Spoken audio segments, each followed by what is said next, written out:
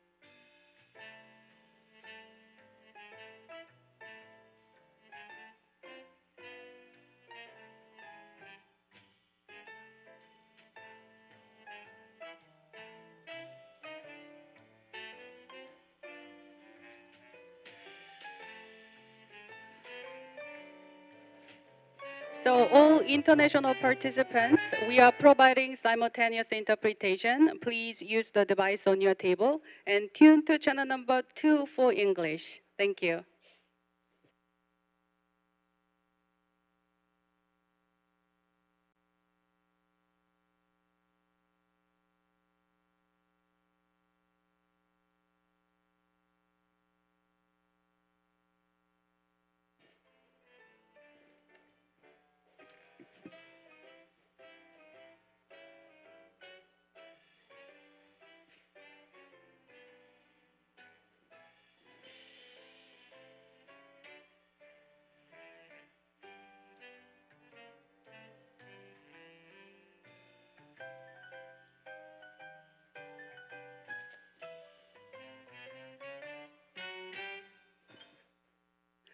Distinguished guests, ladies and gentlemen, very good morning. This is the second edition of Lee Kun-hee International Symposium for Infectious Disease Research, and welcome all again.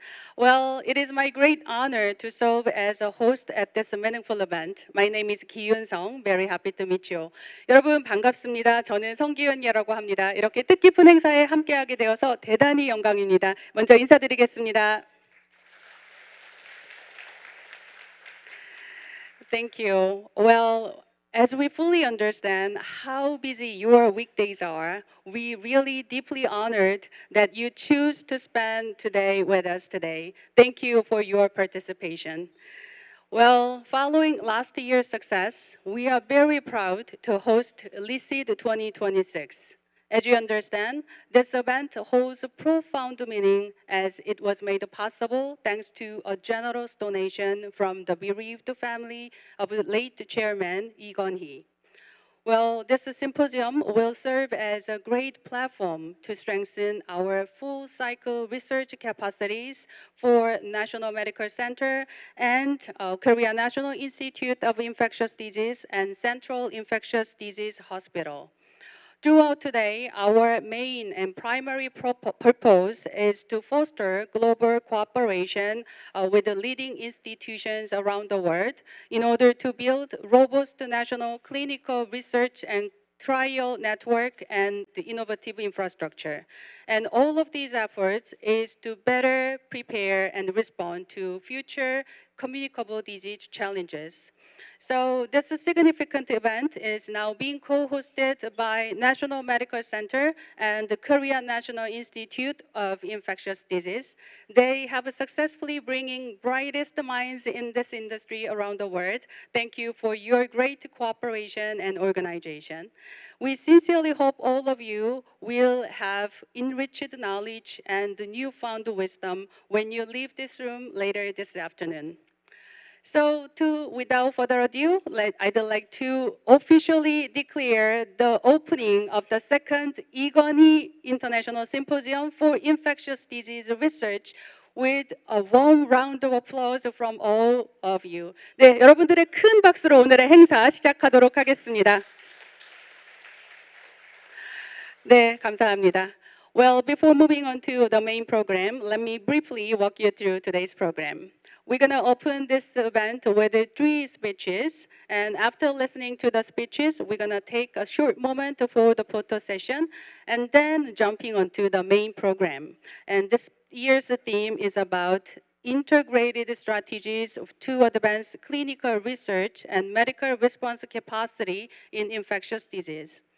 Each presentation will be followed by a Q&A session. So I cordially encourage all of you, whether you are joining us online or offline, to actively ask questions and engage in the discussion. Your comment and questions means a lot to us. That make us our event a success. And in addition, we have arranged a separate room in Studio 2 and 3 for business meetings. So if you are designated speakers, then please make sure you are scheduled and be there on time. We highly appreciate your timely attendance. Well, moving forward, I'd like to start with the opening remarks. And it is really my great honor to invite Dr. Jun-seo, President of National Medical Center, to the podium for his welcoming speech. Well, while he's making way to the podium, let me just introduce him very shortly. After finishing his study at Seoul National University College of Medicine, President Seo has served in numerous pivotal roles, including his current position as the sixth president of the National Medical Center. So, ladies and gentlemen, please join me in welcoming him with a big hand.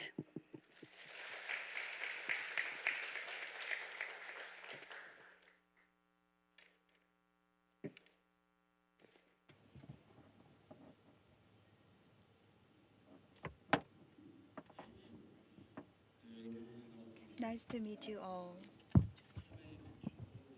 I wanted to speak in English, but I still think it would be better for me to speak in Korean for my opening remarks. Please understand this.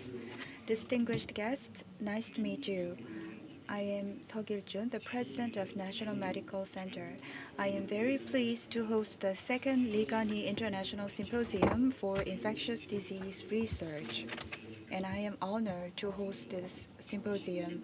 First of all, let me extend my sincere gratitude to Seung-kwan Lee, the Commissioner of Korea Disease Control and Prevention Agency, and Deputy Minister Kyung Sil-jung from the Ministry of Health and Welfare, and Mr. Jong-gu Lee, the Donations Management Committee of the late Lee Kun-hee President Foundation.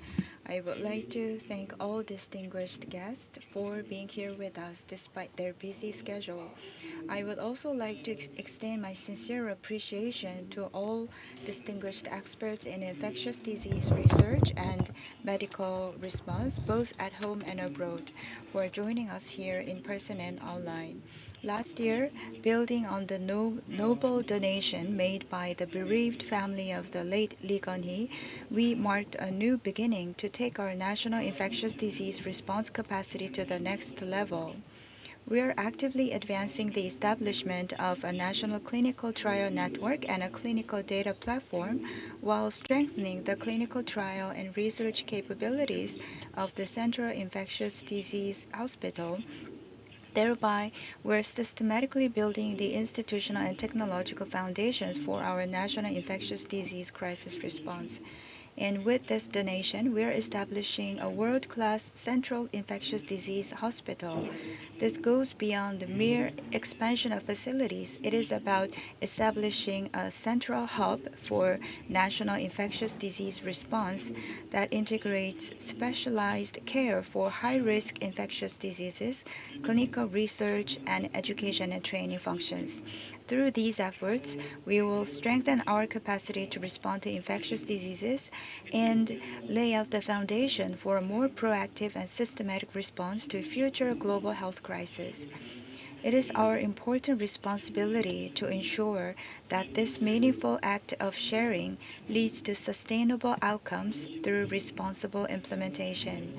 Today's symposium provides an opportunity to share our progress to date and explore future development strategies together. This year, the theme of the symposium is an integrated strategy for advancing clinical research and medical response capacity in infectious diseases. In the first session, we will discuss strategies to strengthen the national clinical research infrastructure in preparation for pandemics and the threat of antimicrobial resistance. In the second session, we will explore ways to advance and expand the healthcare response system centered on specialized infectious disease hospitals. It is essential to ensure that the strengthened clinical research infrastructure translates into tangible improvements in infectious disease response and that real world experience and data are fed back into research innovation. This is a virtuous cycle. I hope that today's discussion will lead to development of specific implementation strategies. As the Central Infectious Disease Hospital, the National Medical Center will faithfully fulfill its role as a national hub, linking clinical practice, research, and policy, and will steadily build a more sustainable and forward-looking infectious disease response system.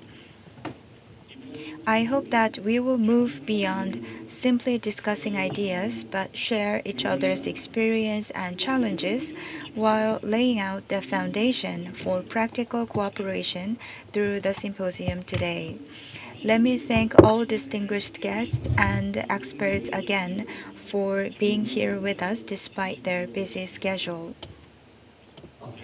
The dedication and expertise of each of you are a powerful force in making our society safer. I hope that today's gathering will lead to continued collaboration and that such collaboration will expand into meaningful outcomes that safeguard the lives and safety of our people. I would appreciate your kind attention and engagement throughout the symposium. Let me officially announce the opening of the second Lee Kun-hee International Symposium for Infectious Disease Research. Thank you very much for your attention. That's all. Thank you for highlighting the background and intention and objective of this event. Thank you very much. So moving on, I'd like to introduce you the next speaker, and the next speaker will deliver the welcoming address. And it is another my privilege to have Commissioner Seung-kwan Lim of the Korea Disease Control and Prevention Agency. Please welcome him with a big hand. 네, 여러분 큰 박수로 환영해 주시기 바랍니다. 임승 Please welcome Mr. Im with a big round of applause. cornerstone of our national quarantine system. He has been leading the KDCA and former COVID-19 emergency response team chief. 안녕하십니까. Hello, good morning. I'm Im Seung-kwan, Commissioner of Korea Disease Control and Prevention Agency. It is great honor to mark joint convening of LISID and IDRIC. I extend my sincere appreciation to our distinguished guests for joining us today. In particular, I wish to acknowledge Director Chung Kyung-sil of the Ministry of Health and Welfare, President Seo Gil-jun of National Medical Center, and President Kim Hong-bin of Korea Society of Infectious Disease, and Chairperson Lee Jong-gu of Donation Management Committee, and Vice President and the Chae Hyun-ung of Samsung Global Research. So I'd like to extend my sincere gratitude to all the researchers who are joining in this meaningful occasion. Distinguished guests, last year, with a generous contribution from the family of late Chairperson Lee Kun-hee, we launched the Infectious Disease Research Capacity Building Initiative. This was undertaken in partnership with the Ministry of Health and Welfare and National Medical Center and marked national commitment to strengthen preparedness against the pandemic such as COVID-19.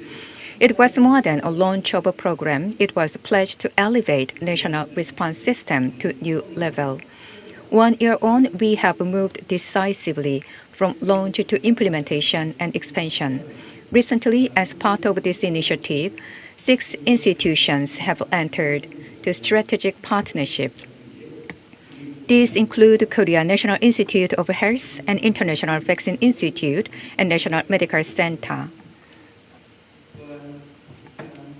Together, we aim to accelerate vaccine clinical trials. We are also advancing public vaccine development for diseases such as smallpox, mpox, and improved COVID-19 variant and avian influenza. By securing standardized testing method and national reference material, we aim to enable rapid development of domestic vaccine in future outbreaks. Following COVID-19 pandemic, we now stand at another critical turning point. Seasonal respiratory infection now circulate simultaneously, antimicrobial resistance is becoming serious global threat.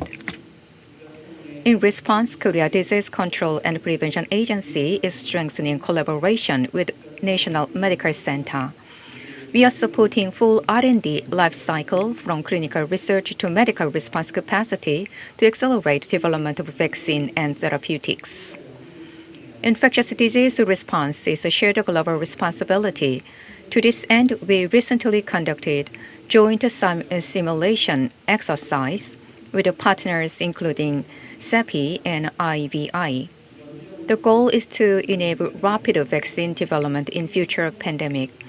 Through this exercise, we are refining public-private collaboration model and identifying bottleneck across the entire vaccine pipeline. This will further strengthen both international cooperation and national rapid response systems. We are also advancing data-driven response systems through the use of AI and other advanced technologies. Collaboration with the leading institutions in the UK and Germany and WHO will further strengthen global health security. In order to deal with the disease X in the future, we are going to have a joint effort in the global community. To support this effort, we have established dedicated AI office. It will lead mid to long-term strategies in data integration and public sector AI initiatives. Distinguished guests, infectious disease know no borders. Science grows stronger when it is shared, and cooperation is the force that turns crisis into opportunity. I hope the commitment we made last year will now deliver tangible result. May today's gathering strengthen trust and foster shared insight and mark a turning point in elevating South Korea's response capacity to global standard. Once again, I'd like to extend my sincere gratitude to every one of you for being with us today. I look forward to our continued collaboration in building a safer world. Thank you. Thank you, Commissioner Lim. Thank you. And he just kind of make a little progress report. He just highlighted what kind of progress they have made and what project they are currently working on. Thank you for the update. So moving on, I'd like to invite Deputy Minister Kyung-sil Chung from the Ministry of Health and Welfare to the podium. So ladies and gentlemen, please give her a warm round of applause. 네, 여러분 정경실 보건의료정책실장님 큰 박수로 환영해 주시기 바랍니다. She has served in several key roles within the Ministry of Health and Welfare and currently holds position of Deputy Minister of National Health Policy.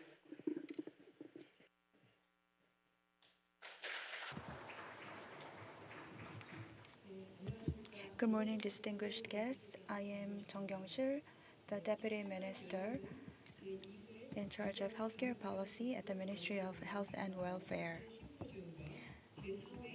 Let me congratulate the opening of the second Lee Kun-hee International Symposium for Infectious Disease Research and the fourth Infectious Disease Research Institute cooperation. And let me thank Commissioner of Korea Disease Control and Prevention Agency, President of National Medical Center, executives of employees of Samsung Group. Let me also welcome all the representatives of international organizations and infectious disease experts from home and abroad.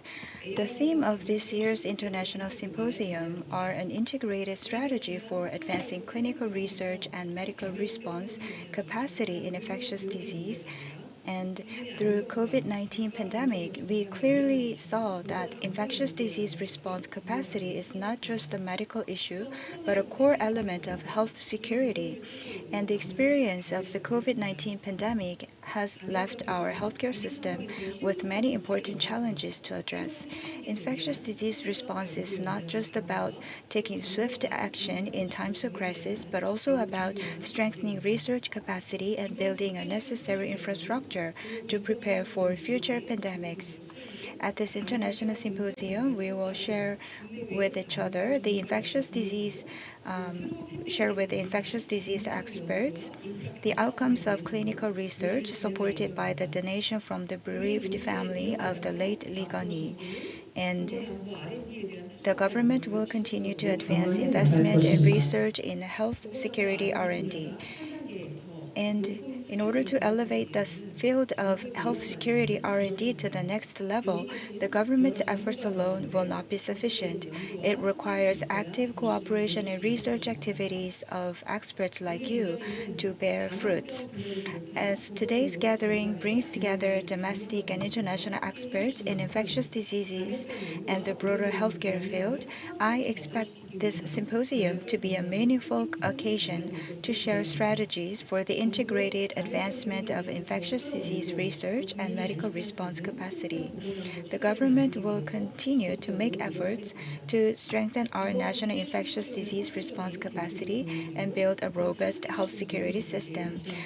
I wish all of you successful symposium and thank you very much for your attendance. Ask sincere appreciation and the request for you to provide a lot of support for the government policymakers to make an informed decision. Thank you very much for your warm messages. Well, so far we have listened to three speeches, but actually beyond these three dignitaries, we have joined by so many distinguished guests all around the world.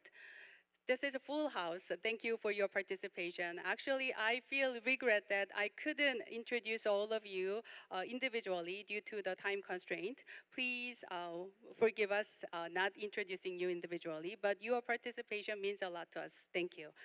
Well, before diving into our main program, we'd like to take a 15-minute break. So we will begin our main program in 15 minutes. We will see you soon. 네, 여러분 잠시 15분만 쉬었다가요. 본격적으로 행사 시작하도록 하겠습니다. 15분 뒤에 뵙겠습니다. 감사합니다.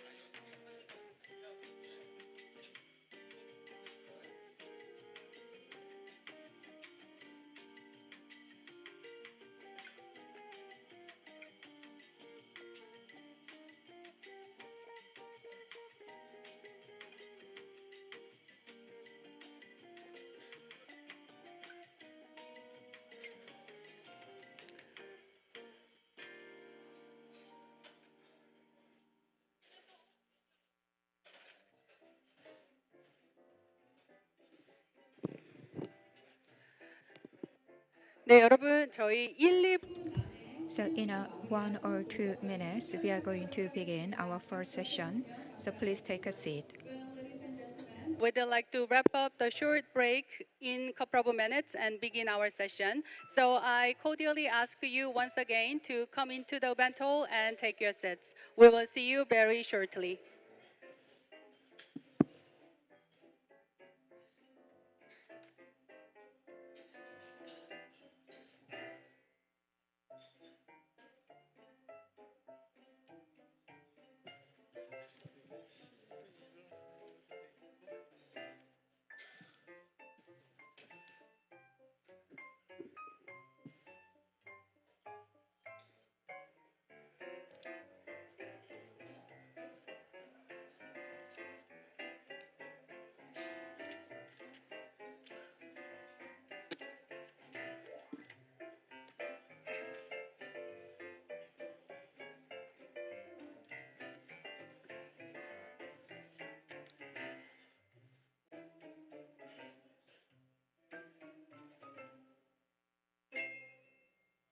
그럴 것 같아요. 보니까 좀 사실 딜레이가 한 5.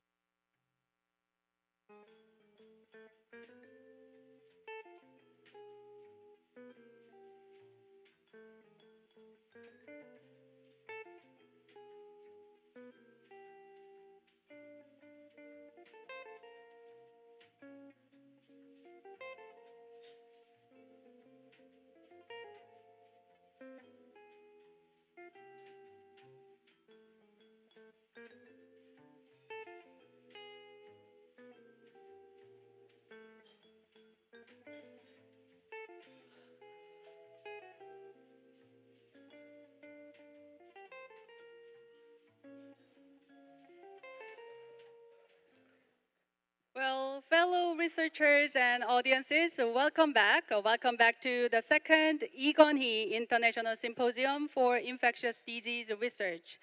So this is time to begin our first session, which is about strengthening national clinical research infrastructure for overcoming pandemics and antimicrobial resistance.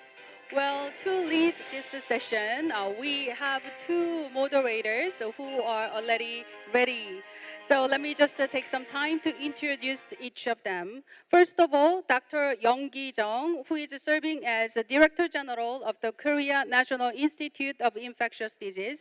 After has held key leadership positions within the Ministry of Health and Welfare and the National Institute of Health. Director Young Ki-jung currently serves as the acting director of the National Infectious Disease Research Institute.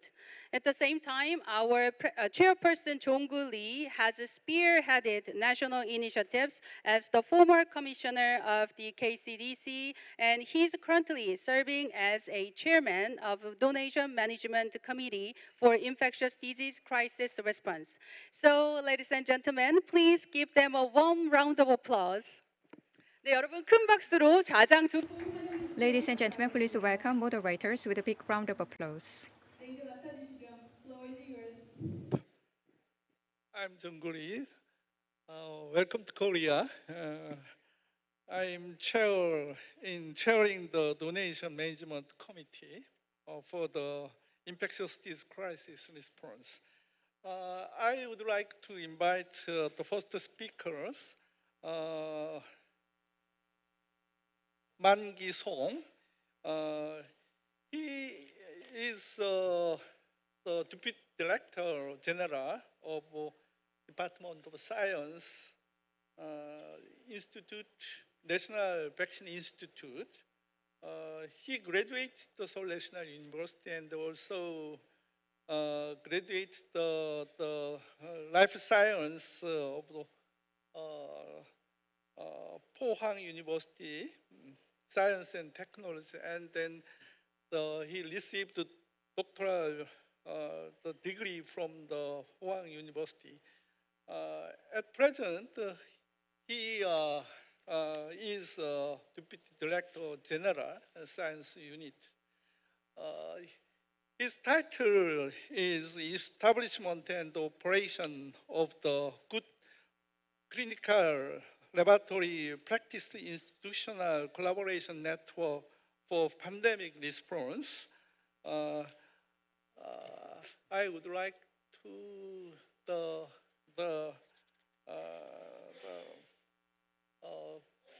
good presentation for all of you.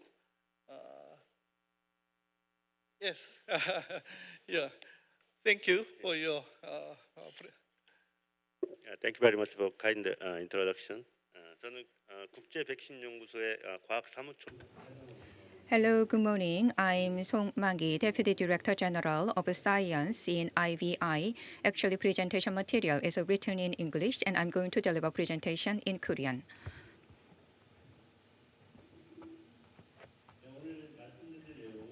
So today, what I want to share is the establishment and operation of a GCLP institutional collaboration network for pandemic responses.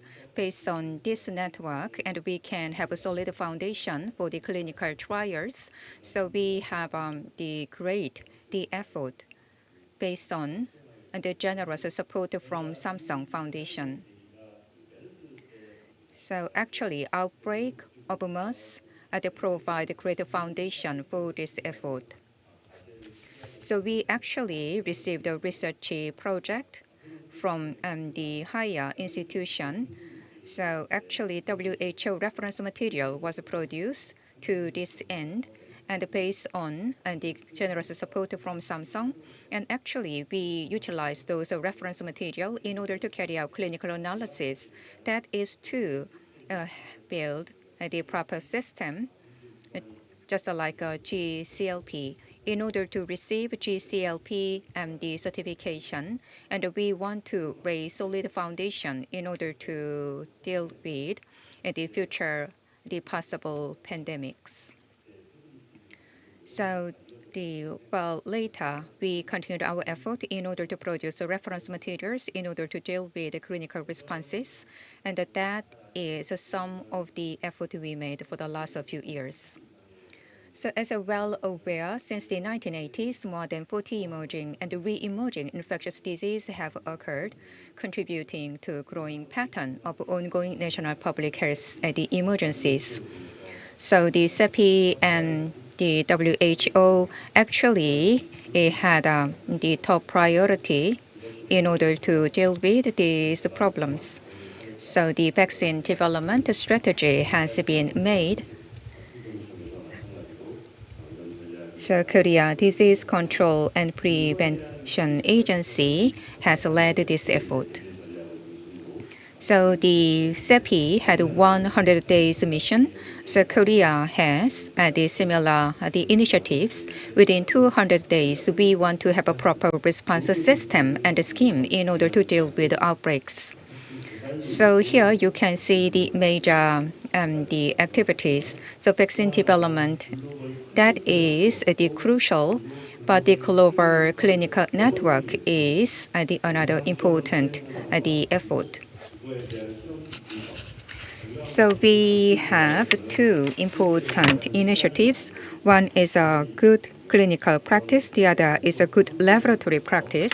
By building close networks, we can have a concerted effort so we can meet 100 days missions and also 200 days mission in Korea. So I'd like to give some explanation about GCLP practices. So here, I'd like to give a brief explanation about GCLP. GCLP is a combination between GCP and the GLP.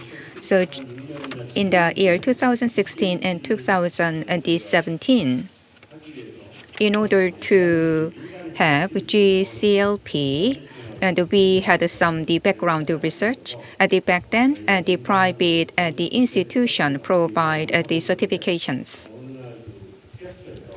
So from the Korea FDA, as a regulatory body, for the first time as a regulatory body, decide to provide a certification for GCLP. That's why we made effort in order to receive such a certification. So in the year 2019, and successfully we secured a certification from KFTA. So that was a quite the meaningful achievement we made. So after the COVID-19 pandemic, the SEPI had a concerted effort in the international community. So in the year 2020, SEPI established centralized laboratory network, CLN, in 2020 to promote global standardization and quality assurance in clinical analysis. So it serves as clinical infrastructure for reducing variability across countries and institutions, enabling data generation on a consistent standard. Back then, we wanted to join such effort, but we did not have any the preparation to this end. That's why, and we had the continuous effort in order to join such international programs. So the 70,000 samples was analyzed based on the CLN. And also, well, we actually had wanted to have a collaboration with the SEPI in order to have a neutralizing antibody. So we wanted to receive this sample, but that was not possible because that was produced by the private the institute. So we had some struggles in order to secure such a material. So, well, we actually want you to join the SEPI centralized laboratory network. So together with the National LADA, Korea Disease Control and Prevention Agency, we had a continuous trial in order to join such a network. So starting from 2024, we had a joint effort to join such network together with the Korea Disease Control and Prevention Agency, and we received approval. And the Korea Disease Control and Prevention Agency in IVI was recognized as a lab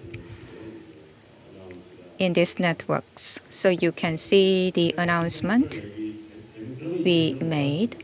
So by joining this, the centralized laboratory networks, and H5N8 microneutralized assay technology transfer was made from Italy. That is one of the benefits we could have by joining this network.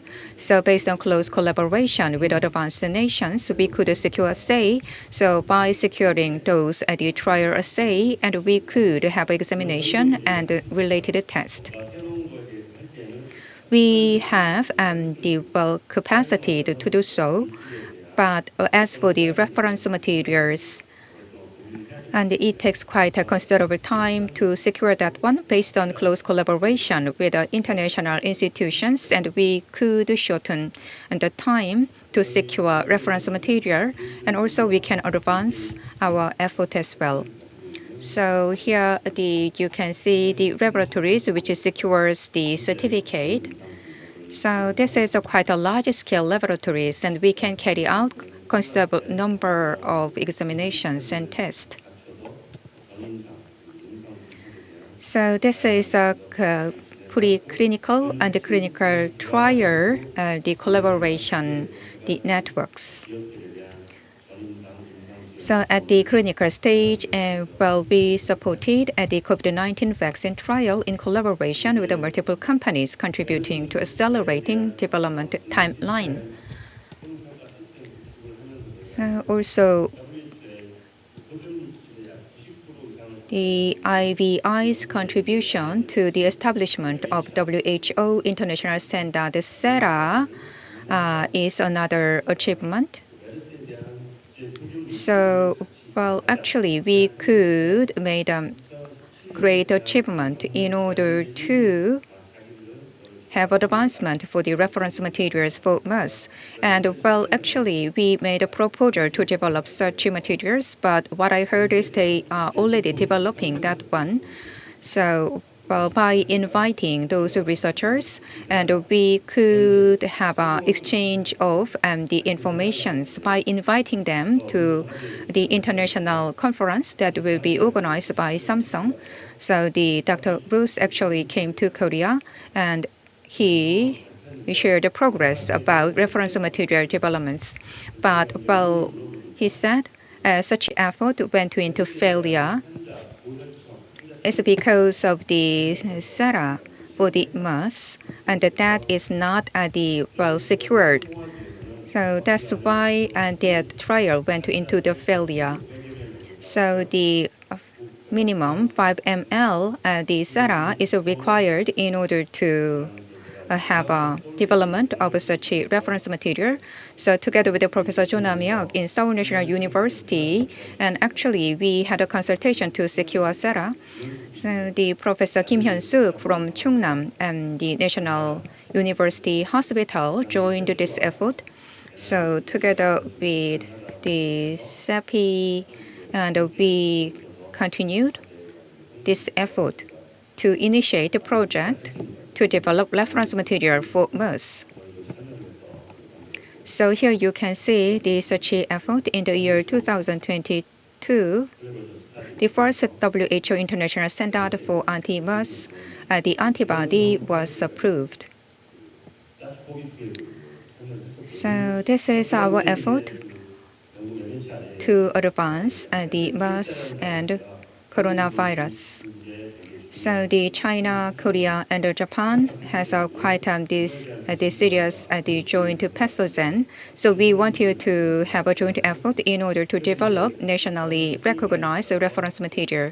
So WHO approval was secured, but unfortunately, because of the COVID-19 pandemic, such initiative was delayed. So recently, we will continue our effort once again. So at the bottom of the slide, you can see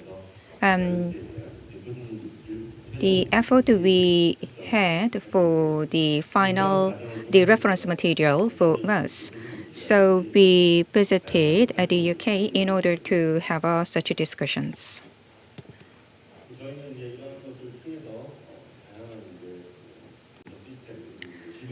So, well, this shows the concrete technical contributions and achievement of IVI in clinical sample analysis. So, in very successful manner, we could carry out the clinical, the first phase and second phase support for the Korean companies. Based on this effort, we could make the great transformations. So vaccine is developed by the private companies in many cases, and that they do not share such the data.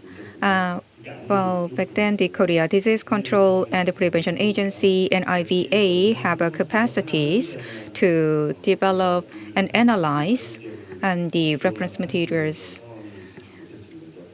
The capacity is limited in Korea, so it is quite crucial to have a close collaboration with the private companies as well. So we are making effort in order to expand the capacities to continue the relevant initiatives. So you can see the collaboration cases here. So here you can see plan and the significance of a multi-center validation of efficacy evaluation method for mRNA vaccine. So technology transfer was made to IVI together with the Gyeongbuk Science Research Center, and we could have a continuous effort. So Korea VCAST has joined as the the important institution with the PSL3 capacity and the GCLP certification. And there can be the future the pandemic. So in order to deal with such an outbreak, and we expanded our effort. So SARS-CoV variant mpox and avian influenza and H5N1, H7N9, and those have been included as a target pathogens. So in terms of the scope of the work, the plan is to expand the GCLP collaborative networks to 4 to 5 specialized institutions across the country to establish immunogenicity assays for key pathogens. So based on the financial support from Samsung and the foundation, we are currently carrying out such initiatives. So as the leader of Science Division of IVI, I deeply engaged in these initiatives. So here you can see the research capacity and expertise we have. And together with the Kyungbuk Institute for Bioindustry, Professor Lee is joining these initiatives. So this, the Kyungbuk Institute becomes the fourth institute equipped with both PSL3 capacity and GCLP certifications. And also there is another important institution, as I mentioned earlier. So KVCAST is making the effort based on PSL3, the capacities, and also GCLP capacity is secured by this KVCAST. And we are building a safe system based on close collaboration with the Vaccine Innovation Center, the Korea University College of Medicine. So the river genetic and that is utilized in order to study the virus and other related study. So, well, you can see some of the achievement to be made. Based on close collaboration with aforementioned 4 institutions and Korea Disease Control and Prevention Agency and National Medical Center, we had a memorandum of understanding. As you can see, there are various pathogens. So there are different characteristics, as you can see here, and there are various kind of assay. So validation is done.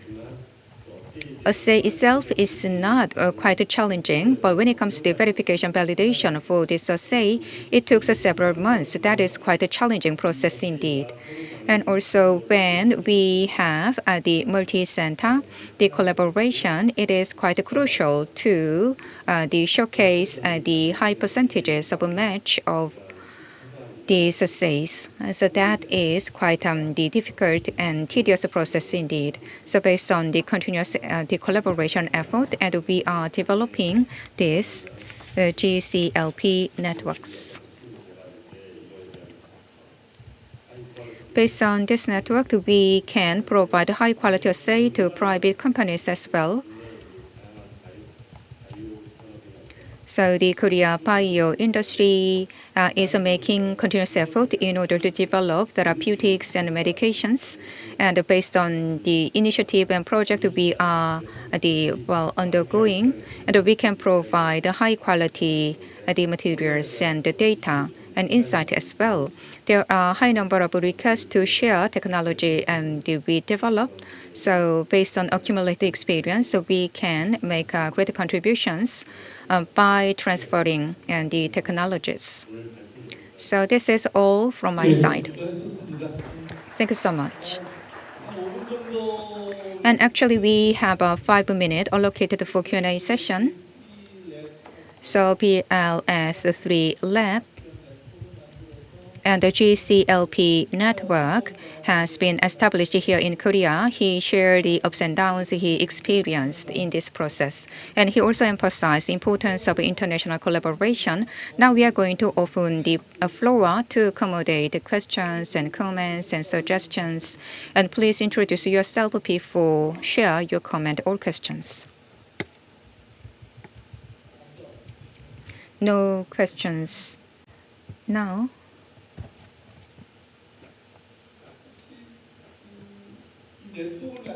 So in building networks, what was the most challenging part?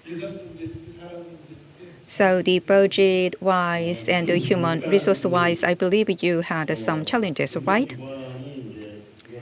So actually, as I mentioned, we had a multi-center collaboration. So GCLP certification, PLS3 certification, in order to secure that, it took quite a considerable time. So we had a different the timeline for this certification among different institutions. That was one challenge we face. And it is important to have a stable management of human resources. But if the continuous project initiative is not secured, it is difficult to secure human resources in continuous manner. And also, it is required to expand human resources. In order to do that, additional budget is required.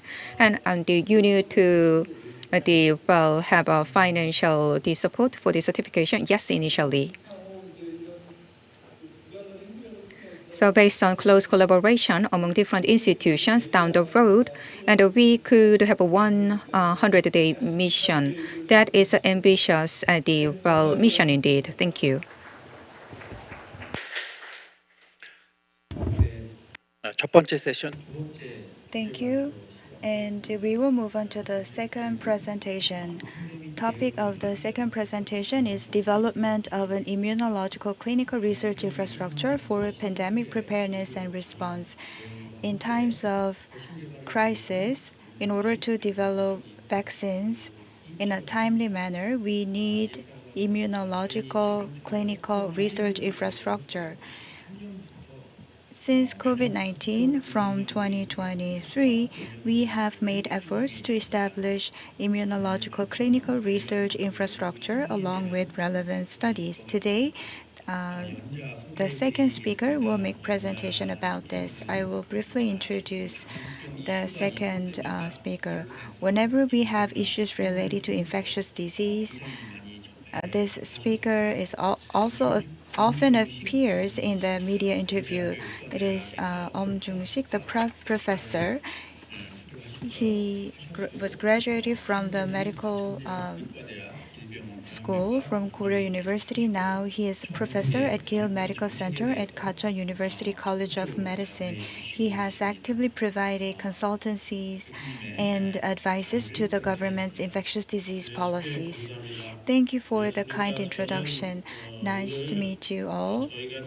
Today, I'm going to talk about how we have established the immunological clinical research infrastructure for pandemic preparedness and response. In May 2023, the Korean government established a mid to long term plan for pandemic preparedness against emerging infectious disease. After experiencing COVID 19, we thought that we have to work on the rapid nationally led vaccine development efforts, and we realized the importance of the immunological information from confirmed cases of high-risk infectious diseases.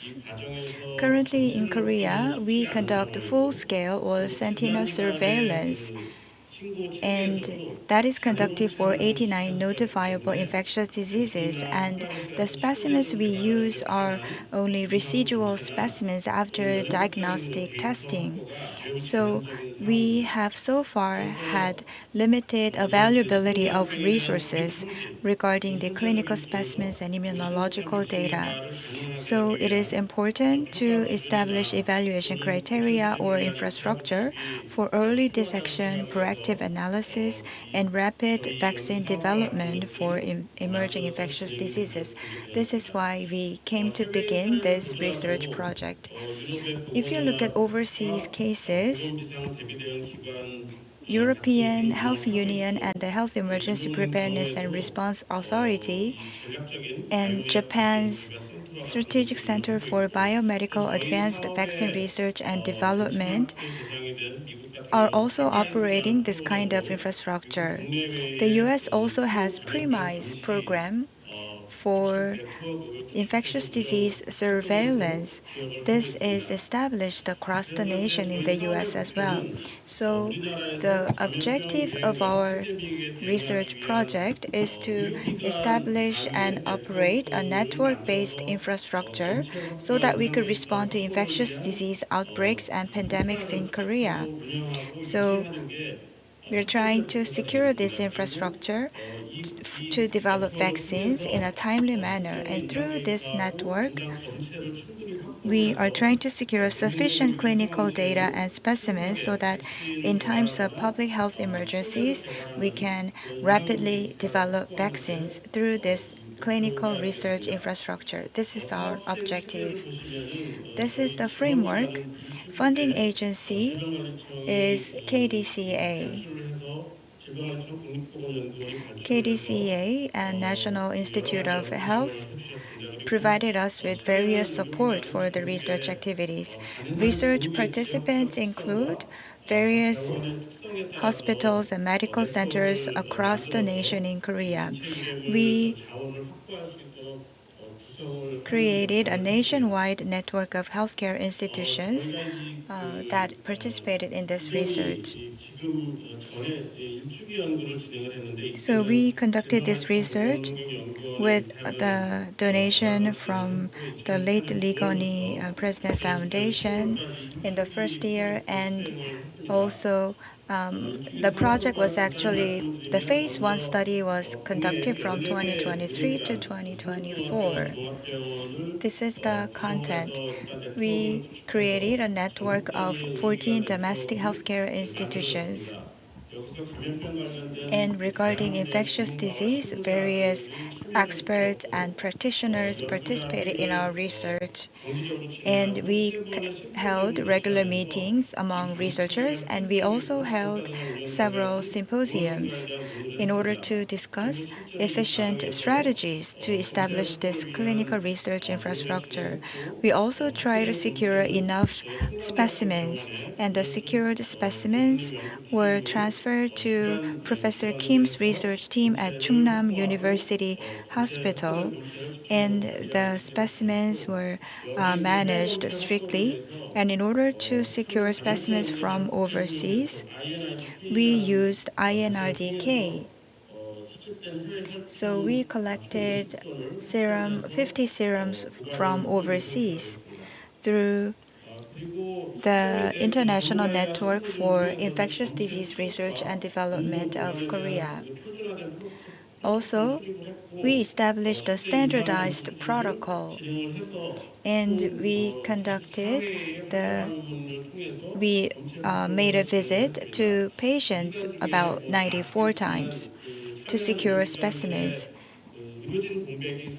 And during this period of time, during 2023 and 2024, due to the circumstances in Korea, we had a lack of healthcare professionals in the hospital, but we overall successfully secured the necessary specimens. For example, we secured 296 specimens, including 90 serum samples and 72 plasma samples. We also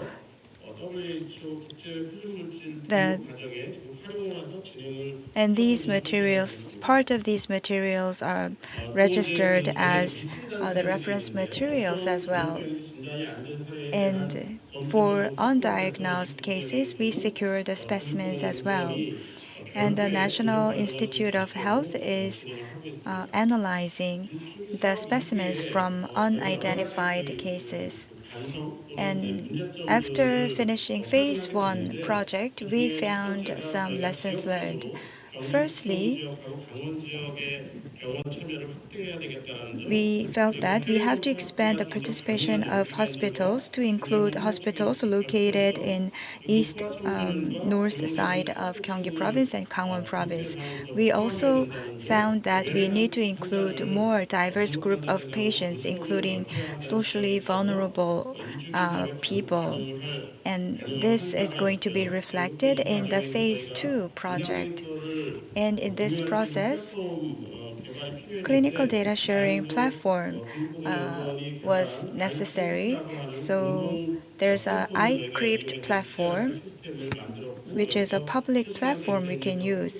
We input data on a real-time basis. We can also share feedbacks through this data. And this project began from September 2025. It's a phase 2 project will continue till August 2027. The goal is similar to the phase 1 project. Overall, we have to establish a surveillance system and we have to increase the number of participating hospitals. I will touch on this point later on. Our specific goals are as follows. For at least 2 or more target infectious diseases, we will conduct immunological characterization studies. And those infectious diseases include SCFS disease and HFRS studies that show high mortality rate. And we're going to prepare strategies to make good use of those study results. And overall, we will advance immunological characterization methods as well. And in the phase 2 project, we have assigned a separate tasks for immunological characterization for several participating hospitals. In Korea, we have the regional infectious disease hospitals. So when there is an outbreak of infectious disease or confirmed cases of patients, then those regional hospitals will cooperate with us and help us collect the relevant clinical specimens. And we will work with KDCA as well as overseas institutions to secure both domestic specimens and overseas specimens.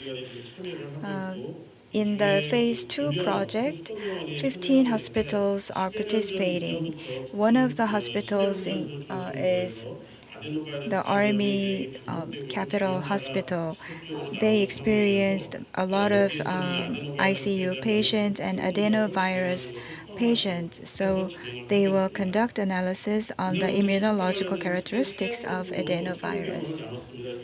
And if you look at this slide, you can see the key roles of the participating patients.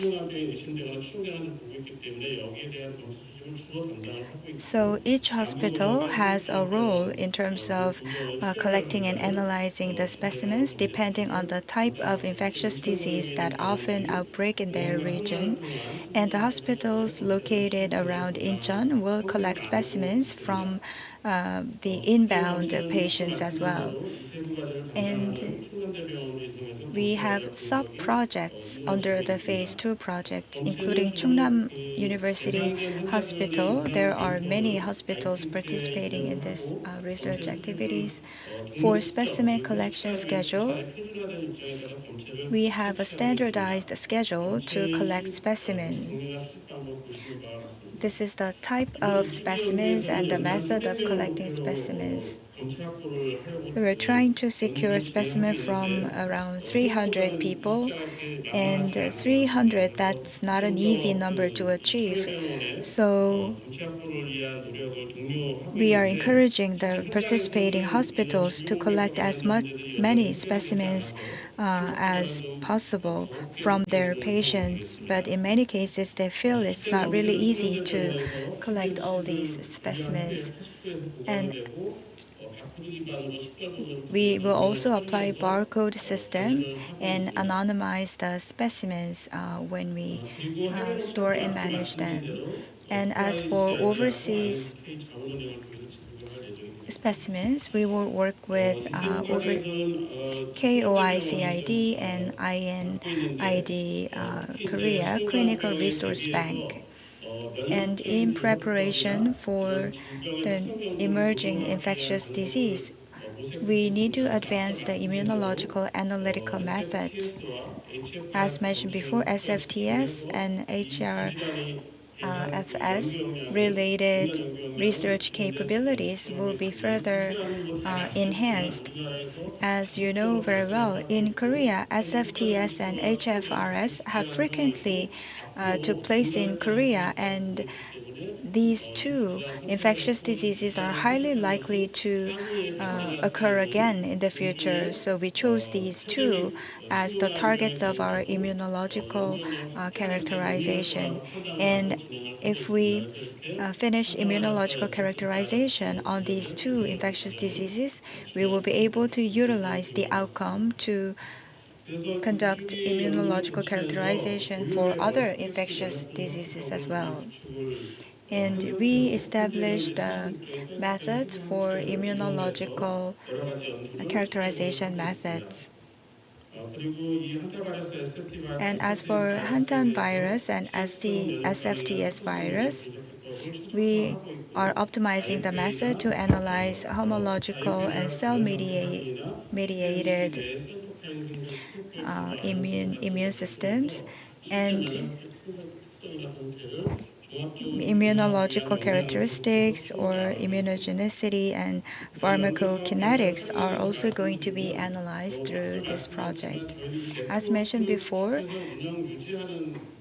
we establishing and operating an immunological surveillance network itself is the most important task of this project. Compared to the first phase project, in the current second phase project, we have a smaller amount of budget, but we are trying to encourage more hospitals to participate in this phase 2 project so that we can secure more specimens. And as mentioned before, Chungnam University Hospital is working on immunological surveillance system with the specimens they collected. They're continuously enhancing the research capacities. We're also working with human biological banks as well. And going forward, if our network of hospitals is operated in a more stable manner, then we will focus more on immunological analysis study. We're going to expand the immunological analysis study further to include quick analysis on reference the candidate materials and connection with clinical data. So I guess we will be able to take these activities to another level in the future. And we expect that emerging infectious disease will occur in the future. Then through this network, we will be able to quickly collect and analyze the specimens and reduce the cost for responding to the crisis. And the high quality data, clinical data, can be also utilized by Korean pharmaceutical companies. So that will also lead to commercialization of pharmaceutical technologies, and it could be used for the sake of the more citizens. And so, based on this network, we are trying to make further advancement so that the diagnosis and clinical research capacity could be reinforced. And then I believe that in Korea, we will be able to create Korea-style infectious disease research model, which can be shared with other countries around the world. So if any new pandemic takes place in the future, we will be able to reduce socio-economic costs. This is all for my presentation. Thank you. Thank you for keeping your time for presentation. He shared with us the current status of foreign countries in their immunological surveillance system and platforms, and he also shared with us the progress we have made in Korea. He shared with us K-Premise project, the two-phase project. So about 14 hospitals of Korea are participating in this project. They secured the specimens prepared standardized protocols, and various human biological resources were secured through the project.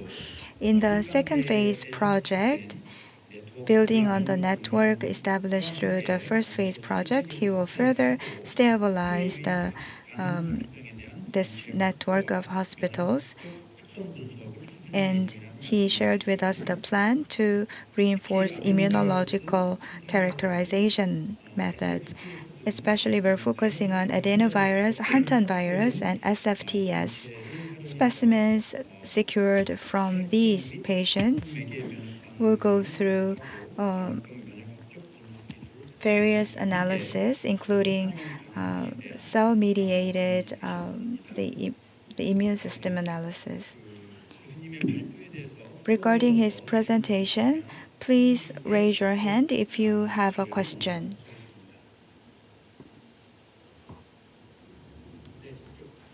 So we have one person here who has a question.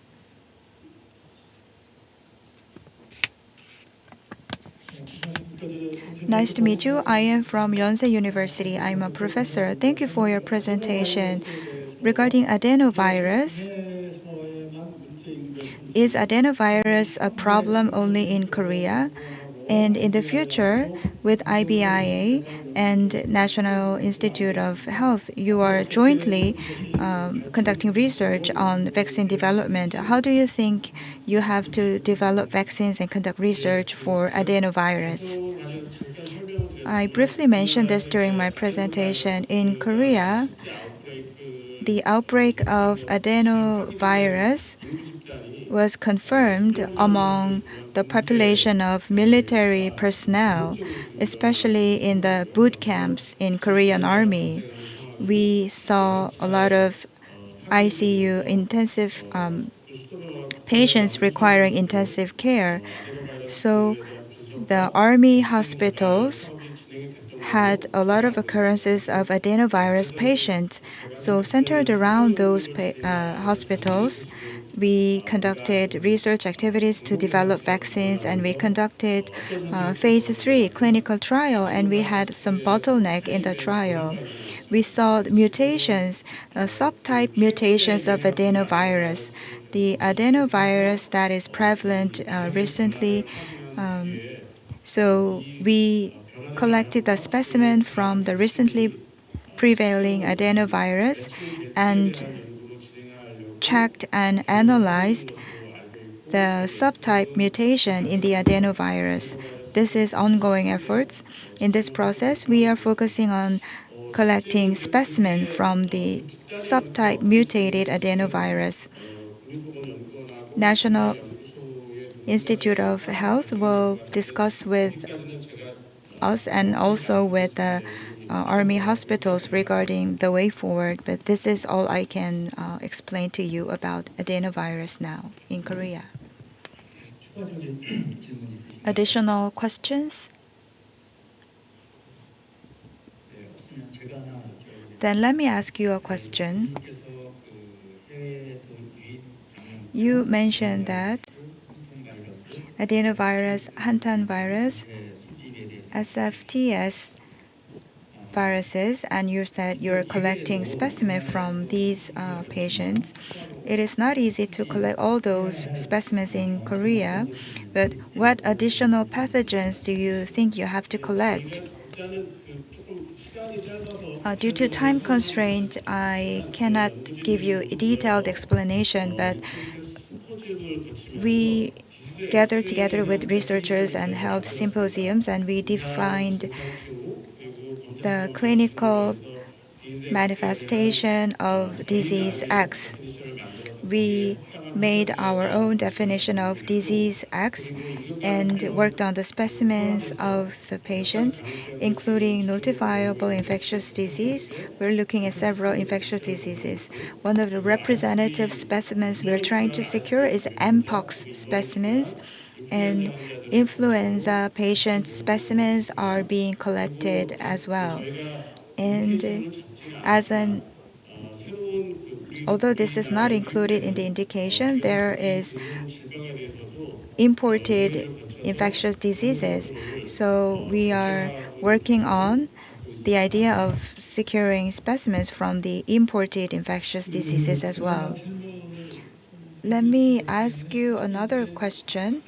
In fact, if you use only domestic network and domestic clinical data, I don't think you will be able to secure enough specimens. What about collaborating with overseas institutes? Do you see there's an opportunity to work with overseas hospitals or medical institutes regarding collection of specimens? In 2016, when I went to Congo, I wasn't sure if there would be outbreak of mpox, but after several years, we saw the outbreak of mpox in Congo. So you might work with countries where disease X is likely to break out. So have you thought about cooperating with medical institutes in those countries, countries with higher probability of disease X? Yes, that is one of the limits I feel in our research activities, especially regarding securing specimen from overseas. We have indirect channel, not direct channels. And it will be good if we can closely work with regions or countries that are likely to have outbreak of disease X, then we will be able to secure specimens more easily. But there's a hurdle. There's a limit in directly contacting the overseas medical institutes or hospitals for collecting specimens from a specific disease X. So I think that requires the government side or the public sector's support, not just private sector's efforts. And when we bring a specimen from overseas, some of the specimens are not allowed to come into Korea through the existing procedures. For that, we need to amend the relevant laws and legislation. So we have to discuss this. Then the next case about Japan will give you good lesson, I think. Dr. Teichino Shino could share with us very good examples of Japan regarding this.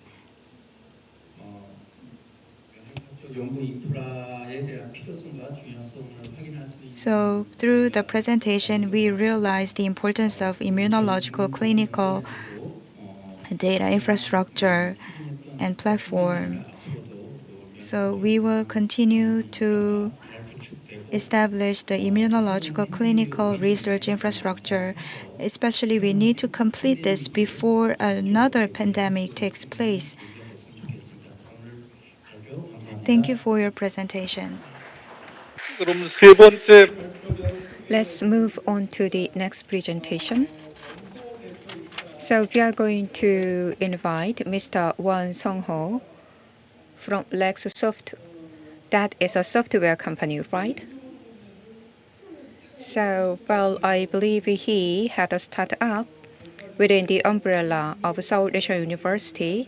So, strategic framework for the evidence-based infectious disease data platform focusing on legal reform and the CDM-based technical architecture will be shared. So I believe he is going to make us some suggestions for the amendment of related regulations. So, well, I believe the audiences have a great interest about this presentation. So after listening from him, we are going to open the floor to accommodate your questions and comments. So let's invite him.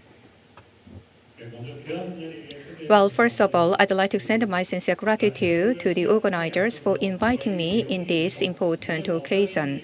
So before I begin my presentation, well, I'd like to give some note. Actually, There are great the contents about the legal matters and also technical matters. And my presentation material is written in English, but because of the legal and the technical issues, and there can be some problems regarding translation. Sorry for that. So currently, I belong to Seoul National University, and I had a startup called LexSoft. So I received the initiatives and project from Seoul National University. So starting from last year, and I had the implementation of the project that initiated last year, and that will be completed by August this year. So together with Professor Park Dae-young from Aja University, we are carrying out this project in order to build a strategic framework for the evidence-based infectious disease data platform. So Professor Bang has created the understanding about CDM, so we can have his the insight indeed.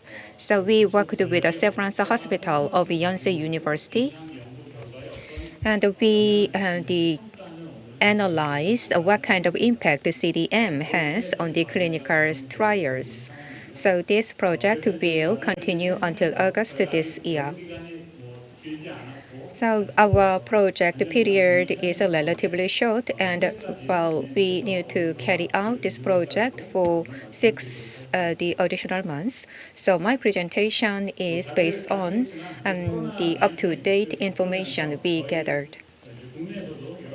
After experiencing COVID-19, we actually revisit the related matters, including regulations. And as for the policymaking, we also had great challenges indeed, and we had two greatest challenges. And first one is the health institution. They have a different standardization regarding data collection. So it is difficult to carry out the research, the project based on such data. That was the first challenge we faced. The second challenge was in carrying out research programs, and there are the identification information. And so it is crucial to have the identification of related data that gives some limitations regarding research the programs. So as for the thesis X in the future, it is crucial to fully utilize accumulated data, and based on that, we can have the prompt response. In order to do that, we need to have a well-established platform, and also we need to have amendment of regulation by regarding utilization of identifiable information, and that is some of the lessons we earned.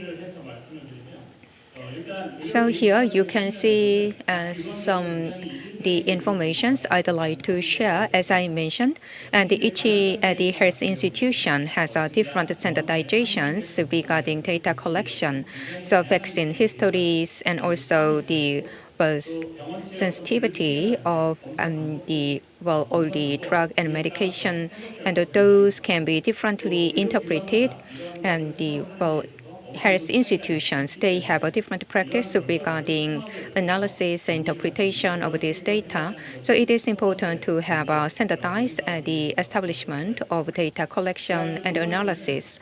That is the first suggestion I'd like to make.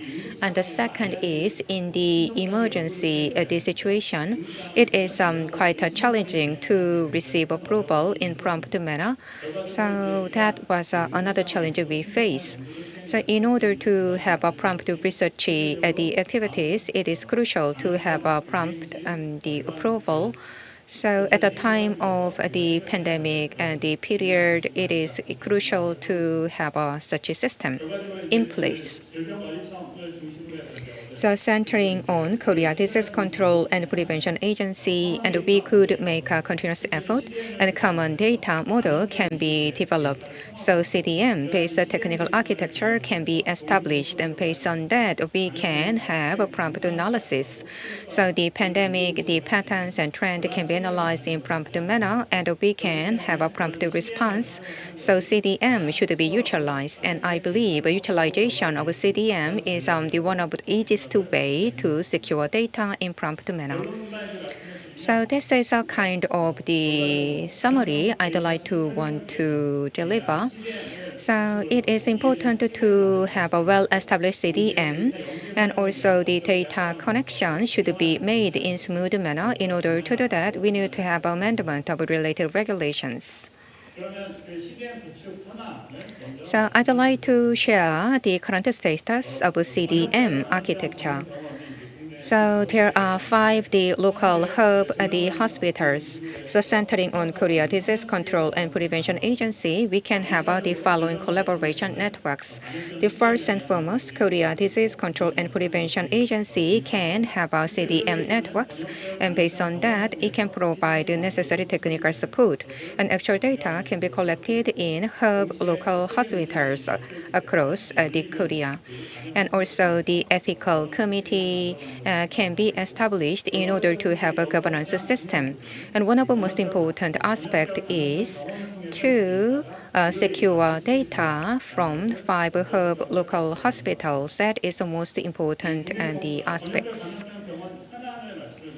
So here you can see current status of 5 local hub hospitals. As I mentioned, across Korea, there are 5 designated hospitals: Joseon University and Suncheon University, and Yangsan and Busan University, and Cheulgo Gyeongbuk University, Bundang Seoul National University, and those are designated in Jeonnam and Gyeongsang, the Gyeongbuk and the Seoul metropolitan areas. Those are the 5 designated the hospitals.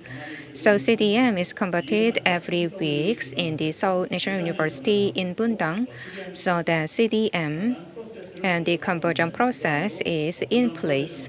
So the Bundang Seoul National University is playing leadership.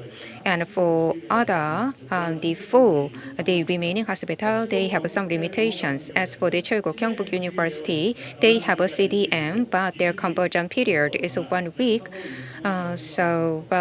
There can be some additional improvement to be required. And as for the Gyeongbuk University, CDM conversion is done, but the term is irregular. And for the Busan and Joseon in the hospital, they also have challenges. In particular, Joseon, the hospital, they do not have a CDM and the system in place. So in a sense, it is important to build a CDM architecture. As I mentioned, the Bundang Seoul National University has a leading model, so that can be utilized as a benchmark in order to establish CDM in other 4 hospitals in Korea. So in real time, the infectious disease and the CDM and the system operation can be done. And about 380,000 patient data has been converted as of 2025. So I'd like to briefly explain the process for the conversion. As I mentioned, there are 5 hub hospitals. After CDM conversion is done, each hospital can have a CDMD system, and the AWS and other the cloud the solution can be utilized in order to have an integration of such the platform. Once the integration is done, and we can have integrated CDM data. So based on this integrated CDM data, we can carry out the necessary analysis. So we have the necessary environment for analysis. So we can have different platform. What is the most important thing is to have a homogeneous platform. So university, hospitals, and the participating players, and they have a different system in many cases. So it is difficult to have an integration. So centering on Korea Disease Control and Prevention Agency, we can have a CDA platform, and the data can be secured through this platform. And based on the data analysis secured through this platform, that can be utilized for the decision making. And then in the emergency cases for the pandemic period, we can have a prompt decision making based on the data. So how the CDM conversion can be done. So let me give some information about that. So as for the CDM conversion, almost CDM, that is most widely adopted internationally. So you can see the structure of such a CDM. Almost CDM have the 39 tables. So each table has a different the meaning. So in this table, there are different the terminologies, so that the different terminologies can be converted. So by using OMOC-CDM, we can have the conversion of the heterogeneous data in very effective manner. As I mentioned, there are 39 tables. So if you take a closer look on the person, there are about 20 different the variant. So the person means the personal information about patient. As for the OMO CDM, you can see the characteristics as follows. And as I shared earlier, there are 39 tables in OMO CDM, and 39 tables can be consisted of the following way. There are 6 different categories here. And the standardized clinical data is found in the standardized clinical data. And also there are the economic data and metadata, standardized vocabulary and the terminologies. And like this, you can have 6 different categories. So as for the CDM conversion, what is the most important thing is to have the standardization for the terminologies. Each different the hospital, and related institutions have different terminologies. So the vocabulary, the terminal can be utilized in order to have standardizations.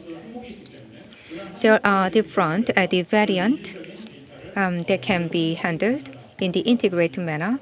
So you can see these tables and categories. The standardized vocabulary can be consist of the following the elements, and there are 10 the tables, and among them there is the table called concept. So the information about related concept is specified. So this is the minimum unit to define the terminologies. So standardized meaning and non-standardized meaning and can be specified in this concept. SNOMED and RX norm, and those are the fully utilized in international community. As for the non-standardized the table, KCD is the representative example. So there can be different terminologies and vocabularies. So by utilizing this vocabulary terminal, the mapping can be done among different terminologies. Based on that, we can have one single understanding about different terminologies. So the vocabulary mapping can be done in this way. So in the CDM concept, the standardized the name can be done in this way. So this no matter CT and the CPT, and that can be utilized. So in this study, we apply the international standard terminologies such as SNOMED, CT for diagnosis, and RX norm for medications, and the LOINC for the laboratory data to ensure interoperability. So the ID information can be used in order to have a clear definition about different terminologies. So these are the process to build such a system. So first, we can have a definition of the target, the information, and after that, standardization can be done, and ultimately, the well-established system can be built based on this the data. So in deciding the target elements, and the infectious disease-related information can be summarized in this way. And in particular, the information about the patient belong to standardized information, and also there can be additional information that belong to specific the disease. So the OMOC-CDM can be additionally utilized in order to build the common and the homogeneous system. So what is the most important thing is to build a mapping system. When we build a meeting system, existing the EMR, the electronic medical record and electronic health record can be utilized. And as for the infectious disease specific information, so we can have additional mapping. So the basic mapping can be done initially for the remaining items, and additional mapping effort can be made. So antibiotics and vaccine information can be added additionally. As for the mapping, in this the stage, it is important to adopt internationally adopted terminologies and also the period and episode and event table, and those can be utilized in the serial manner, or this mapping can be done. So this is the result of the mapping we carried out in our project. And here, the data is secured from the health institutions and conversion is done. And this data can be loaded into platform in order to have integrated utilizations. So CDM, the system, can be in this manner. So CDM data can be built, as you can see here. So the core data was standardized, so I'm going to share some of the examples. So here you can see the vaccine information, vitality informations, and also the antibiotic information can be included. Almost CDM is utilized in order to have mapping. So the patient information is included here. As for the vaccine data, the observation data is utilized. So this is an example of OMOC CDM. On the right side, you can see the result of mapping. Once this CDM is established, and we can have a full utilizations. In order to do that, the White Rabbit, Usagi, and those software can be utilized, and that can and will ease the burden to have the smooth mapping. So this is the result of the mapping based on the data secured from the Aju University. Starting from 2018 to the 2022, we collected data from Aju University, and this project was led by Professor Bang. And you can see patient information and also disease-specific information. So CDM result is like this. So as for the culture, the code was the 80, and as for the specimen 102, the mapping was done. So, well, with the CDM, 99% conversion could be done in successful manner. So this is about the platform establishment. So next, I'd like to share some information about the amendment of regulations. So there are a few aspects we should consider in order to promote our effort. There are four different aspects. First one is Article 46 and Article 40, and that is about infectious disease information sharing and privacy information, and also the public the data utilization related act, and that is a related the item and provisions. So as for the prevention of infectious disease, I'd like to share some information. And here you can see provision of such act. So as for the identifiable information, and that can be problematic. So as for the clinical the data, if identifiable information is included, it is difficult to utilize that one.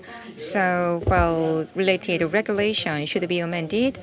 So, for the purpose of clinical study, and identifiable information can be utilized in some the scope. And also here you can see the another provisions. And as for the development of a new drug, there can be limitations because of this and the provision, so that should be amended as well. As for the prevention of infectious disease, there is a mentioning of the data connection. So the NIHS and the HIRA are the only organizations they can utilize connected data, but that should be expanded further in order to utilize data in more effective manner. So as for the infectious disease, the following provisions should be considered as well. So the health the institutions collect data during the limited time, and after the end of the limited time, all these data should be discarded. So, well, additional provision should be were made or amended in order to continuously use such data even after the end of the initiative and project. And also, because of privacy, the Act, there are great limitations to utilize the health data of a particular the patient.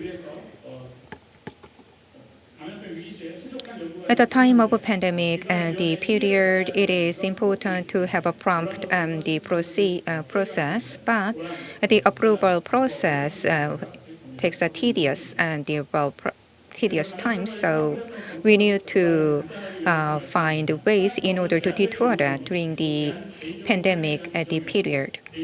So like this data collection and also the utilization of the health data, and those should be improved and amended further. And we need to have a more clear the understanding of utilization of health data so that they can be utilized for the clinical purpose. So let me summarize my presentation. As I mentioned, data was collected from RG University. So the data collected from Sochi Hospital, and we did the CDM conversion. So the additional months, is remaining for this project. So during the 6 months period, we are going to collect data from Yonsei, the Severance University, and also we are going to do the success rate of the conversion, and also is there any data loss is found that can be studied during the remaining period, so the shortcomings and limitations can be overcome during the remaining period. Thank you. Well, thank you so much. So after the COVID-19 and the outbreak, and we had some experience of utilizing the electronic medical record and electronic health record, but that was the limitation to utilize the real-time utilizations. So as for the vaccinations, we had some limitation to see the result, and also as for the clinical the study, we had a great the challenges indeed. So the common data that can be established and the CDM that can be established in order to fully utilize data. In order to do that, we need to have amendment of regulations. So that will be very challenging. That is not easy to do so. So I believe all of you gathered here have the experience during the pandemic period. So now we are going to open the floor to collect a comment. So regarding this presentation, well, I believe you can have different ideas and you have a different comment. So please introduce yourself first, and after that, share comments. So lady there, please leave a microphone to her.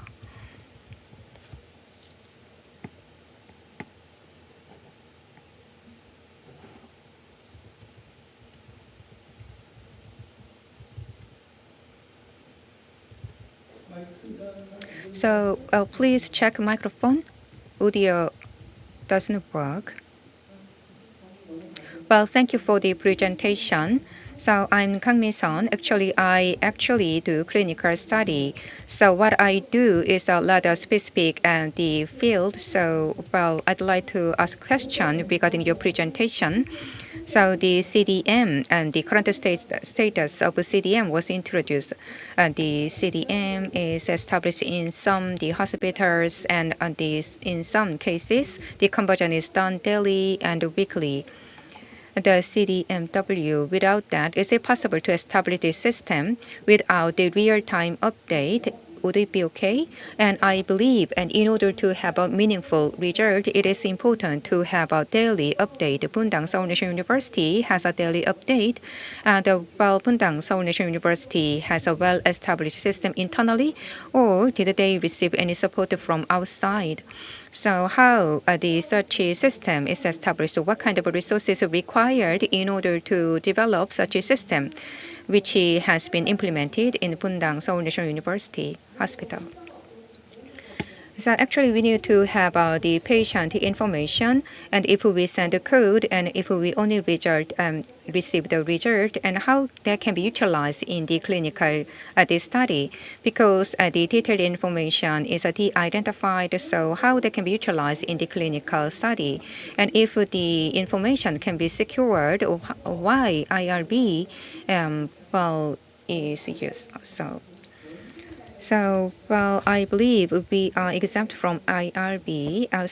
Anyhow, I'd like to know what kind of information and the data can be received. So you ask various questions. With EMR and CDM can be established. So with the electronic medical record itself, you can establish CDM. But the data itself is not harmonized, so additional time, additional resource is required in order to build CDM if you only have a EMR. So CDW should be in place so that you can do mapping in a relatively easy manner. So it is the preferential to have a CDW, but if you have a EMR itself, you can build a CDM anyhow.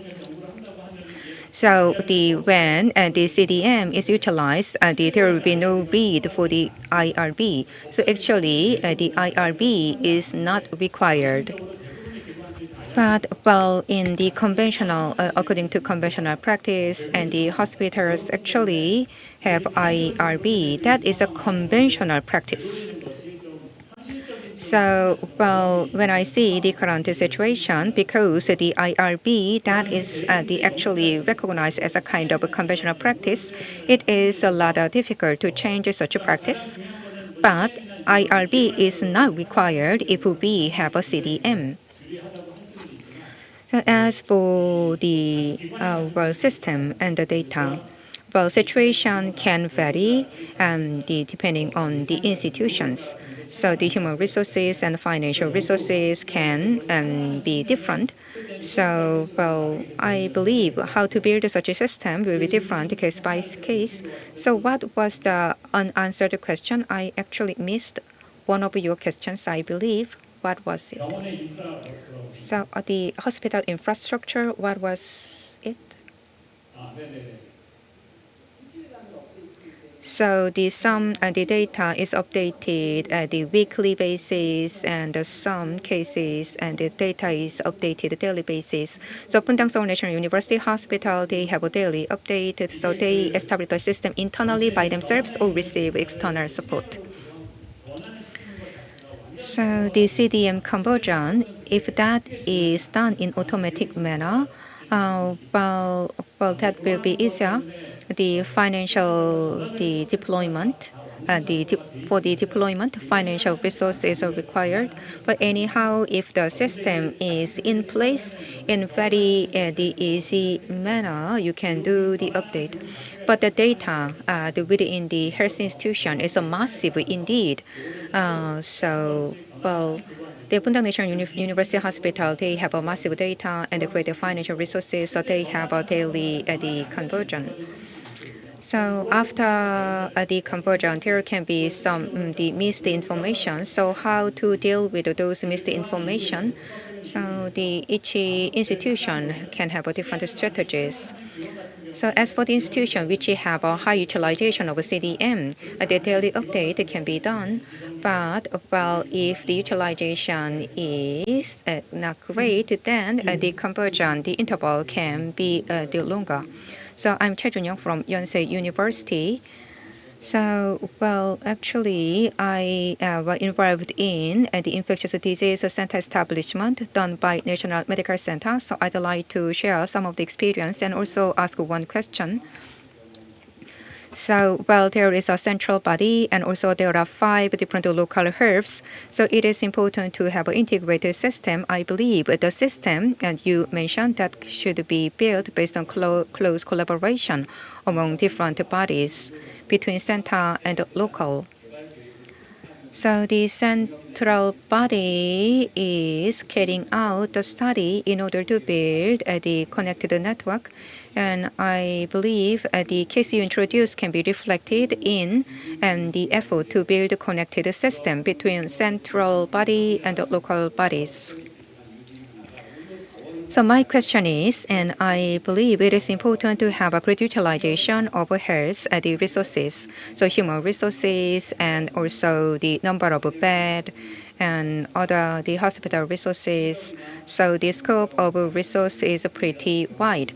So as for the human resources and equipment, and I believe that is not included as a that is not recognized as a CDM data. So, well, it is difficult to have a real-time entry and a real-time and the reflections. But human resource data and equipment data that is not the belong to CDM. So how those data can be utilized and collected and managed? And well, I believe you can partially answer to the question, but that is a great idea indeed. So the central body and the local body, and well, they should have a close collaboration in order to have a well-established integrated system. And I do not know who is leading such effort, but if I can participate in such effort, I'm willing to share my experience. So as for the CDM data, there are the wide scope of data, the patient data, human resource data. There are many different data. So how to manage human resource data, equipment data, and others. So when I see overseas cases, and well, there are not many the cases which combine CDM and biobank data. That is a way to go. According to my understanding, there will be great struggles to establish a CDM together with the biobank data. But anyhow, we will work on that. So EMR, the electronic medical record, and that is different. And the hospital by hospital during the Obama the administration, United States made a great effort in order to have a standardized EMR. So if we have a standardization regarding EMR, that will be great. So well, we need to have the common languages in order to have a standardization, but that is difficult. That's why common data is considered. So, well, we have various considerations in order to have a standardization, and well, but it takes a considerable time. So currently, common data model is considered because it is difficult to have a standardization of EMR. And also, privacy is quite a sensitive the problem indeed, and that there are identifiable informations. So, well, recently we have a great technology advancement regarding the security the measures without the revealing identifiable information. We can have a specific identifier. So, any additional opinions? And we are some delay. So, well, without if there is no the additional comment, we can wrap up. Thank you for listening. So with this, we are going to wrap up the third presentation. 시간 있죠? 예, 코멘트 네, 잠깐. thank you. Thank you for wonderful moderation and the great insightful presentations. Well, actually, session one it has not been finished yet, but before moving on, why don't we take a short break? So let's take a 10-minute break and we're gonna see you in 10 minutes. 네, 여러분 다음 진행하기 전에요. 10분 쉬었다 하도록 하겠습니다. 잠시 쉬었다 이어가도록 하겠습니다.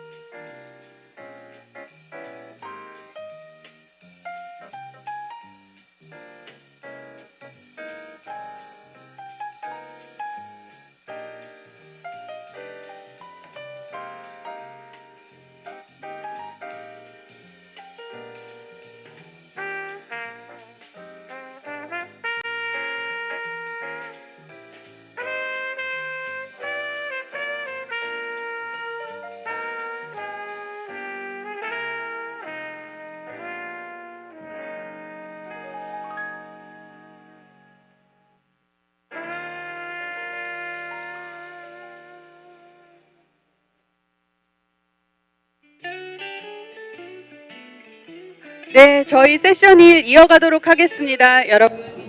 We will continue with the second session. Please take your seat. Session 1 once again. So please come inside the event hall and be seated. As soon as you are all seated, we'd like to begin the session 1.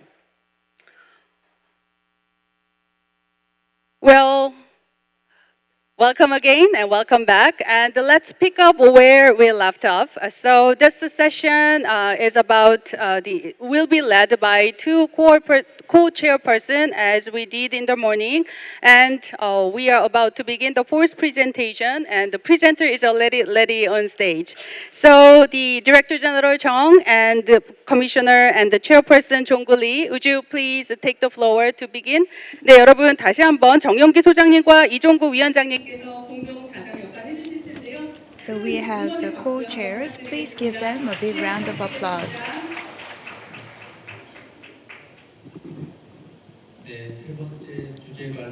We will move on to the third presentation.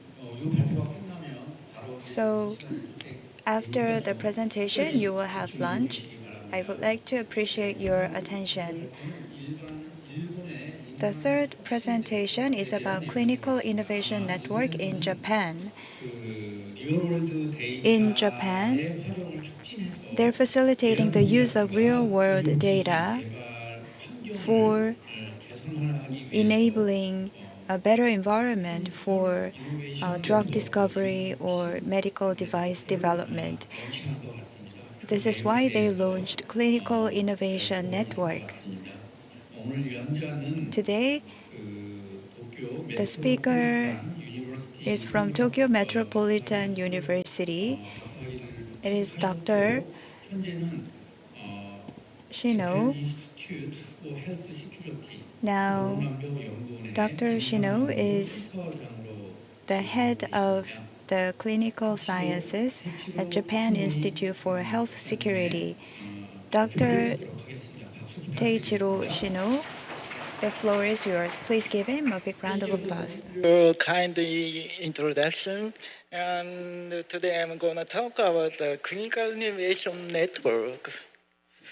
This project aims to promote the use of the patient disease registry in pharmaceutical and medical device research and development.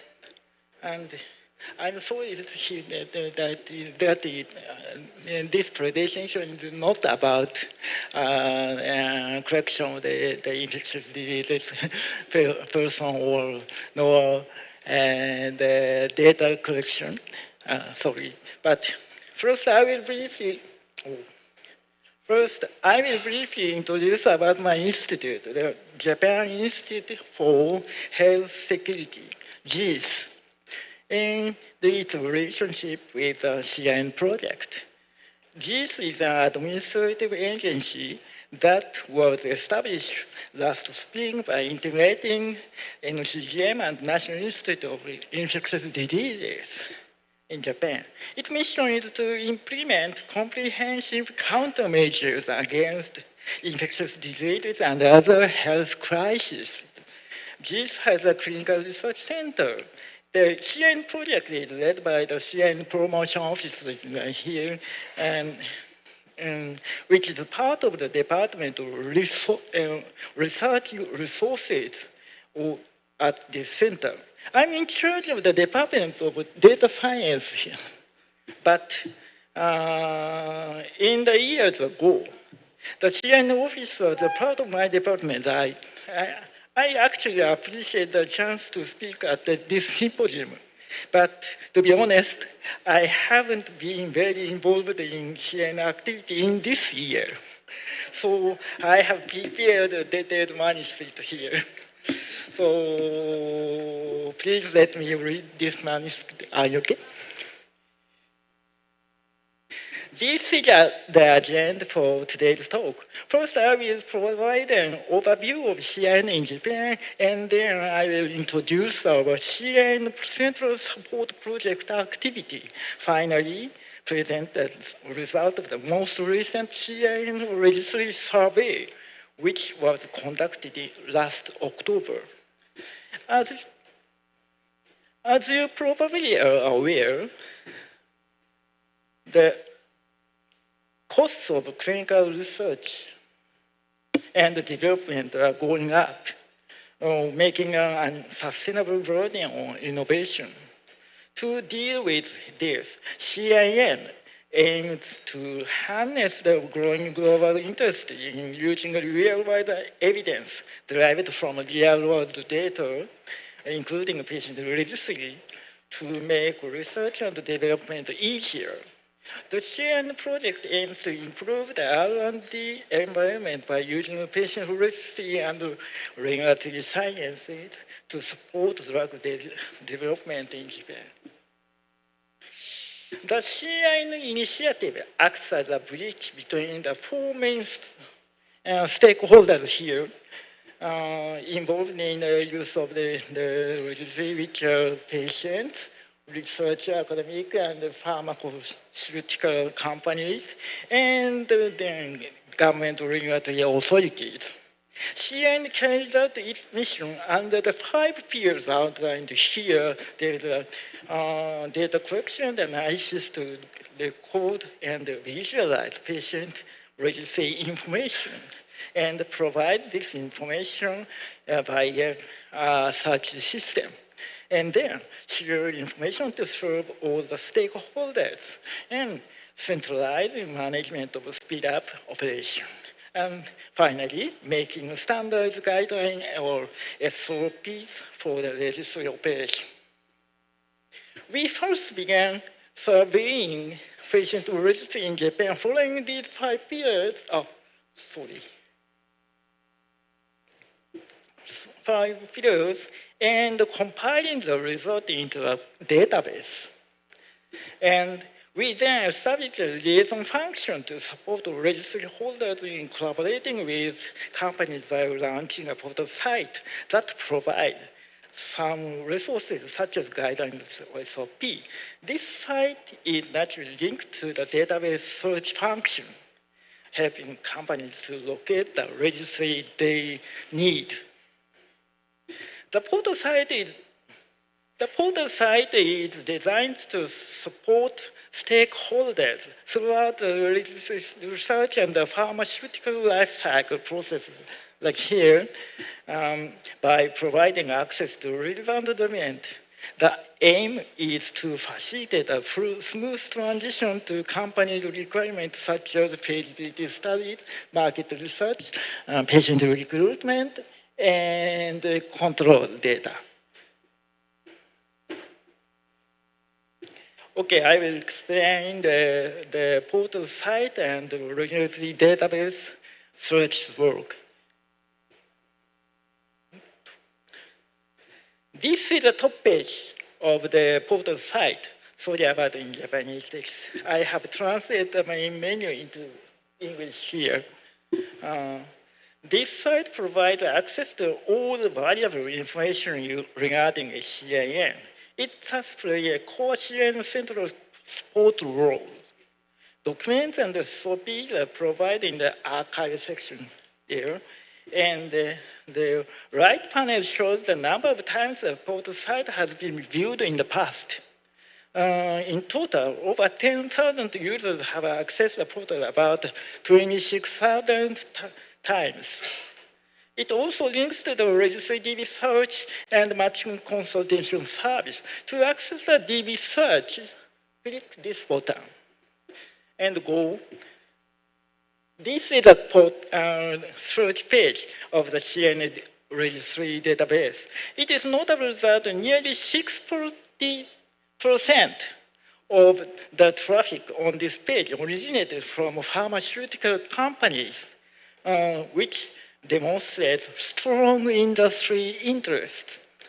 To search the registry for a keyword, input the sentence on this free text form and click Start Search. You can also search this database by the affiliation of the principal investigator or patient by selecting the relevant button.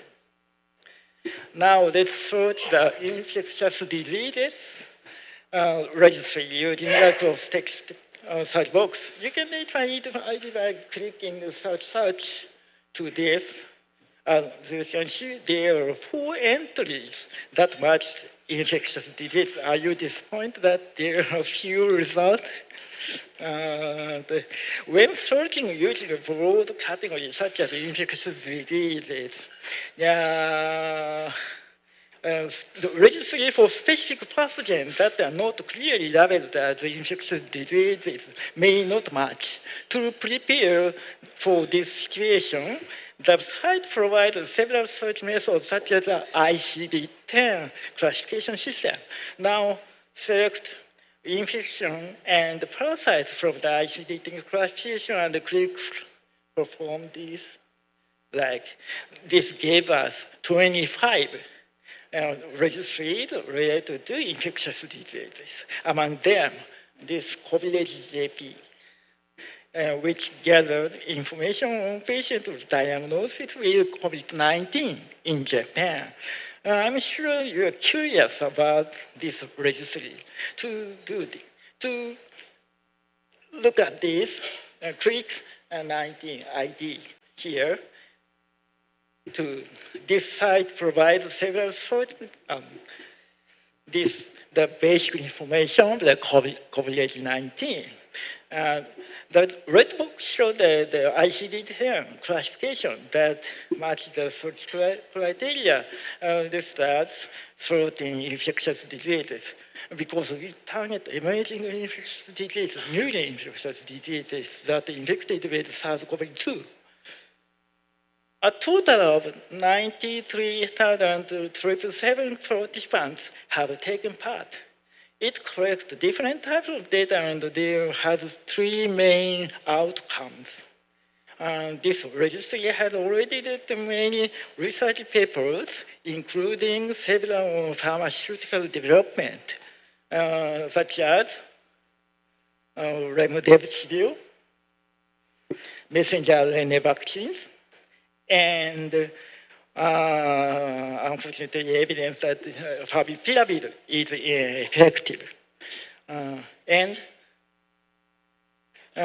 Regarding the collaboration with third party, you can use data for academic purpose, but you have to opt out comprehensively. You also have to ask them before using data for business purposes. Next, I will introduce a registry matching service intended for use in the pharmaceutical industry. Now let's go back to the CN portal site and the select matching service. Unfortunately, this is only available in Japanese. First, select the level of data sharing and collaboration policy from this drop-down menu. I'll translate this menu as here. And now we've set the responding to requests for providing information to third-party companies option to the level of collaboration and click. If you plan to develop a vaccine and are looking for a registry partner, type vaccine here. And by clicking here, you can access vaccine-related registries in Japan. There are 5 categories. Registries that match. The list is divided into the 4 categories with color. The yellow said the possible to be considered for collaboration rules. It's good. And the red said company usage is difficult. It's bad. And the blank said the undecided. We know that JPreCore is the only one that may be able to work with us. So you can click the ID to see more information. It is the registry on vaccination, disease education, and prescription in pre-travel consultation. The system also provides contact information, so don't hesitate to reach out if you are interested in this registry. Currently, 93 Japanese registries have experience in industry collaboration or registry application. The 7 registries listed here had experience of regulatory use. It indicates that regulatory use remains limited compared to the total number of registries. I would like to briefly introduce 2 successful cases on the table. One is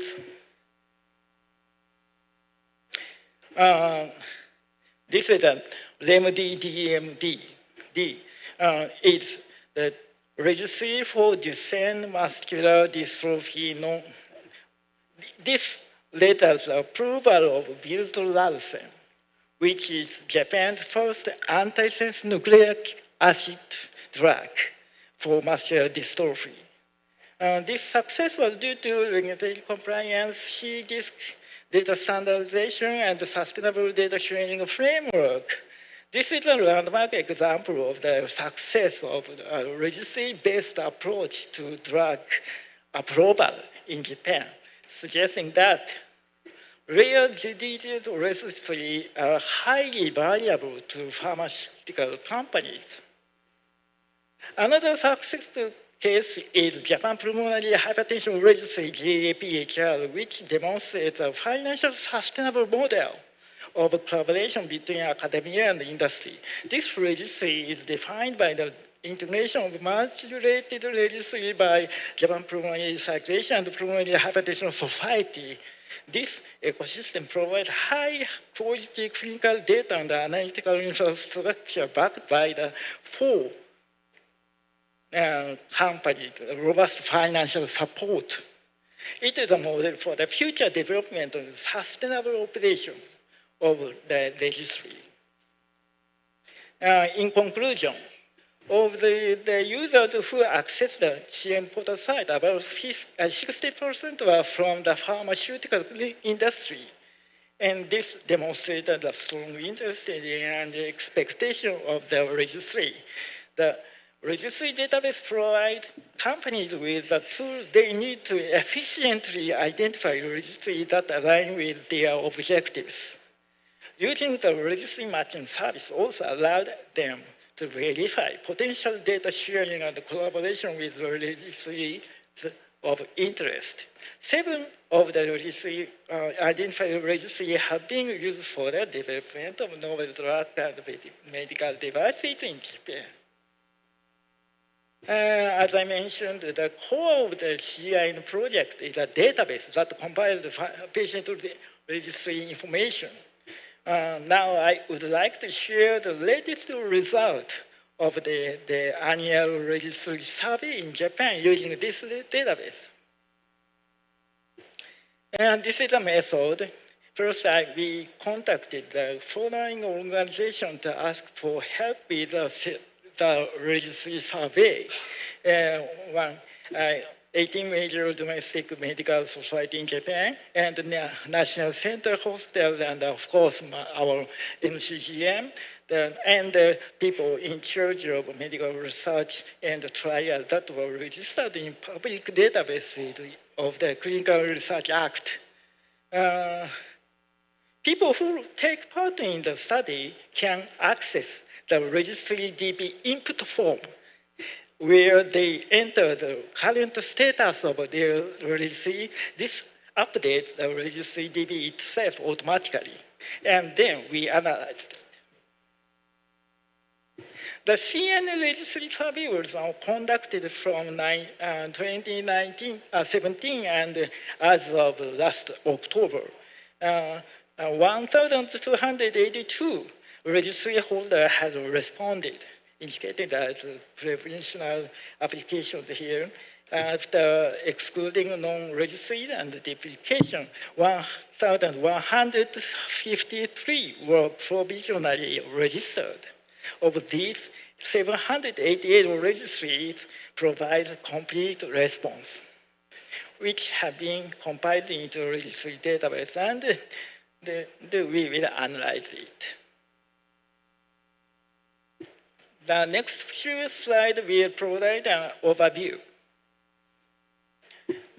Nearly all ICD-10 classifications are covered by the registered registry. It's also evident that the registries are most numerous in the disease area of neoplasm, followed by circulatory system, musculoskeletal, mental and behavioral disorder.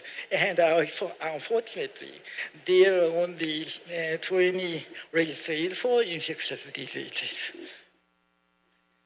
The number of participants included in the registry varied widely. Most registries had fewer than 500 participants, but there were also 70 large registries with over 10,000 participants. Small registries usually focus on rare diseases or specific treatment group. Large registries were often created by disease-specific academic society. The main purpose of registry operation is to collect and analyze clinical information, followed by collecting the biological samples, and then the other clinical trial utilization or other pharmaceutical regulatory uses.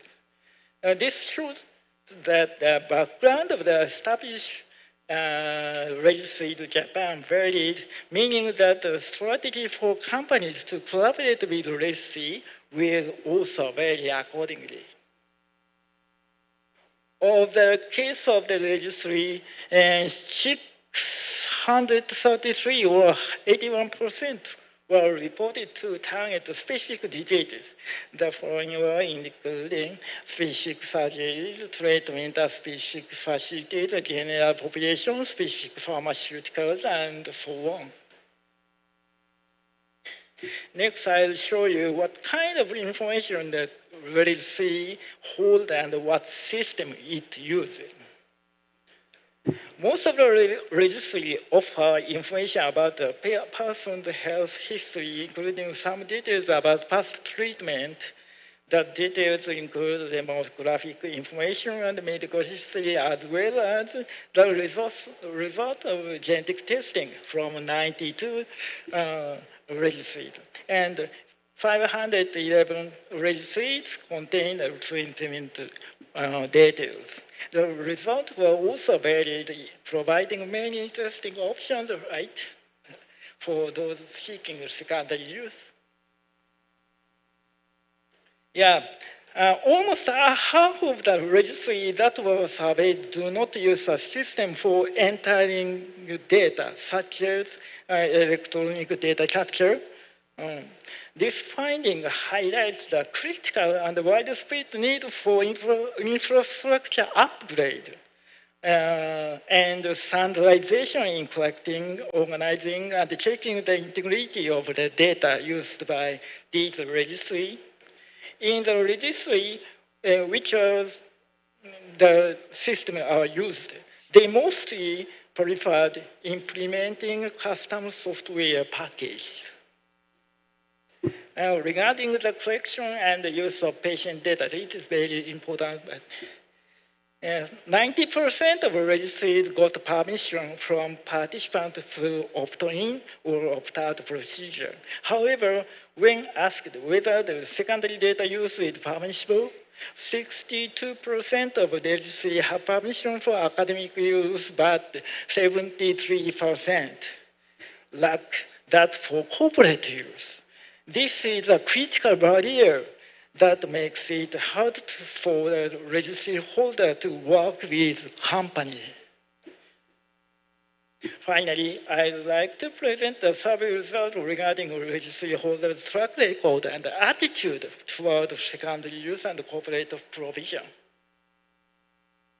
When we asked about the possibility of providing registry data to third party, 106 holders said it was possible. And of these, 67% had already given data to someone else. However, most of the people who received the information are academic partner, not industry. Only 24 out of the total 788 registries had given the data to company. This may be related to the patient consent issue I mentioned before. It shows the negative side of the secondary use of the registry in Japan. However, when asked about their experience of collaboration with companies without providing data, 21% of the holders said yes. The most common was the basic research, but the second most common was for clinical trial recruitment. You know that while clinical trial and post-marketing surveillance must require the clinical data of patient, clinical recruitment for trial does not require the data itself. So it's easy for registry holders and companies to work together for this purpose. Of the registry that were surveyed, 91 said they would provide the data if companies or other groups requested it. Well, and 153 said they would think about it. So 38% of holders said they might give their data to third-party companies. Additionally, 175 registries responded as undecided. I think encouraging this group to consider is one of our roles. Yeah. When asked if they would modify their registry if a company requested them to, 41% were willing to do so. Making changes to the registry are burdensome for holders, but 41% are still willing to work with companies despite their difficulties. They probably hope that the company will provide funds to improve the registry. For companies, this could be a breakthrough for the data provision. The next question was, how would you consider joint research requests from third-party companies? The answer reveals that 48% of holders were interested in joint research projects with industry. As expected, more registries are willing to work with ARO, but the fact that about half of the holders also want to work with third-party company is a good sign for the secondary use of the registry. Now, let us cross-tabulate the response shown in the previous two slides to corporate requests for collaborative research and requests for infrastructure development, as shown here. This reveals that the attitude of registry holders towards requests for joint research from companies is strongly related to their attitude toward requests for infrastructure collaboration. As I mentioned before, primary challenge for registry holders is that they do not have enough financial and technical support to keep their registry smoothly. So, therefore, this may suggest that the company might consider working with the registry holder on a joint research framework with supporting registry operation. This could lead to mutual agreement for the company to run the registry and use its data for regulatory purposes. Okay, here are the key findings of the registry survey. A majority of the Japanese registries are disease-specific groups. About 95% of them record detailed clinical data, but still rely heavily on manual entry. One of the main problems is that 74% of participants do not provide consent to share their information for third-party company use. And nearly half of the registry surveyed are willing to do joint research or share data for management by industry.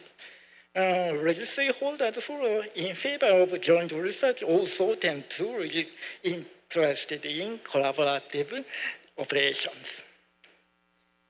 And based on these findings, if we are going to suggest way to develop new medicines using registries, the first step would be that registry holders themselves include cooperative secondary use in the patient consent process. The system for collecting and sharing information on registry is not yet developed, mainly because there is not enough money. And one solution could be create platform where registries are run by both academia and industry jointly. To achieve this, people who are in charge of registry should work together with companies on research projects.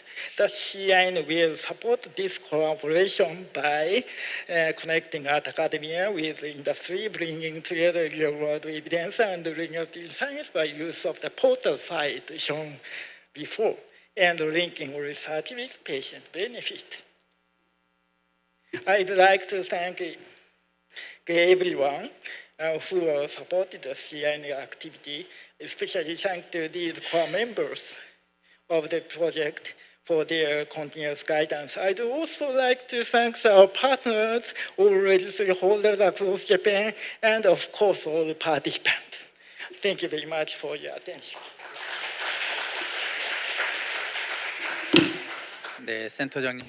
Thank you very much for your presentation. In order to improve the medical devices and pharmaceuticals development environment, it is important to use real-world data. And to facilitate this, CIN initiative was launched in Japan. And through CIN portal site, the registry status and the real-world data was being collected, managed, and some of them were being provided to companies. And regarding the operation of the registry, we learned about details. There are about 788 registries completely registered in Japan, and they contain various information about cancer and many other diseases. And 34 of them deal with infectious diseases. Regarding the use of data, regarding the data registration, about 79% of the data is registered, but regarding the provision of data to companies for secondary use, about 24 registries, about 11% of them have consent for use of the data for business purpose. So the consent process serves as a major barrier to the secondary use of data for companies. So in order to support efficient drug development, and we need to operate the registry in a sustainable manner through academia-industry cooperation, we could take one or two questions from the floor. Do you have a question? Please raise your hand and please state your organization before asking the question.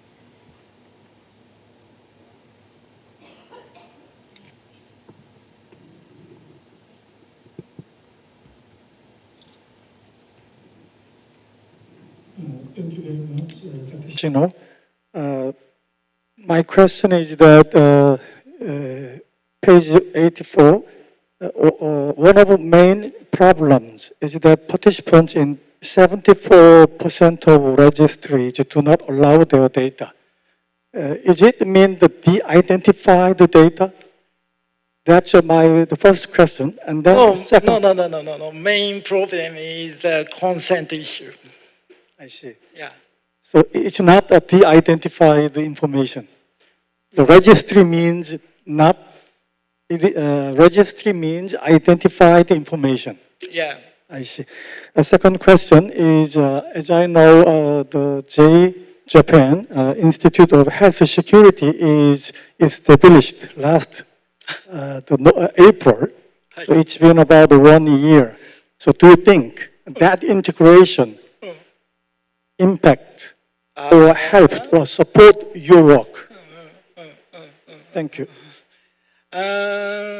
In my opinion, personally, yeah, our institute is now under construction, not so impacted. In the Japanese making policy, but integration of two different kind of the institute and also the hospital is very difficult. So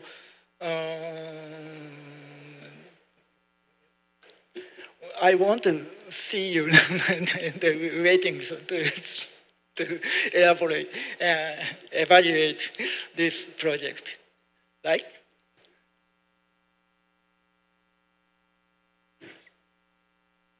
또 추가적인 질문. Any other questions from the floor? If not, let me ask two questions. In CIN initiative, you're operating a portal site for information sharing. Through the portal site, researchers can access various registry information. When we use portal site, can Korean researchers access your portal site? Can Korean researchers also receive information sharing from your CIN? It is very important to get patients' consent and participants' consent on the use of information.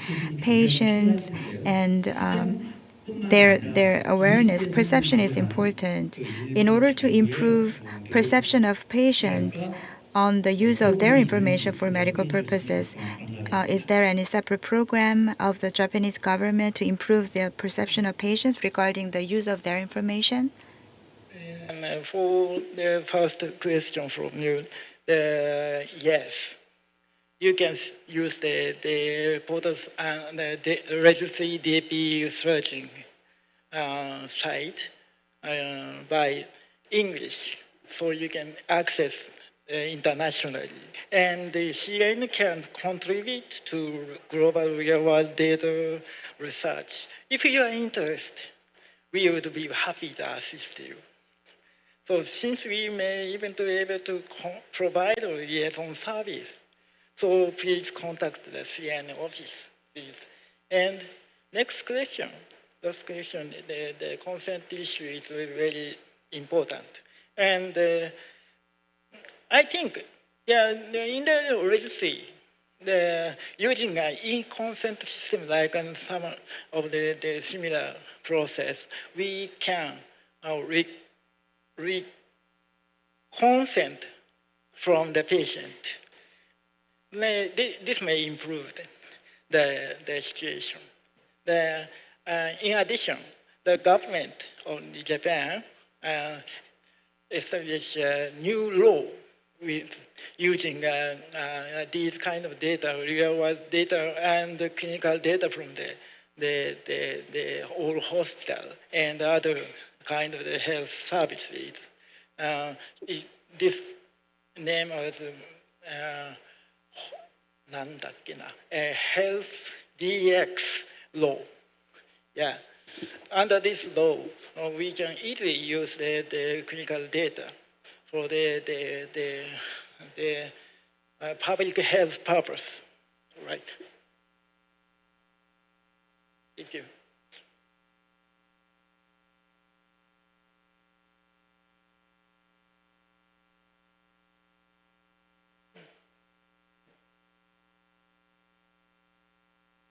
네. So another question from the floor.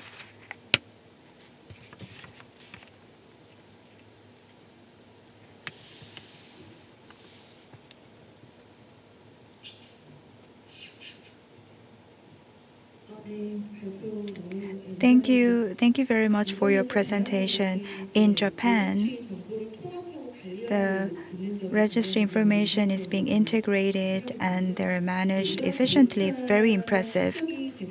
Once you accumulate such data in CIN, in the future, we could use the data for AI-based prediction.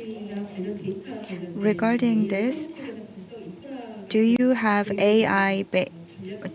a plan or a strategy to adopt AI-based analysis system based on your CIN initiative? Unfortunately, Yeah, I'm not qualified to answer your question because I'm not standing the boss of the CIN office. But in my opinion, that yes, yes. 네, 그러면 Then we will wrap up the session now. So National Medical Center is Korea's only national institute in charge of responding to infectious disease and the research activities. What's important is that we need to provide research resources as much as possible for the researchers in the pharmaceutical and medical arena. And registry is one of the important elements, and also we are operating data banks, so a variety of data is being provided to Korean researchers now.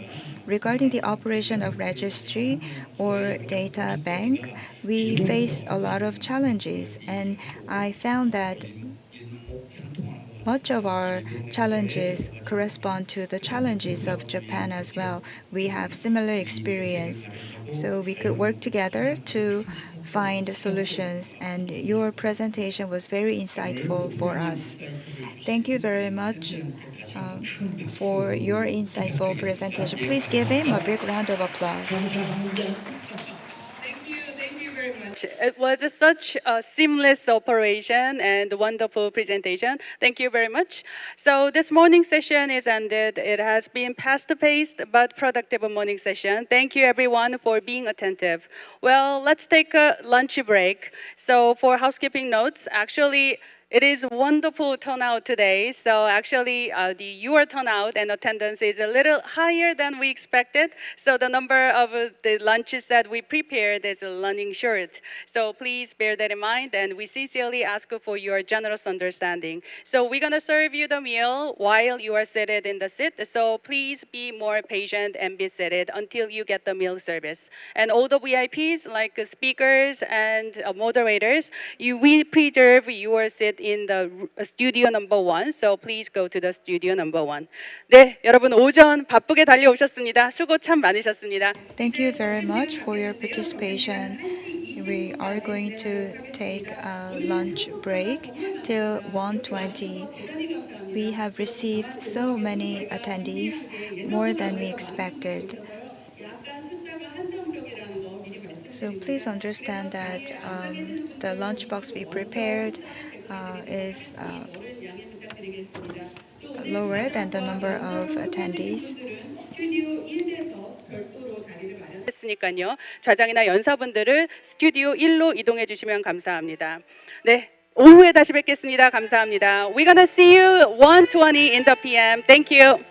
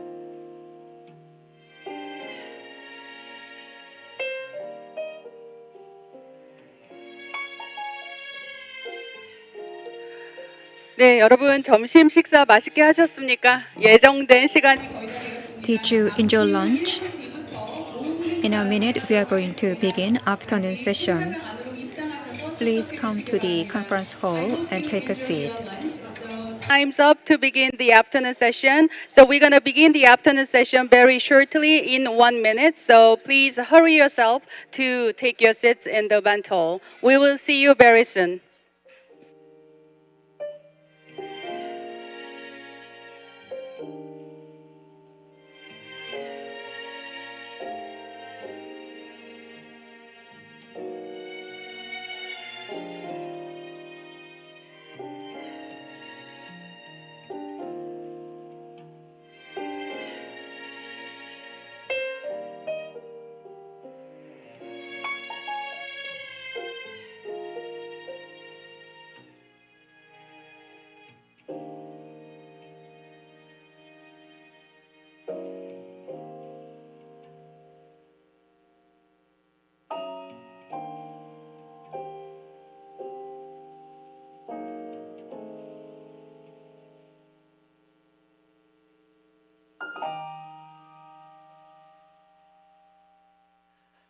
네, 이어서 계속 맡아주실 좌장님들.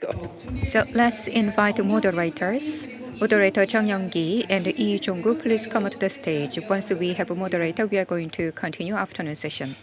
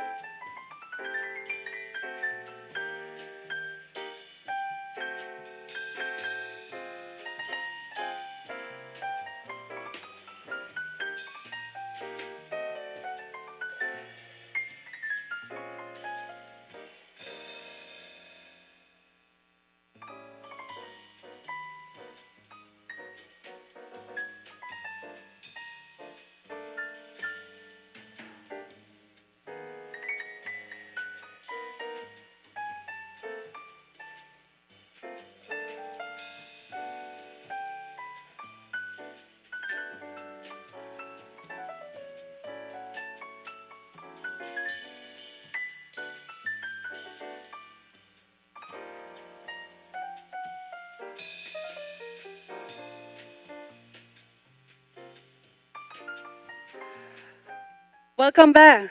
I hope you have a very refreshing lunch break. So we were in the middle of the session one, so we'd like to pick up from where we left off. Well, actually, there are gonna be two sessions in today, and each session will have 6 presentations, and that means we're gonna start the fifth presentation of session one. Just like in the morning, we have two moderators on the stage, Mr. Young Ki-jung and Mr. Jong-gu Lee. And just as they have done great work in the morning, they're gonna lead this session once again. Please give them another round of applause.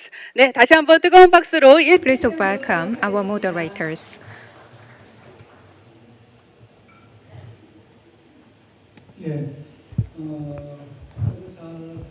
So did you enjoy lunch break? So now we are going to begin first presentation in the afternoon session, and we are going to invite the Valentina.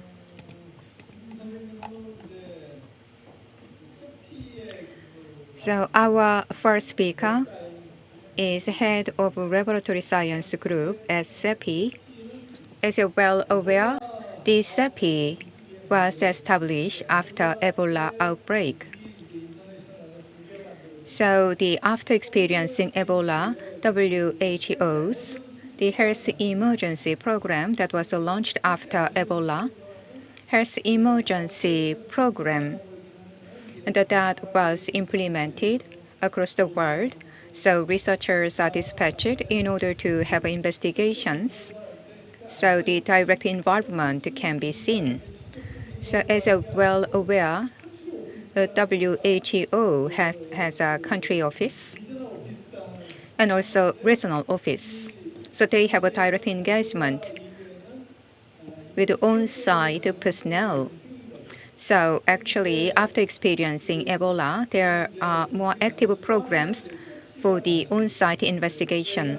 Another mechanism that was established after Ebola is a CEPI. So in the year 2009, vaccine development was done. So while there was the issues regarding vaccinations and also equality issues was emerged. So in the emergency program, and the medical countermeasure is required. So in order to have a proper management and the development of a vaccine, and the CEPI was established. So like this, we have two different mechanisms after Ebola outbreak. For this afternoon session, we are going to invite a speaker from CEPI. So centralized lab network, what is a function of that will be shared in the presentation, and what kind of a contribution can be made. Well, from Korea, that will be the thought about in this presentation. So, well, our speaker, Valentina Brasconi, studied in Italy and received an immunology degree in Sweden.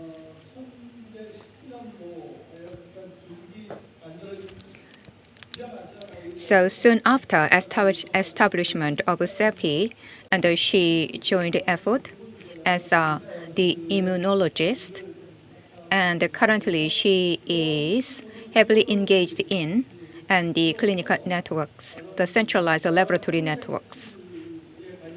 So she is implementing various projects and preclinical side, and also related to vaccination and the reference material productions, and those are the area of expertise.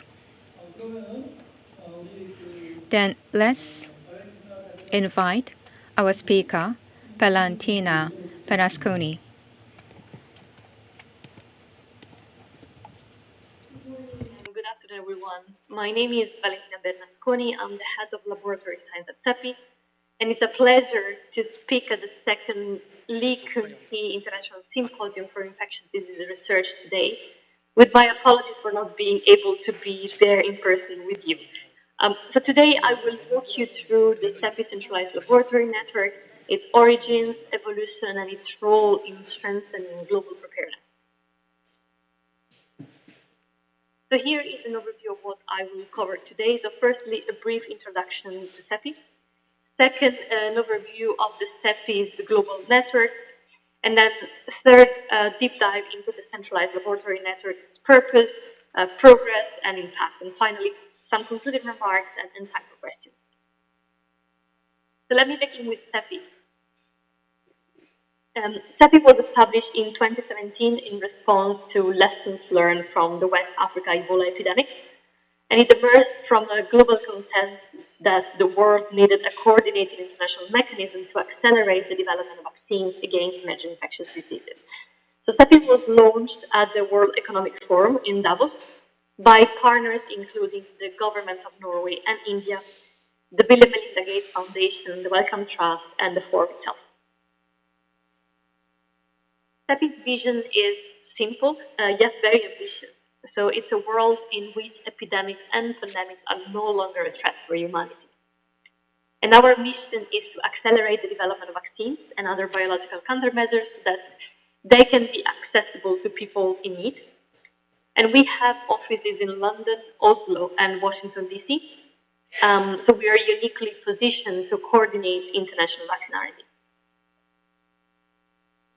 CEPI works hand in hand with governments, philanthropies, regulators, industry, the civil society organization, and academia. And our board and scientific advisory committee provides strategic, scientific, and programmatic guidance to us. This approach ensures that CEPI's priority reflect global needs, scientific expertise, and also equitable access principles. Since 2017, CEPI has received support from more than 30 donors and partners, and we worked with over 400 R&D and manufacturing partners worldwide. So this broad global collaboration has enabled CEPI to mobilize more than $4.2 billion in support of pandemic preparedness. Equitable access is really at the heart of CEPI mission, and this means ensuring that life-saving vaccines reach people everywhere, not just those in wealthy regions. And our investment prioritizes system equity, connection with global stakeholders, and selecting partners who share a commitment to global access and equitable access.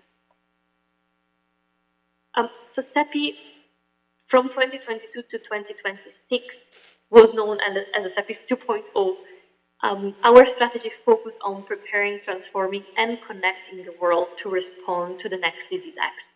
Our ambition is, or was, that vaccines should be ready for initial authorization and manufacturing within 100 days of identifying a new pandemic threat. So this goal underpins our 5-year plan and its priorities. So we want to strengthen defense against COVID-19, accelerate vaccine development to known threats, build prototype vaccine libraries, transform global manufacturing, and expand enabling sciences, and improve global coordination. Since its inception, CEPI has made major achievements across multiple pathogens, advancing the first ever vaccine candidates for Nipah, MERS, and Lassa into phase 2 clinical trials, supporting the first licensed chikungunya vaccine, supporting the development and deployment of nearly 2 billion COVID-19 vaccine doses through COVAX, and also expanding global laboratory, manufacturing, and preclinical networks. So these accomplishments highlight CEPI's unique ability to drive R&D progress at speed and scale. Looking ahead, CEPI 3.0, which is our next cycle from 2027 to 2031, aims to secure the future through integrated viral family approaches, network readiness, vaccine platform preparedness, and cross-cutting themes such as equitable access, regional representation, and biosecurity. So if you're interested in learning more about the CEPI 3.0 plan and strategy, you can find them on our website. I want now to move into a closer look at CEPI networks. And CEPI is uniquely positioned to coordinate an international R&D approach. Our networks rely on deep partnerships, particularly in the Global South, where building local capability and capacity is essential for equity and preparedness. And these relationships enable faster action, shared learning, and more resilient health ecosystems. As you can see on this slide, CEPI networks include the centralized laboratory network, the preclinical model network, clinical research preparedness network program, vaccine manufacturing facility networks, and the GS Learn capacity building initiative. So together, all those networks support an end-to-end global effort for vaccine R&D and emergency response. But let's focus specifically on the centralized laboratory network. So during the SARS-CoV-2 pandemic, more than 400 vaccine developers worldwide were active. However, comparing the responses across all of those different vaccine candidates was extremely challenging, and this was due to biological variation, different vaccine platforms, non-standardized sample handling, and non-normalized assays. So the CLN was created to address exactly those challenges by providing harmonized, high-quality laboratory evaluation of vaccine responses. And this standardization requires global reference reagents and WHO standards, a core set of validated preclinical and clinical assays, harmonized protocols across labs, and the CLN ensure that all participating labs use aligned reagents, SOPs, and assays approach, making data comparable across developers and sites.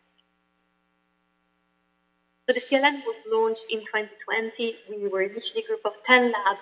By 2023, after a second call for proposal, the network expanded to 18 labs, and today, in 2026, The CLN networks includes 19 labs plus one collaborative member, including also IBI and KDCA in South Korea. And we support assay implementation for CEPI priority pathogens and also contribute to CEPI 3.0 plan. We have laboratories across Asia, Africa, Europe, Americas, and Oceania. And this global distribution ensures rapid response capabilities and equitable participation in global R&D efforts. The CLN has three core objectives. Testing, so to evaluate samples from clinical and preclinical vaccine trials using standardized assays.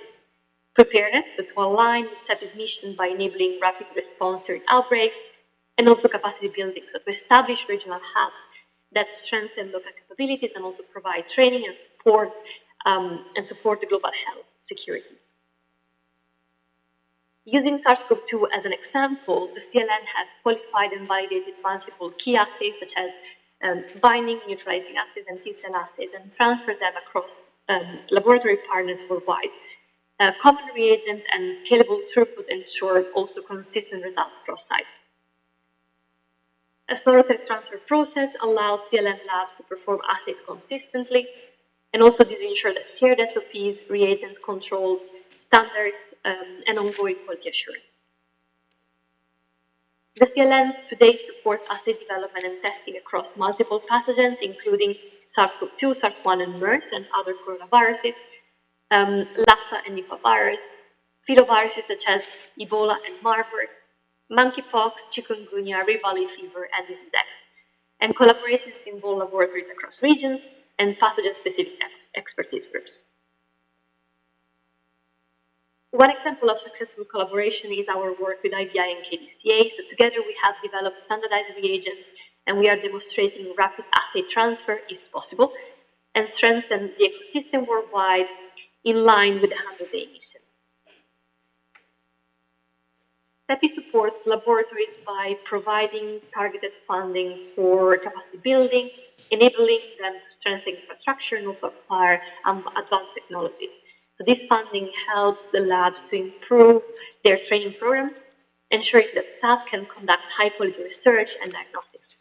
So ultimately, CEPI's investment foster global preparedness for emerging infectious diseases by empowering laboratories networks.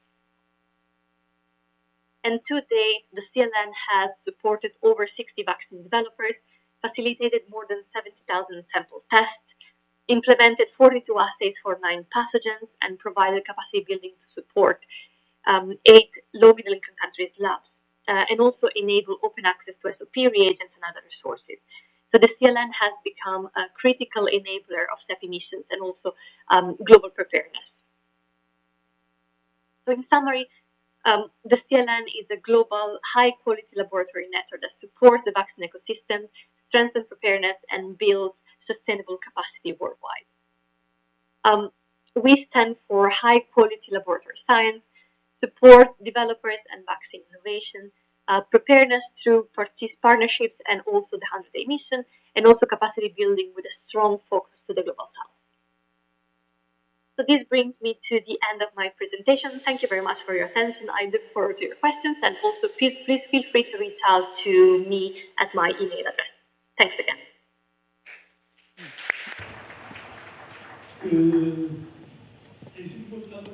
So actually, well, it was difficult to have a real-time connection. That's why we played recorded video.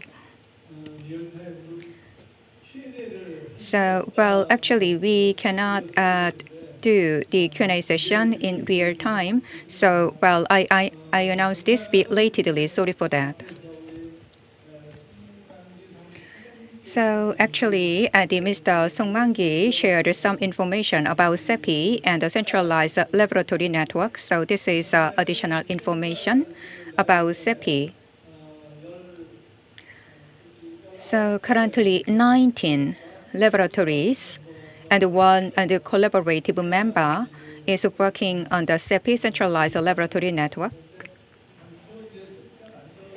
So at the time of the establishment of CEPI, WHO blueprint and was reflected. And well, 9 the elements was reflected, and focus area was the Africa continent. But after this SARS, so actually the scope has been expanded beyond the African continent to include other the regions as well. So there are 3 different objectives of CEPI. So sample test is one of them, and for the vaccine developments, as a preparedness can be secured. And the last one is about capacity building of laboratories around the world. So those are the 3 objectives of centralized the networks. So, well, IVI and the Korea Disease Control Prevention Agency are working together. I'd like to ask your continuous support. So actually, this the organization is based on donation, so you can provide donation as well. So, well, this is all about this presentation. Thank you for listening. 네. This is going to be the last presentation in the first session. The title is A Rational Approach to Bacteriophage Therapy. It is Australia's experience. The speaker is Dr. Jonathan Iredo from University of Adelaide. Dr. Iredo received a doctor's degree in microbiology. Now, Dr. Iredo is the head of the Westmead Hospital and a professor at the University of Sydney. And at NHMRC, Dr. Iredo is the director of NHMRC. Let us welcome him with a big round of applause. Thank you very much for the introduction, and thank you to the organisers for the invitation. It's a great honour to attend and to speak here. I want to introduce some of the audience to a topic that is well known to others in the audience, because it is a story at least 100 years old that is re-emerging, partly because of interest in new solutions to antibiotic resistance, and partly because now that we have modern diagnostics and genomics, we can more easily apply this therapeutic. So ideally, we would like to be able to select from the pharmacy, much like we would select the medicine, one or more of the natural viruses that exist everywhere on Earth, in us and around us, and that naturally control bacterial populations in nature, because these can be harnessed effectively as therapeutics. They're typically used in combination because it is easier to overwhelm a bacterial population when it has less opportunities to adapt. So we have essentially 2 approaches emerging. One is one-size-fits-all combination of bacteriophages that prey on a particular species, let's say the golden staph, Staph aureus. The other is to apply diagnostics and choose these carefully as a true precision medicine. And the former is more commercially viable, and the latter is arguably more effective. In reality, starting this, because this is an unregulated and for many an unproven therapy, is rather more convoluted. And in our country, what we normally start with is a simple diagnostic test that is very familiar to many people in the audience, and certainly to all bacteriologists who've had any experience with phages.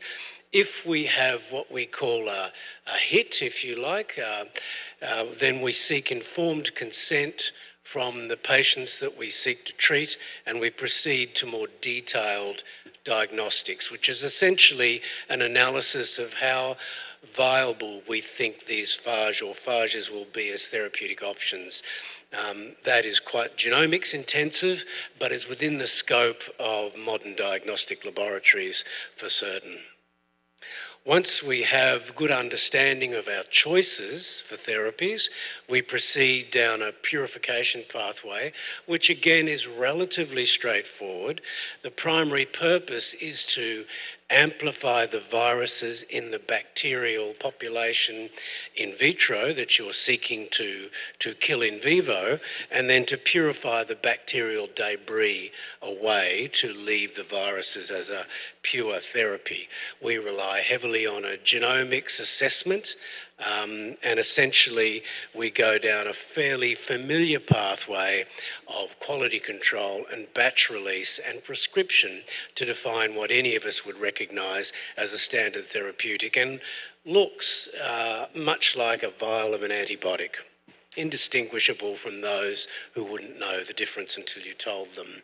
To actually do this requires quite a lot of work. It's an integrated approach that needs to start with the development of a suite of bacteriophages, of predatory viruses, that are able to deal with most of the bacteria that you are likely to encounter. If you have a good surveillance program and you understand the bacteriology that causes threat to your population, you can predict this to a large extent in advance. And then you proceed through the laboratory screening, the purification processes that I've just described. And what we use is a clinical trial framework to ensure that we have adequate patient monitoring, because one of the things we were very concerned about was that in the absence of a regulatory framework, it would be straightforward to import the product and use it in an unmanaged fashion. And I think that now we are trying to bring an ancient, or not an ancient, but an old therapy into the modern era. So it's important that we use modern approaches. Our clinical approach is largely through a clinical trial framework. Now, we did this because we could see that in our country, because it is legal to import this, it's an unregulated product, you can import this for personal consumption, and this is true in many countries around the world, and you can self-administer at your kitchen table. So we wanted to administer this as a therapeutic, including intravenously, and we needed a mechanism by which to make sure that clinicians who use this did it in a standardised manner, and that we could harvest good quality clinical and microbiological data so we could learn as we go. And we use this framework here, which is led by Amine Katami, a clinical paediatric trials person. And we published this in BMJ Open. In fact, we had difficulty publishing it because it is not a trial of a product like a conventional trial. It is actually trialled the feasibility of this approach. And so many of the clinical trials people had a little trouble accepting this, but nevertheless it was passed, and now we use it as our mechanism. So our key performance indicators are long-term safety and feasibility of data collection, because our purpose is to ensure that this can be used safely and to understand how best to use it. We have a system by which we require an infectious diseases specialist to identify the patients who are requiring therapy. They must demonstrate that those patients have failed all medical and surgical therapies that are available and regulated, and therefore would qualify for what many countries would describe as compassionate use therapy. When that is satisfied, they enter the clinical trial and they are matched to a phage from a library of phages in the way that I've described. And our purpose, as I said, is to gather the data, understand the kinetics of the infection and the response to bacteriophage therapy, and to report on these outcomes. So this is we have now treated nearly 70 patients in Australia. Our first 20 or so used the same protocol as we use in this clinical trial format, and this is a early census and an incomplete census of that trial, which has now recruited about 43 patients. So the point I want to make in this study is that because we have no comparator arm, so this is not a controlled trial where you have people randomised to phage therapy or not receiving phage therapy, because by definition they have failed all therapeutic options and they are what many would regard as a rescue approach. So this has been taken up in most states of Australia, and in most cases we're referred because they have failed all therapy or because there are no therapeutic options available, either through intolerance or because there is extreme antibiotic resistance. Our age range is very wide, from infants to the elderly, and many of our patients are, as you would predict, rather unwell, transplant community, chronically unwell people, and we treat primarily those infections that you would expect to present in those populations. So we have treated a lot of Staph aureus patients. Our first study was in Staph aureus. I'm not going to talk about that. That was published several years ago. But the demand for what you might call compassionate use is largely driven in our country by chest infections, so predictably Pseudomonas aeruginosa, and because we have a significant community of chronic bronchiectasis, largely relating to the cystic fibrosis population before disease-modifying drugs are available, we have a significant amount of Mycobacterium abscessus, so NTMs, and of course that's a very resistant, very dangerous pathogen, which is very hard to control with antibiotics. Most of our infections, as I said, were those that were life-threatening and often pulmonary infections. In the process of doing this, we've had to make mostly our own bacteriophages, and this is practicable in any well-equipped modern bacteriology laboratory. I think with a bit of a sensible approach to matching and to chromatography, it is easy to purify phages, and I would urge that you consider your local phages, because by definition they will be those that are most suitable for local infections. We ourselves have made a lot of batches, dozens of phages. We used initially single phages simply because of lack of availability, but most of us would argue that your best approach to managing bacterial infection with bacteriophages is to use multiple attacks at once. If you don't have antibiotics, then at least you should use multiple phages. We don't have time to talk about the approach to that, but when you stand back from it, it makes sense that you want to minimise the opportunity for bacterial adaptation, so you approach it from multiple different angles, and of course the phages all have very specific approaches, and the bacteria try and evolve away from one phage but meet another phage trying to attack it in a different way. And so the concept of the cocktail is either the commercial option that I mentioned to you before, in which case you are trying to simply identify all the different types of bacteria that you might see, for example, all the different types of Klebsiella, all the different types of Staph aureus, and combine them into what you might call a cocktail, so that one size fits all, or you choose the phages that act differently on the same pathogen to provide a synergistic cocktail, and that is arguably by far the most effective. I should point out, I just missed that, I'm sorry, most of our therapies are intravenous. And this shouldn't be surprising because of the cohort that we are dealing with. These are people in extremis, in hospital, who are facing death due to untreatable infection. Most of them require intravenous therapy or nebulized therapy, and those two forms of delivery, often combined, dominate the way in which we administer phages. What's been our experience? We don't like to talk about clinical response. I have to show it to you because everybody asks me, but this is an uncontrolled trial and no clinical trialist would accept these data because we do not have a satisfactory comparator cohort.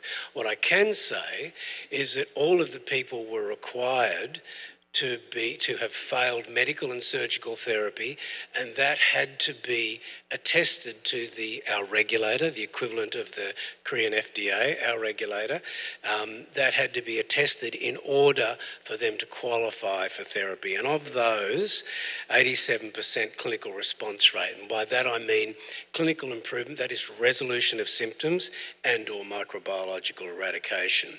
And I would point out also that we set our census at about 2 weeks. This is probably premature because what we found in many of our cases was that the phages remained long after they were administered and continued to replicate in the host until the bacterial population was extinguished, as you would expect, a predator-prey relationship, and that in fact a 2-month census is probably more appropriate. We certainly see, as a monitoring tool, we certainly see spillover into the bloodstream quite commonly. So between days 4 and 8, you often see spillover of viruses into the bloodstream, indicating that you have had amplification of the dose that was administered. So how do we go about making this? I said we need a biobank. I said we needed diagnostics, and I explained the 2 different types of approaches. And the question is, how do you go about this? What are you thinking when you're prescribing for this? So it's a bit uncertain how this will be managed by regulators around the world. No one yet has settled a regulatory framework for this. Most countries are looking at this as some form of a medicine, but what I would point out to you is that this is not like a drug. It does have sort of first-pass kinetics, mostly by reticuloendothelial clearance within an hour or so after a dose is administered, and we usually use it twice a day. But we see an amplification response, a classic predator-prey dynamic. And so this is not only an amplification to sort of, if you like, auto-dose, some people use that term, auto-dosing, but it's also an adaptive process. And so I apologise for this slide in advance, but the only purpose of this slide is to point out that we use multiple phages in concert. So there are a little photograph on the left you can see of 3 different types of bacteriophages. They're all designed to attack different parts of the bacteria to make it hard for the bacteria to adapt. In the middle you can see a column which contains what the genomics people would recognise as a sort of a relatedness tree. So this is all derived from a single infection, a single Klebsiella aerogenes, which diversified in vivo as is normal in a patient with chronic pancreatitis. The colourful block on the right is all those phages and all those bacteria in a cross-tabulation, with red meaning the phages don't work and green meaning the phages kill the bacteria very effectively.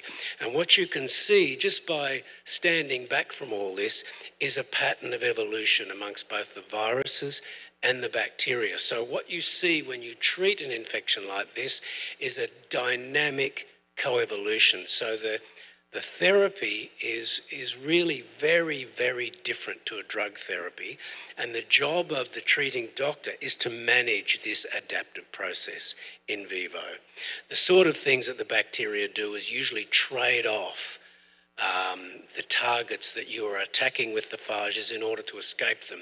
And if you choose those targets wisely, you choose adhesins, you choose virulence genes, then the bacteria essentially becomes defanged and ultimately fails. So we have several genomics challenges because I said to you this is a genomics intense approach, and I think you've seen from what I've shown you just briefly how much we rely on genomics to understand what we're doing. We don't yet know clearly how deeply we should sequence. That's a problem in biobanking because not all your phages, when you get them, are pure. There's often trace background cross-contamination of other phages, and that is not necessarily lab contamination, but it's a natural phenomenon. And we do it in quality control, you know, when our release criteria, because you normally develop these phages in the bacteria you're trying to kill, and these are ugly bacteria, and they often have prophages which are induced in the shock of the infection with the phages. I won't talk more about that. There are some guidelines that we use. There are guidelines published by the EMA also, which are slightly less stringent than these, and they give you a bit of a feel for what level of depth you need to read at. So, accepting all of what I've said, I know it has been a rush, but we need to keep to time. What next? So, it's about understanding need. We have done, well, now more than 70, I think, or nearly 70 human cases. They are very diverse because they are driven by clinical need. So you might treat an E. coli one day, a Staph aureus the next day, a Mycobacterium abscessus the day after. This is a huge challenge in a production system. It's not like you're making a batch of meropenem from a single place and can export it all over the world. That's commercially viable. This is much, much more challenging. You need to establish, to do this, a genomic engine and an appropriate bioinformatics. Now, of course, the bioinformatics we usually use in diagnostics labs is based on core genomes, antibiotic resistance genes, relationships, clustering. That's not relevant to a bacteriophage, so you need to have a bioinformatics system that is relevant. These are emerging, but sometimes you have to do it yourself, as we did. You need, of course, a good laboratory information management system because you're running a biobank, but you are also generating what the production people would call a master seed lot for a therapeutic production line. Standardisation is obviously crucial. We rely heavily on our regulatory bodies in every country to protect the public and the hospitals from therapies that are not satisfactorily proven. At the moment, the regulatory approach to bacteriophage therapy has not been resolved. Every jurisdiction seems to be coming up with a different solution. We are starting to see convergence, and we are starting to see communication between the major regulators as to how to do it. Even in our own country, we have to deal with the genomics, genetic engineering regulator. We have to deal with the therapeutic goods administrator, the equivalent of the KFDA. We have to deal with the veterinary regulator, and we are trying to deal with external regulators so that we have some commonality. There is an attempt to develop standardisation of testing for diagnostics, which is led out of UCAS. There is a subcommittee of UCAS that is trying to do this right now. We expect them to report probably towards the end of this year. And it's important for you to get some sort of accreditation system. GMP is a very difficult process, especially if you're highly diversified, but at least get some sort of critical accreditation system. And the last little point, of course, is prescriber training. This is different to using a drug, and even infectious diseases specialists need to understand how this works. And if you've solved all of that, if you've got a biobank, if you've got beautiful production systems, if your quality control is all settled, if your regulators are smiling on you, and you're happy that your prescribers know what to do, the question is, can you make this viable? Is this sitting on the public purse, or is this something that a company can take?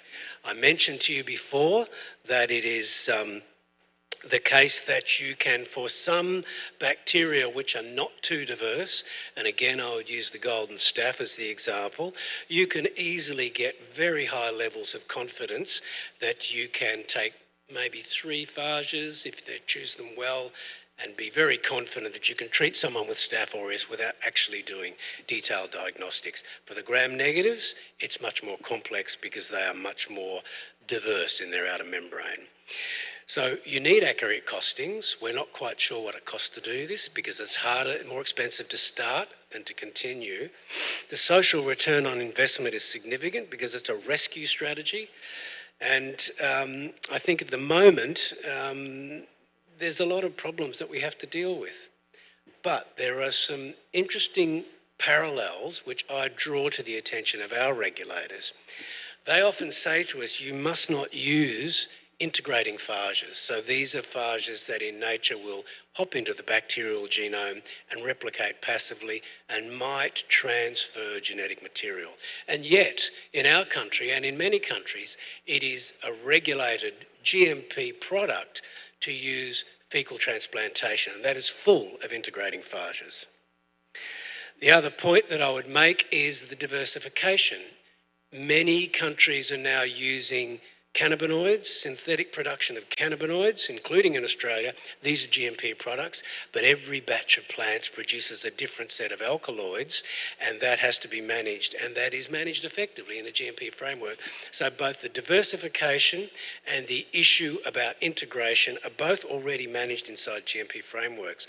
And we know that if you take the standard cost of a synthetic hip or knee and you add it up, at least in our country, and you guesstimate the efficacy at about 55%, and it's probably a lot higher, certainly in our hands, and the cost of about $25,000 US per course, which is hard to tell, depends on economies of scale, you get a return on investment 14-fold. So it is feasible and probably cost effective. And if you look at the quality adjusted life years that are gained per dollar, phage therapy at current costings probably comes in about equivalent to ICU services or bone marrow transplants. So a must-have in the public health system. Now, I'm going to close now because we're getting close to time, but I would point out that a lot of people have been doing this for a long time. And so while we have been working, we have been helped greatly by our international colleagues, some of which are listed here, and I just met Hee-Jun before. So we have, I would urge you to reach out to the international network of people who are all trying to do the same thing at the same time. So to summarise, this is a relatively straightforward manufacture. I did not talk about this, but you can take it from me, it's relatively straightforward chromatography technique. The effect size for clinical trials is not settled. This is complex, but there are trials at stage 3, phase 3 trials soon reporting. The regulatory frameworks I've discussed, the value, I would argue, is equivalent to a bone marrow transplant. It's different, but it's complementary to antibiotics. It's a true precision medicine, but you really do have to know what you're doing. So I'll just close on that and thank my funders and my own team for their help in preparing this talk and for getting to where we are at the moment. So thanks for your attention.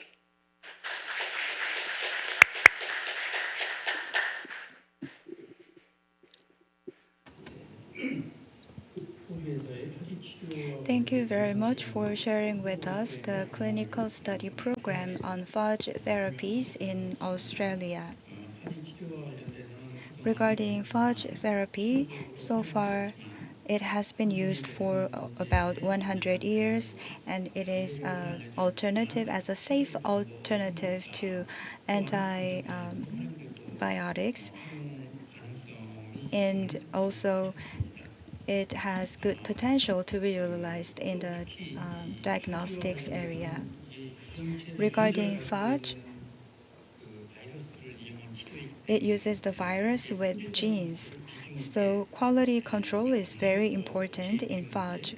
Also, GMP and regulation standardization and international collaboration are important, and biobanking and quality control were also explained very well through the presentation. Regarding the presentation, please raise your hand if you have a question.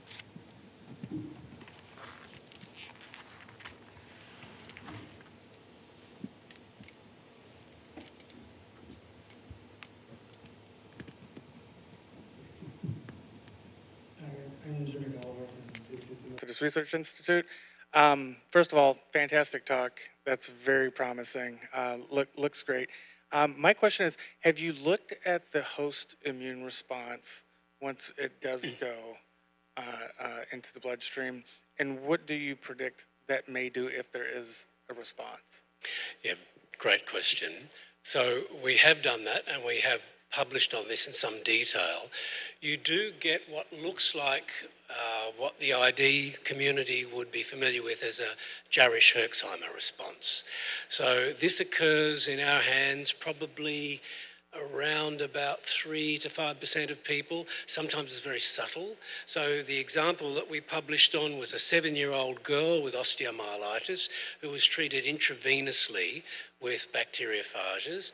Soon after she got the dose of phages, She got some pain in her leg, which she hadn't had much pain before. She had a little fever spike. She had a blip in her C-reactive protein the next day. And we could detect both a spike of the virus into the bloodstream, indicating an amplification response, and a spike of Pseudomonas DNA in the bloodstream, and she'd never been bacteremic. And then if you looked at her transcriptomics, you could see a classic TLR4 mediated pathway, and we have seen this kind of response in several people. We have only once had to stop therapy as a result. So the great concern, of course, is when you see this, you think you might have used a poorly prepared therapeutic product which has bacterial debris in it to drive that response. But in that particular instance, we're able to demonstrate that spill of Pseudomonas DNA into the blood. And presumably that was accompanied by bacterial debris. How else would the DNA suddenly get there? And that debris then triggered that TLR4 mediated classic sepsis-style response. So we're used to this when we treat syphilis, when we treat tuberculosis. None of us would treat pericardial TB without using prednisone. So it's not an unusual or unexpected response to a sudden lysis of a bacterial population.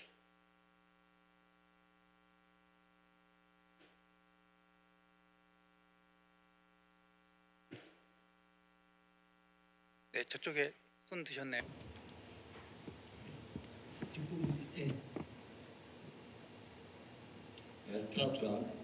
I'm wondering, how do you determine the initial dosing for the phage therapy?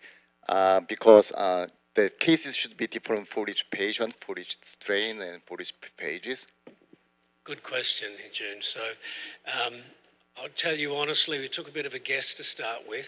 It was a bit of an educated guess because I thought to myself, the animal data shows that a multiplicity of infection between the virus and the bacteria of about 10 to 1 is probably the sweet spot. Those data aren't great, but that's all we had at the time. And then if you divide the amount of blood volume and the amount of viruses, and you look at the standard bacteremia in severe sepsis, which is 10 to the 3 to 10 to the 5 CFU per mil, you get a number that's about 10 to the 9 PFU per mil. If you want to dilute that into 5 litres of human blood and achieve a 10 to 1 ratio. Now, of course, that's only administration into the bloodstream. That was the rationale behind it. When we then used that in our early, and this is published in 2020 in Nature Microbiology, our Staph aureus study, we were able to map the kinetic responses and the decay, and we were able to show that you could just get a trace of your original dose still remaining at 12 hours. So we figured every doctor is used to twice daily dosing, and if you use twice daily dosing of 10 to the 9 PFU per mil, you're probably getting that sweet spot of 10 to 1 for the average severe sepsis, and that study was of staphylococcal septic shock, and you are probably having to redose every 12 hours. So that's the rationale behind it. In fact, of course, at the site of infection, who knows? Because you're getting a local amplification response. The penetration of the phages to site is highly variable and varies with the phages. So it's a very complex story, as you know well, Hijun. But that was where the dosing strategy came from. And in fact, the study that is soon to come out from Armata, I note, for Staph aureus, used that same dose, but halfway through the study, they increased it by a log. So they're going to publish on, I think, 10 to the 10 PFU per mil, and I don't know when those data are coming out, but they're released at ISID. 네, 한 분의 질문만 받도록 하겠습니다. We could take one more question. Thank you very much for your great talk about bacteriophage therapy. This is Ko from Korea Research Institute of Chemical Technology. My question is that on the very last slide, you briefly mentioned about the potential synergistic effect between the phage therapy and the current existing antibiotics. So I'm just wondering what is the current status of administration. Is there any co-administration study between phage and antibiotics, or is there any? I'm just wondering your opinion about the potential synergistic effect. Yeah. Well, I guess all bacteriologists in the audience would agree with me that to make the adaptive landscape as difficult as possible for the bacteria, you need to stress it as much as possible. In the human, it's already under nutritional stress, probably oxidative stress from neutrophils, iron stress by starvation. If you can introduce multiple other stresses, such as antibiotics, and they're complementary to the phage attack, then you can get good synergy. And certainly, phage and antibiotic synergy is very well demonstrated in mice models, and there are lots of publications demonstrating that well. We use antibiotics routinely if they are effective, because most physicians would be very reluctant. In fact, I would be very reluctant to stop an antibiotic and administer a phage in a sick patient.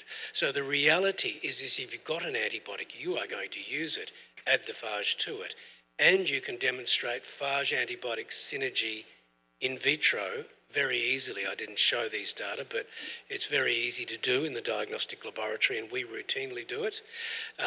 In reality, probably 30 or 40% of our patients, we don't have antibiotics available to use, so you're using phages alone. So short answer is, it's well demonstrated in vitro and in mice models.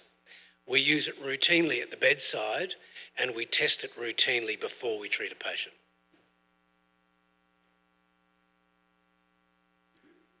네. 네. Due to time constraint, we will close this session for now. If you have additional questions, please deliver your question to our staff, and we will send the question to Dr. Iredale.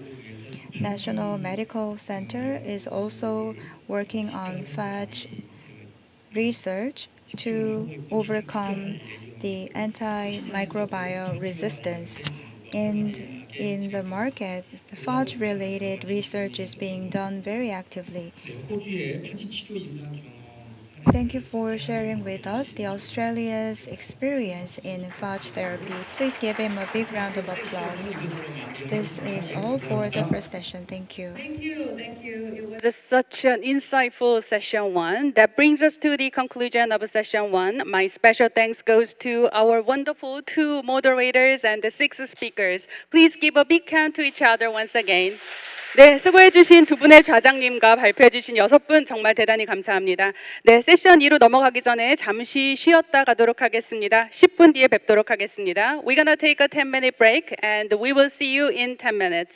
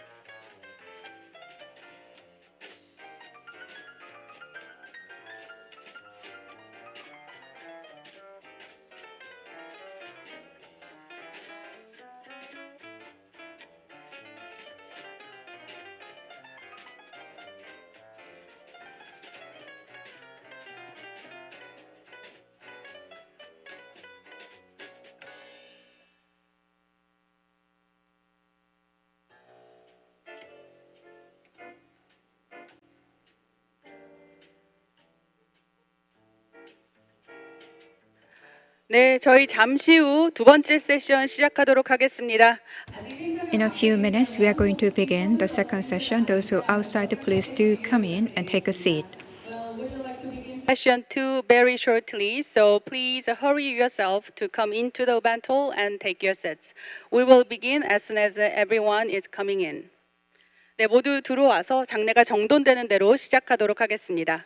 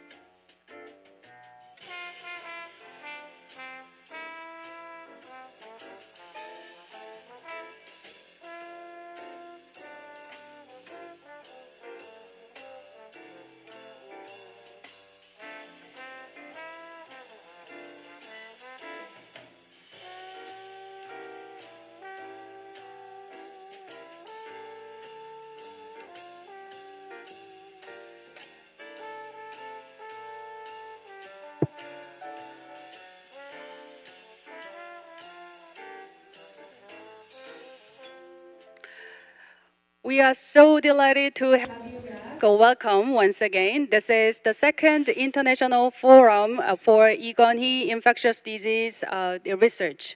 Well, this is session 2. Session 2 is titled Advanced and Extended Strategies for Hospital-Based Infectious Disease Response System. And just like session 1, we have two great co-chairs who are already ready on stage. Let me just take some time introduce you to another great chairs. First of all, we have Professor Chun-young Choi. You may find his name familiar because he asked some of the questions in the session 1, so I remember his name from that floor. So Chun-young Choi is actually a professor at Yonsei University, and he's also playing as a key advisor to KDCA. At the same time, he's wearing multiple hats, so he's currently leading Central Infectious Disease Establishment Task Force. In the meantime, we also have Professor Dong-min Kim. He also has extensive experiences in the field of epidemiology. He finished his fellowship at the U.S. CDC as well as Korea National University Hospital, and he now stay at his alma mater to nurture his next generation researcher and doctors at Chosun University. So, ladies and gentlemen, please join me to welcome these two great co-chairs. 여러분 큰 박수로 우리 두 분의 좌장님 환영해 주시기 바랍니다. 네. Hello, good afternoon. So I'm going to cover 3 presentations, and the remaining 3 presentations will be covered by Mr. Kim. So let me introduce the first speaker. The first speaker is Kim Myung-hee from National Medical Center. Let me introduce her career. So actually, well, she completed study in Hanyang University and Seoul National University, and she received a Master of Public Health in Seoul National University, and also the doctor's degree in medicine in Hanyang University. And currently, he is a director of a policy and statistics support team of a Public Health Care Division and National Medical Center. So let's invite the speaker. She is going to have a presentation about ethical, legal, and social implications. So it is my great honor to make a presentation in this meaningful occasion. So while I am working at the Center for Public Health Data Analytics in the National Medical Center, of Korea. So we are establishing statistical data and analytics in order to provide policy support. So I have a current the topic, which is ethical, legal, and the social implication of the health system response to public health emergency. At the time of emergency and the pandemic period, the resources are scarce, so we need to have a proper policy directions and decisions. So I'm going to share some idea that what kind of principles and ideas should be based in order to make a decision during the pandemic the period. So the first, I'd like to share the concept of LC. So this and the idea, the LC originated with the Human Genome Project to address the social impact of scientific advancement. So it has generated both descriptive and normative knowledge to guide practice and policies.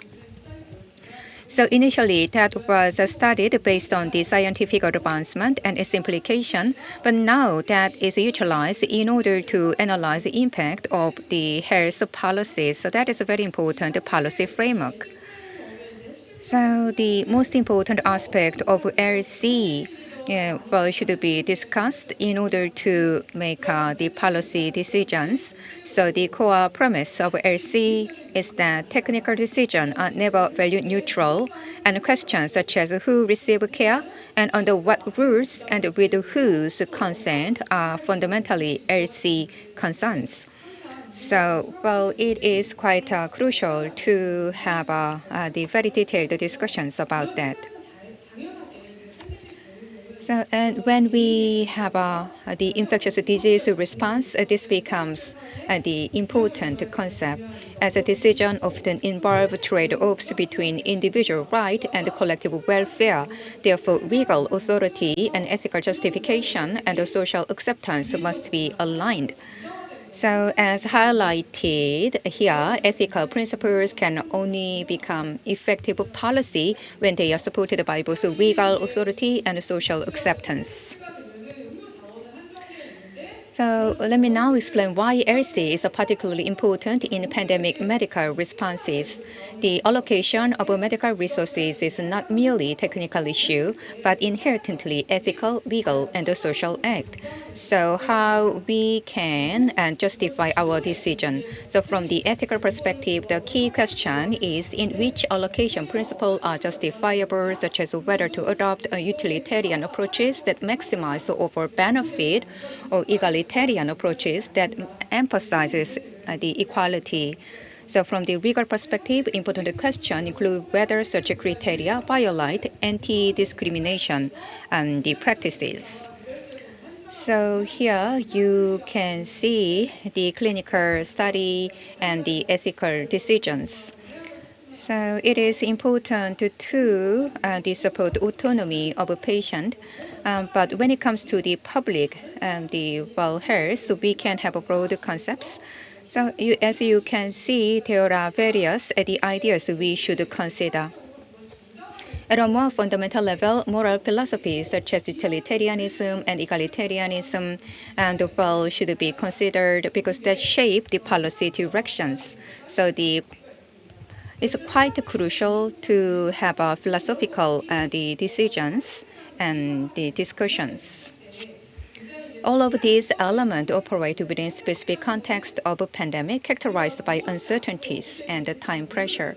So we have great uncertainties in the pandemic situation. So as I mentioned, the pandemic situation is characterized by uncertainty and time pressure and resource scarcity and underlying structural inequality. So that requires continuous balancing between individual right and collective welfare. So, we need to have the good balance between two important aspects, individual right and collective welfare. And furthermore, responses by the state and healthcare system must ensure legitimacy and accountability, which are closely linked to public trust. So all these should be considered in public the health, the management, and the policy decisions. So based on the detailed discussions, we need to decide resource allocations. So what kind of legal, social, and ethical implication we can have should be considered. So, while South Korea's response was the widely praised internationally at the time of COVID-19, and it consistently ranked among top performers in the COVID-19 response. But while we need to consider the aspect which should be improved further, and while we need to have a more detailed evaluation in order to improve the room to be the advanced. So here I'd like to give a few cases and statistics. So as you can see here, at the time of the Quran, so there was the great deaths. So in the long-term care facilities, there has been excessive deaths. So here you can see heat map, which shows weekly deaths count from 2015 to 2022. So the patient in the long-term care facility has a great vulnerability, but actually, as you are well aware, the long-term care facility is not fully equipped with necessary responses. So during the pandemic season, we could see those problems. Well, long-term care facility as the clinical institute should care the COVID-19 the patient, but we could not have a proper response system in the long-term care at the institute. That's why there was excessive deaths in the long-term care facility. And here, well, there is another aspect we should consider. Korea has a UHC, Universal Health Coverages. So internally and externally, Korea is recognized to have a successful the achievement regarding Universal Health Coverages, UHC. But as you can see here, we have homeless individuals and undocumented migrants, and they are not fully covered actually. So during the COVID-19 and the period, these people were excluded, and the public institutions, public hospitals provide support to homeless individuals and undocumented migrants. As for the undocumented migrants, and they receive the interpretation service when they receive medical services. But during the COVID-19 period, actually these public hospitals were designated as a COVID-only facility, creating unintended consequences. So as a result, homeless individuals and undocumented migrants lost access to their primary sources of care. So the beneficiaries of homeless the medical aid the program were restricted to the designated facility, which became inaccessible. So this was a great problem indeed. So these people had the socially marginalized the situation, so the full medical service was not provided. So this is the resource allocations, and while people stay in Seoul do not have a frequent experience regarding lack of medical resources, but here you can see imbalance of medical resources. So on the left side, you can see Paju City focusing on emergency department utilization among acute MI, the patient. So during the COVID-19, these the emergency services was not fully provided. That's why there was a high the consequences. On the right side, you can see Namon City that illustrate changes in hospital access for childbirth and neonatal care. So during the COVID-19 period, this the facility was designated for COVID-19 care only. That's why this Namon City Hospital could not provide childbirth and neonatal care. So during the pandemic period, the basic and the fundamental medical service was not fully provided in those local cities. So this slide presents another case illustrating how underlying social determinant of health shape pandemic outcomes. So the core message is very clear. Even under universal health coverages, health inequality persists due to underlying social and economic conditions. So we could see inequalities when it comes to the use of medical services. So there is no great barriers regarding medical services, but actually we have certain inequalities. So here, as you can see, the health inequality persists due to underlying social and economic conditions. So these are the evidence of such inequality. Well, we actually have a slope index of inequality, and in order to see the impact, so syndemic is a newly coined word in order to explain such situations. The concept of syndemic on the right further explains this phenomena. So disease is not purely biological, it interacts with economic conditions and other aspects. And I believe not only Korea but also other countries experience the experience. So, well, this slide outlined the scoping review conducted to analyze international research landscape. So this study aimed to identify evidence gap in health system research on resource allocation during public health emergencies. You can see 6 different aspects here.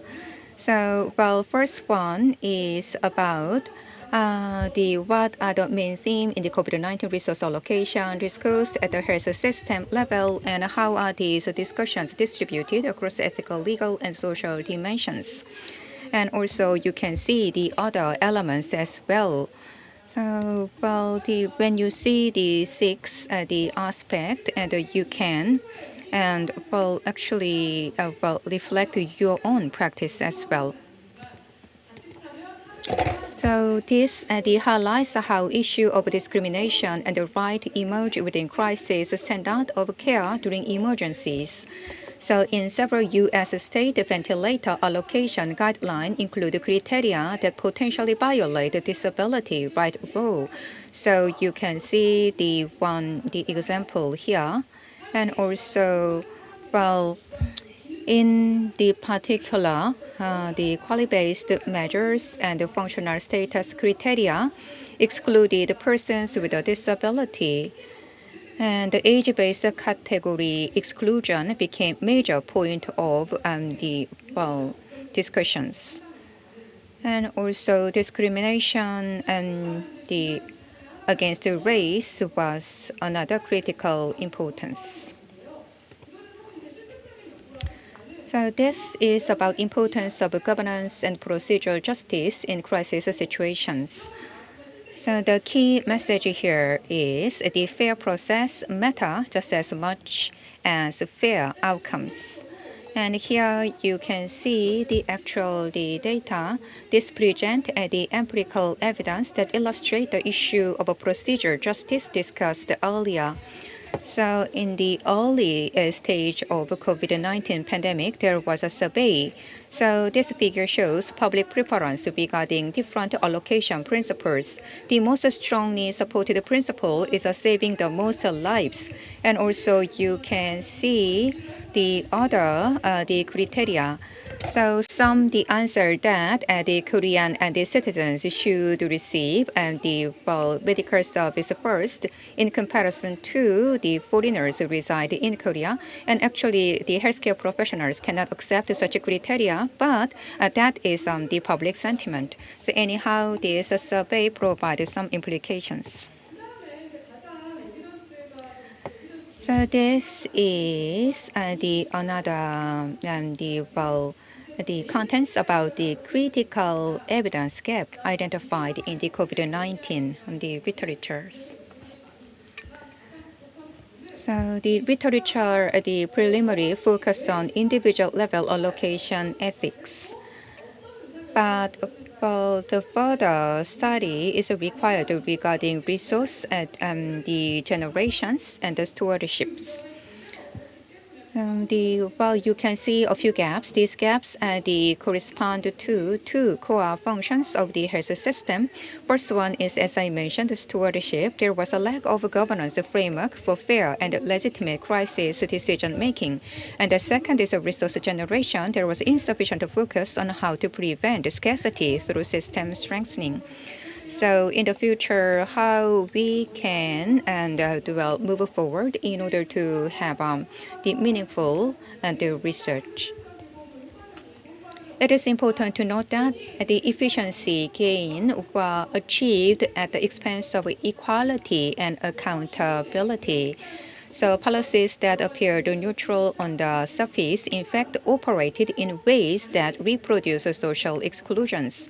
So moreover, there were no explicit and publicly deliberated principles for allocating these scarce medical resources.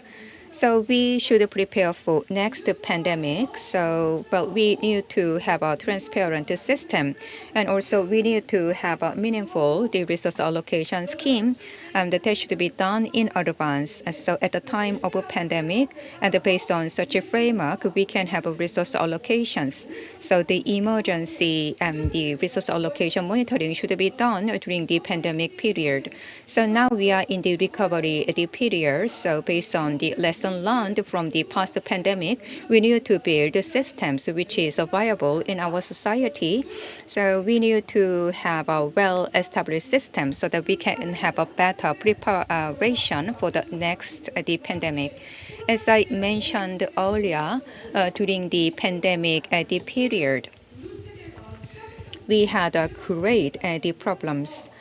So, well, this the present policy implication focus on strengthening the health system. So, strengthening the public hospital sector is essential for ensuring health system resilience, and also it is important to establish a system to protect the vulnerable people. And this should be done by the public sector. So it is important to have necessary regulations in order to have a better practice and a well-established system. It is important to have a well-established regulations. And also the guidelines should be amended so that they can be implemented during the emergency situation. So decision-making process should be done by inviting the people from many different backgrounds so the multidiscipline and the stakeholders can participate in order to have more meaningful discussions. So, well, we can have the better governance. So multidisciplinary and participatory governance should be established from the preparedness stage. So, well, what I want to say is our society should have a transparent the policies. So it is important to see the public sentiment, and also we need to have a social consensus in order to have a better practice down the road. So earlier I introduced the survey and also currently carrying out the interview with general citizens in order to reflect the idea of general the public.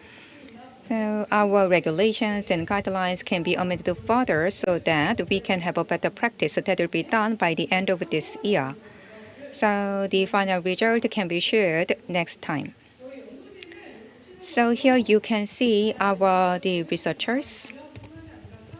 So the infectious disease is a main field of our the focus. But as you can see here, there are many people with different disciplines as public law and health policies, and all these are very the meaningful disciplines. So I'd like to express my sincere thanks to the supporters. Thank you.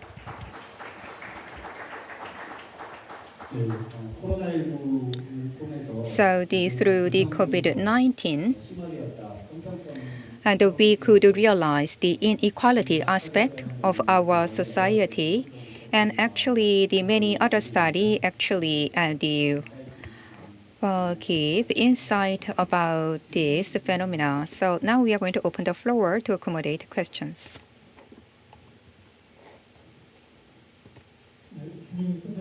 So, Ms. Kim Myung-hee, thank you for the presentation. So that was quite a meaningful result of a survey and the research. Thank you for that. I'd like to share 3 points.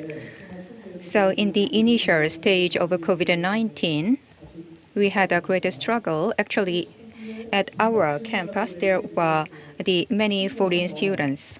And also there was the cases of the pandemic, undocumented migrants, and they actually were in the blind spots. So during the pandemic period, and undocumented migrants, and they can have a voluntary support. So, a report rather, so that the necessary support was provided. That was a very meaningful approach. And also you talk about the ventilator, the allocation issues in the United States. So we need to have a social consensus in order to have a better guidelines. And another aspect I'd like to share is in Daegu City, there was a great peak of the pandemic. So about 300 patients was dispatched to deal with that situations, and also military hospital was utilized in order to accommodate the citizens. And together with the Konrad Adenauer Foundation in Germany, I actually studied similar cases. So, it will be meaningful to have a systematic approaches. So, in the emergency situation, the military hospital can be utilized for the cure of a citizen. So, whole of society, whole of governance approaches are emphasized by WHO and other international organizations. So public-private consultation body is in place, but the military is not included in many cases. It's because of the unique history of Korea. But anyhow, what I want to suggest is military can participate in this the collaboration as well. So for example, about 60% of the bed in the military hospital can be allocated for cure of citizens. We can have such guidelines that can be implemented during the emergency situations. So private-public collaboration is in place, but we need to include the military part as well. So that is the problem faced by our society. So I'd like to ask you to make such a suggestion so that the hospital can be utilized during the pandemic period. Well, thank you for the comment. So the military hospital can be utilized. And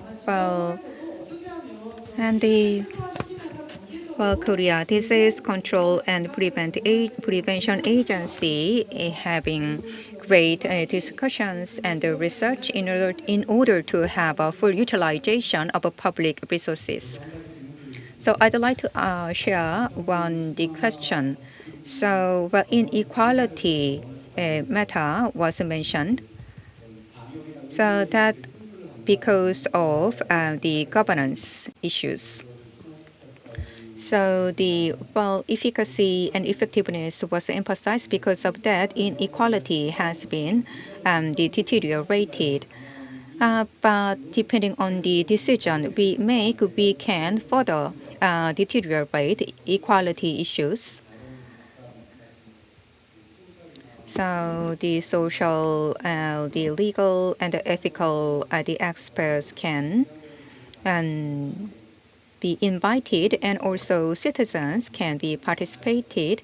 But in order to reduce the inequality issues, and who should be invited, there is no clear answer for that.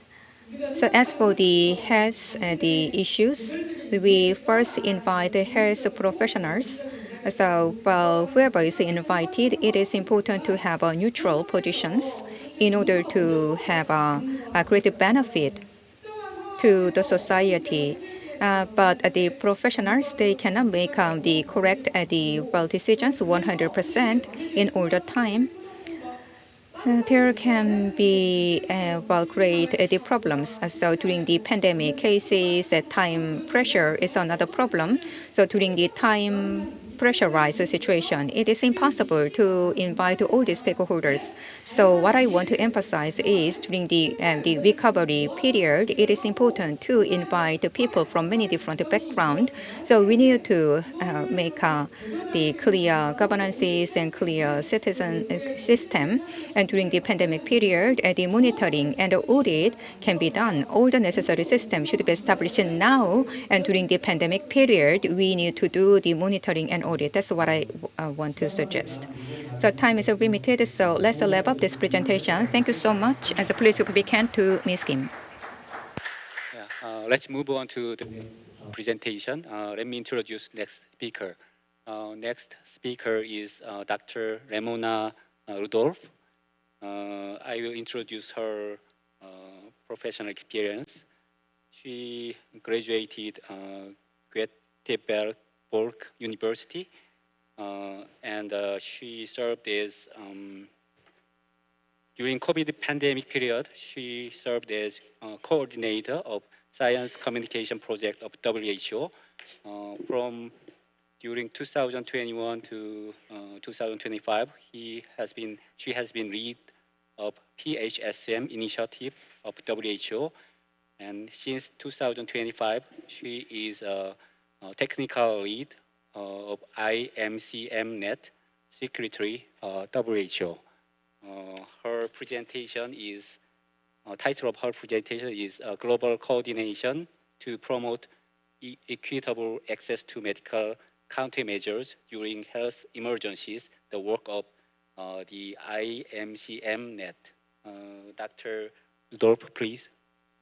Thank you so much. Thank you so much for having me. 한국에 방문하게 되어 영광입니다. I hope that wasn't too bad. I'm really honored to be here. Thank you so much for the kind invitation. It's been a true pleasure to hear this morning about the amazing efforts that are going on in Korea, about strengthening research and development, research capacity, epidemic and pandemic preparedness and prevention. Today I've brought with me a project of the WHO that feeds very well into this topic and comes back to the emphasis on international collaboration and cooperation so that we're all better prepared in the world for the next health emergency. I'm going to quickly introduce to you the initiative, the Interim Medical Countermeasures Network, and then I will introduce you to some of our more technical collaborations and projects, as well as the operationalization of the network.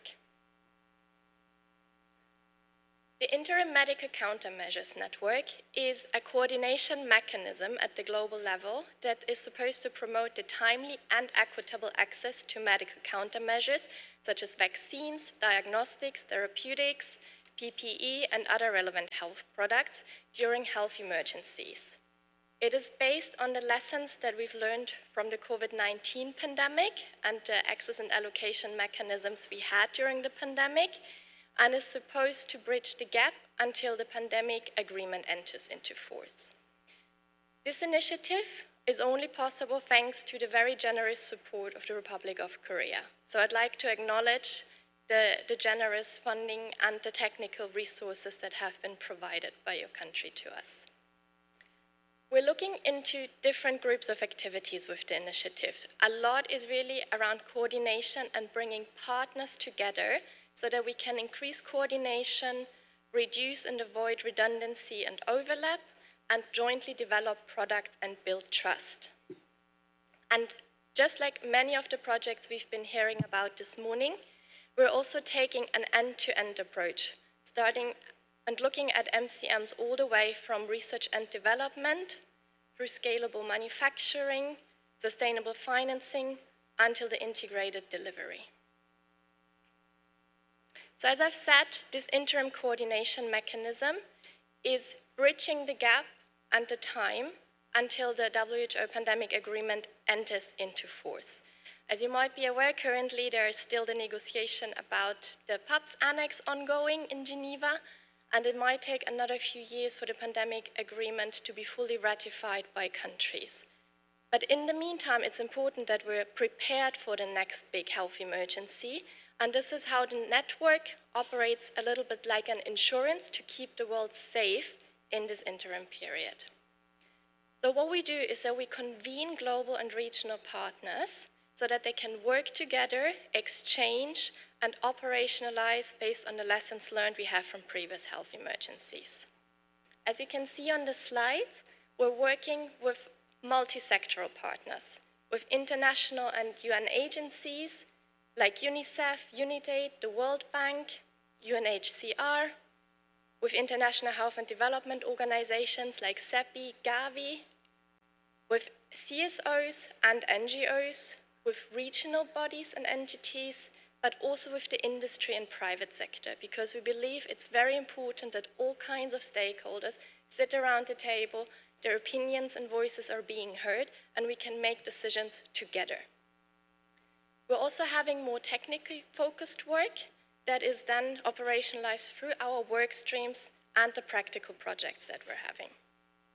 The IMC-MNet is really a network of networks, which means instead of having individual stakeholders coming together, we bring the bigger organizations that represent their partners, and like this we can make sure that all the information and all the decisions are being trickled down from the higher to the lower level and the other way back up. The IMC-MNet was established in 2023 upon a call from member states that asked WHO to convene these partners at the global level. And what was very important in the design and based on the lessons that we've learned from COVID-19 was that we placed the values of transparency, solidarity, and accountability at our core. So this meant that we're bringing together the member states to give us guidance on what this interim coordination mechanism should look like. So far, we've had 7 member states briefings and consultations where the member states advised on the design of the coordination mechanism, and they're still providing continuous guidance as we progress with the work. We do have an annual Global Partners Forum where everyone comes together in person to meet, exchange, and share their lessons learned. We have regular virtual deep dive sessions where we go into more technical aspects of what the partners do. We do meet with the regional entities to focus on specific projects, and we're also linked to higher political processes such as the G20 Health Working Group meetings, or now with our technical work streams, foster this kind of collaboration as well. Last year, we had in Turkey our 3rd annual partners meeting, and this was a special one. It's because we started to look more into the regional implementation of the IMC-MNet to make sure our work is closer to what the countries need, but also to make sure that we still feed all the information back to the global level so that the global partners can coordinate better and make sure that in this very resource-constrained environment we're operating in now, there is communication, transparency, and trust building. We also had a briefing from members of the Bureau of the Intergovernmental Working Group that is now negotiating the PUPS Annex to the pandemic agreement. And this is because while we're making sure we're not compromising any of these negotiations by not working directly with member states at this stage, we want to make sure that whatever is happening with the IMC-MNet is still under the guidance of the member states and in line with their vision and their ideas. Last year, we also launched the IMC-MNet vaccines workstream. So this is where a subset of partners from the IMC-MNet comes together, is working on vaccines specifically. So for example, Gavi is represented CEPI, but also UNICEF. And I think IVI would also be a great partner to join this workstream going forward. So we work under agreed terms of reference, and there is regular calls. And then we identify in our joint work package and work plan what we can do together to better coordinate and prepare for the next epidemic or pandemic from a vaccine-specific point of view.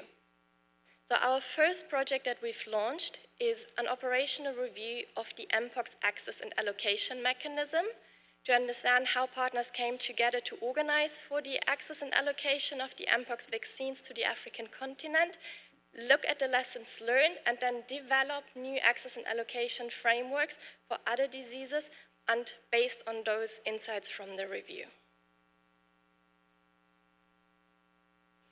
We were supposed to launch this week a workstream on diagnostics, but it was supposed to be in Dubai, so due to the current developments in the regions, we had to move it. It will now happen at the beginning of May in London.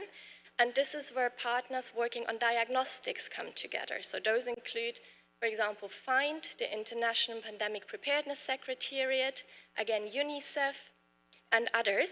And here, the focus is a little bit different. So while the vaccines work stream and the vaccines partners are already very well connected, for diagnostics, they've been a little bit in the shadow in the past. So while they are a critical element for epidemic pandemic preparedness and response, we also want to make sure that equity translates also across the health product groups, and that we bring this important part more into the focus, do joint advocacy work together, and again identify products as a group that we can work on together to have a better diagnostic preparedness system going forward. There were 2 virtual pre-meetings so far, and we're having the in-person launch in London, as I just said, and we'll also have an unofficial side event on the sidelines of the upcoming World Health Assembly to get political momentum and a political mandate, to bring this work forward and to highlight that it's very important to focus on vaccines, but they're not the only medical countermeasures. We need to have a comprehensive view on the MCM ecosystem if we want to really be prepared. We're also working on different focus areas, and I've brought one with you that is on pooled procurement for emergencies that has been identified as a priority topic by the regional entities such as DG HERA from the EU, Africa CDC, Gulf CDC, and PAHO with us. So there's different ways around thinking about procurement. There's obviously national procurement systems. We do have global procurement, access and allocation systems, and now we see that more and more regions are coming together to set up their own. So this is where WHO is coming in and providing technical support by developing a technical guidance brief on when does it make sense for countries to come together and have a joint procurement mechanism, what does it need to look like if it needs to function during emergencies, and what are the finance systems that should be in place to make this sustainable. This is coming with a series of workshops we're holding with our regional entities, and we're also having scenario exercises that are helping to get feedback from national and regional procurement specialists to better understand what they would need from an organization like WHO in terms of guidance to do better in coming together when they want to build up the joint procurement mechanisms. Another focus area we're working on is a research stream to inform the policy and implementation discussions that we have in the IMCMNet. So as I said, this all started at a very high level political with a mandate through member states, but we now want to make sure that these discussions are also informed by evidence, and that whatever the partners decide going forward is based on the latest available research, and we make sure that the experts' voices and opinions are also being heard. So one of our first products in this line will be a global research agenda where we identify priorities for this kind of work that we would do, and then we will look to find collaborating partners that will help us build this evidence base and synthesize the available evidence to make sure that all the discussions can be informed. This is also an invitation for everyone in this room to work with us in this area. There's a lot of experts in this room here, I think, that could contribute to the agenda setting as well as to the broader evidence generation work that we're planning on doing. Now I'd like to highlight 2 examples of how the IMCMNet mechanism translates into real-life action. So while all of these political and conceptual discussions are really important to happen during the preparedness time, so that we solve conflict, we build the trust ahead of the crisis, it is also important that we are operational when the emergency hits. So we have integrated the International Coordination Group on Emergency Vaccine Provision, the ICG, under the IMCMNet. The ICG for almost 30 years has been delivering and managing global emergency vaccine stockpiles for cholera, meningitis, yellow fever, Ebola, and soon also for Mpox. So this is one instrument to help countries respond to large-scale outbreaks. And just to give you some numbers, in the last year, the Secretariat received 69 requests from 19 countries, and 58 million of doses were approved. Of those, the large majority was to respond to cholera outbreaks. And I'd just like to highlight here that all the vaccine doses that were procured by the ICG were actually manufactured in Korea. So you've been contributing very, very heavily to this outbreak response and to, well, securing health security in this world. This is one example where different partners, at the moment the IFRC, MSF, Gavi, UNICEF, and WHO come together to make joint decisions on prioritizing the allocation requests and ensuring that vaccines safely and timely arrive in the countries where they're being needed. What we're doing right now is to look at the timeliness and evaluate how well this mechanism has been working and what maybe could be done better in the future, so that we keep on learning while we're responding to the emergencies. Another recent example is the Mpox access and allocation mechanism, where again partners like Gavi and CEPI, the Africa CDC, came together to set up a framework for the access and allocation of Mpox vaccines. And within this framework, so far, close to 5 million doses of Mpox vaccines have been delivered to 16 countries in the African continent. What is happening now is that we're reviewing this work again and try to understand what do we need to do in future to be even more efficient and deliver even more doses of vaccines and other medical countermeasures to countries that are in need. And given that the Mpox outbreak has been quite specific in terms of the geographical spread, but also the dynamics of an Mpox outbreak, we're then taking these lessons learned and will expand them to other disease groups to see how we can better prepare for the future and for other disease outbreaks. So we're hoping that the review will provide us with more operational readiness, with good lessons learned, and then with a transferable lessons learned brief so that we can inform our future work.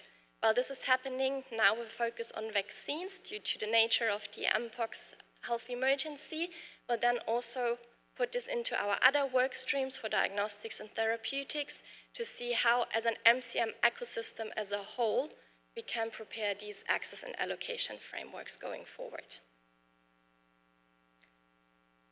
This is just a little glimpse in how you could engage with the IMCM-Net. So while we're currently bringing together as a network the global and regional partners, there are also opportunities for engagement at the national level. And this is mostly linked to the evidence work that we're doing, as well as to the technical work streams, where we always invite academic experts to share their views, their research insights, and provide the input that is needed then for the political discussion. And as I said during one of the business meetings earlier, for us it's very important to bring together these two worlds and to make sure that we're evidence-informed and we have a very high ethical or methodological standard, but at the same time, pragmatic and efficient so that we're ready for a response. So we're trying to bring these two worlds together in the work that we do. And with this, I thank you very much for your attention, and I'm happy to receive any questions. Thank you very much. Your excellent presentation. 질문이나 코멘트 있으시면 부탁드리겠습니다. So please raise your hand if you have a question or a comment. I have a question for your presentation. I think that during the COVID pandemic, at the early stage of COVID pandemic, the most countermeasures, including vaccines, were distributed to the mostly developed countries. So inequality was a big problem at the early stage of COVID pandemic. So do you expect what would be key difference of the on the access or distribution of countermeasures, including vaccines, at the time of next pandemic? Yes, that is a very good, although a very tricky question. I think we're all very much aware of the inequity that we've seen during the COVID-19 pandemic. Every country in the world is. And I think we're all very committed to learning the lessons learned from that. So for the WHO, this is why we have the equity, the transparency, the solidarity, but also the accountability now at the core of the work that we're doing. And we're trying to bring the partners together now to help prepare before the emergency and this urgency hits. We're trying to build trust so that the partners and the countries can trust each other and that they will also trust a global access and allocation mechanism that can help with a more equitable distribution. That being said, this is of course, as of now, not legally binding, so this is why it's important to have this trust building and to also make sure that we all have a common understanding of what equity means, because there might be very different ways in how you define it. So for example, the work we're doing now on the regional port procurement mechanisms is to make sure that all countries are included in these mechanisms and we do not penalize those countries that are, for example, not eligible for donations of vaccines, but have less purchasing power than high-income countries.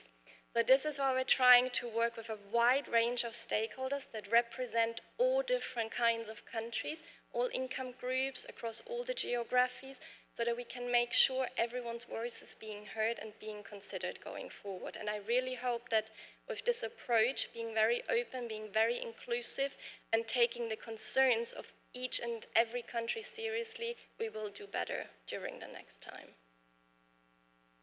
Any other questions? But I think trust become less important than before recently. Okay. 좋은 강의해 주신 So there's a question from the floor. Dr. Rudolph, thank you for your presentation. First of all, GHSA agenda. Established in 2014.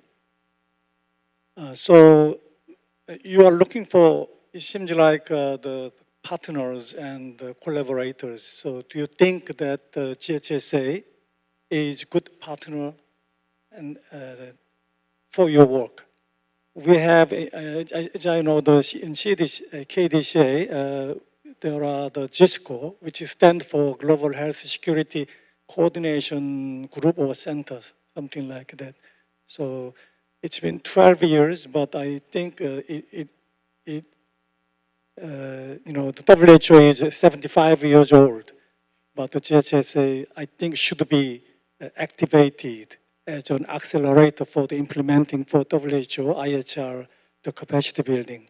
So what is your opinion about the GHSA? And then second question is about the procurement. I worked with UNOPS in Copenhagen and in the field as well. So they always said, for the vendors, you need reference and credit. So that's correct. However, I think you have to develop some innovative procurement process for the UN and WHO, the procurement, to give some special opportunity or innovative opportunity to the Korea bio industry. I think that is equitable access for the many Korean the bio industry companies. Thank you. Do you understand what I'm saying? So maybe starting with your second question. So for the procurement, we work very closely together with our partners from UNICEF, especially their supply division. And as you've seen, like a lot of the vaccine doses that are already being procured actually do come from Korea, especially for cholera. Going forward, we are looking into emerging markets and trying to get really a good global representation also of the manufacturers, being very well aware that there's a lot of regional manufacturing and local production initiatives currently being started in the different regions. So one of the work that we're doing is to get a good global overview of the manufacturing capacity in the different regions and countries, and to then have a communication also with our partners to understand where is the demand, where is the supply, and how can we better match that going forward. I think Korea is very important in that regard. There's a lot of innovation happening in this country. So they've been a very strong partner in the entire MCM access work that WHO has been doing, and we very much hope that this will also continue through the future. And then coming to your first question, well, the IMCMNet is trying to build on lessons learned and on initiatives that have been here in the past. And we're trying to integrate this as much as we can also in the work that we do now. However, countries felt that after COVID-19 and after Act A and the COVAX, there was a need for a fresh start in a way to have a new mechanism of how these partners come together and take that work forward that is really guided by the member states, and it is very transparent on the processes and on the mechanisms that underlie that system. 예, 다시 한번 좋은 강의. Thank you very much again for your insightful presentation. Please give her a big round of applause. 예, 그럼 다음 연자를. So let me introduce next speaker. So next speaker is Professor Myung Junpyo from Catholic University of Korea. Let me introduce his CV. So he graduated from Busan National University and continued his study in Catholic University of Korea, and he received a doctor's degree in preventive medicine of Catholic University of Korea. So let's invite Mr. Lee Myung. He's going to make a presentation and about the strengthening healthcare response capacity to infectious disease. So, well, thank you for the kind introduction. I'm Myung Junpyo from Catholic at the University of Korea. So, well, my topic is slightly different from the main focus of today's discussion. So, the Korea currently carry out the related project in this the initiative. So I actually have slightly different topics. So today I'm going to share the information about occupational health rather than pathogens.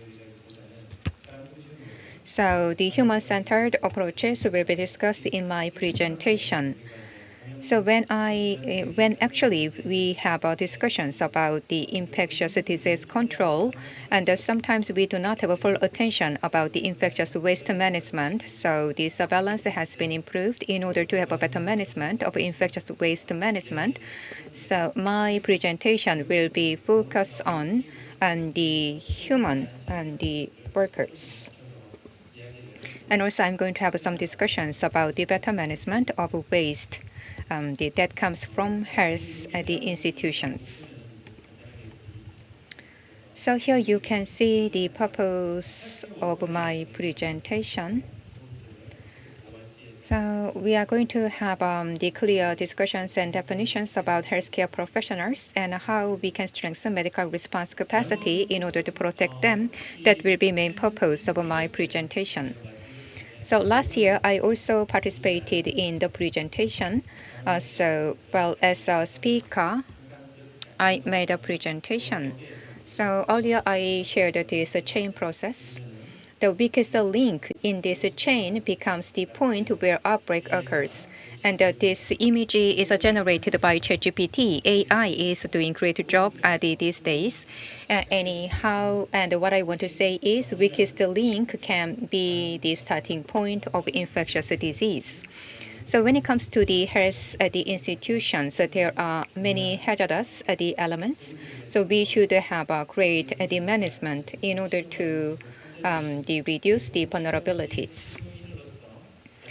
health professionals on the front line in order to deal with the challenging situations during the pandemic situation.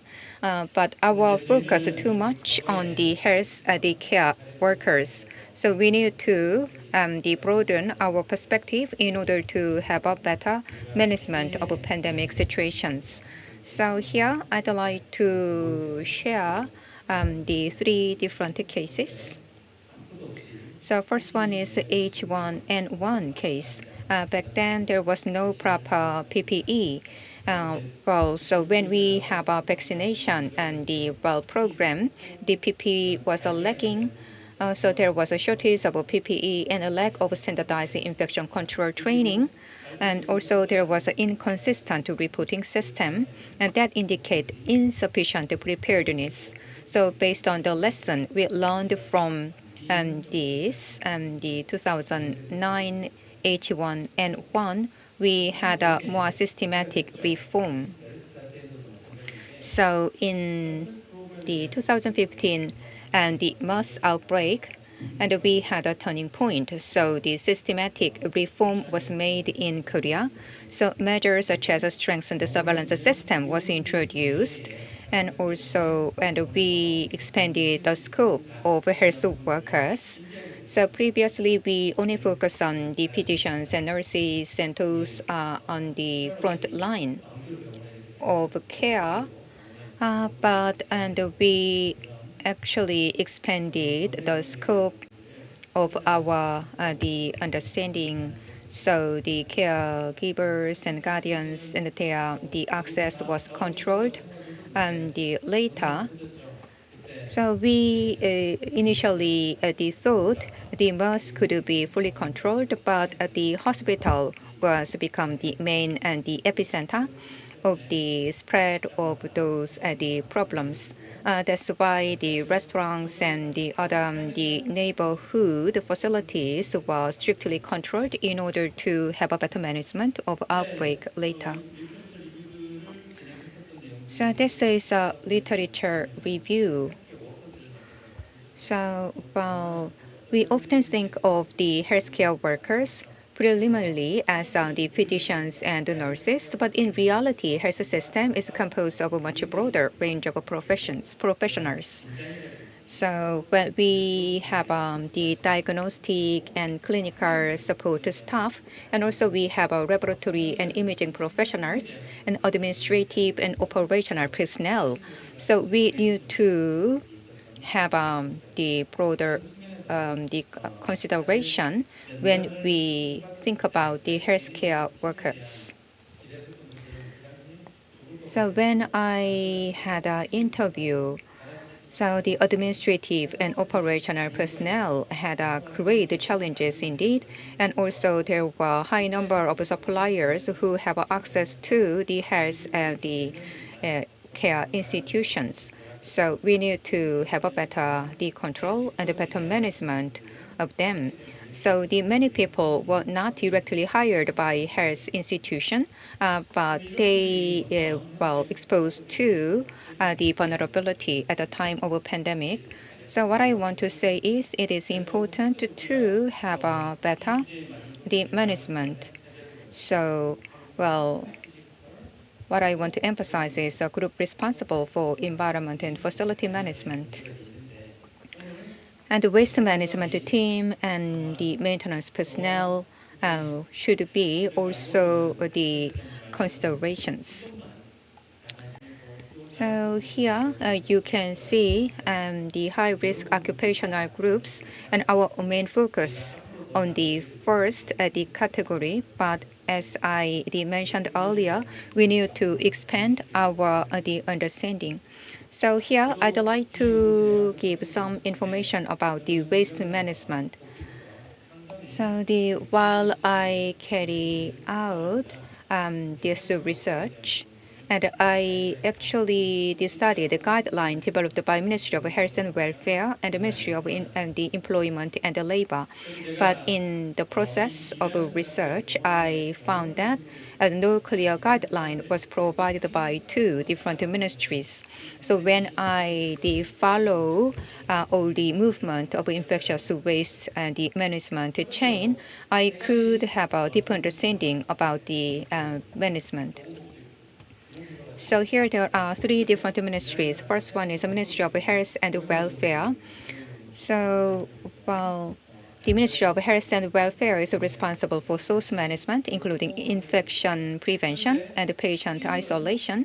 And the Ministry of Environment oversees the entire process from waste generation to transport and disposal, ensuring traceability of material flow. And Ministry of Employment and Labor focuses on worker protection, covering hospital staff and cleaning workers, and waste transport and disposal personnel.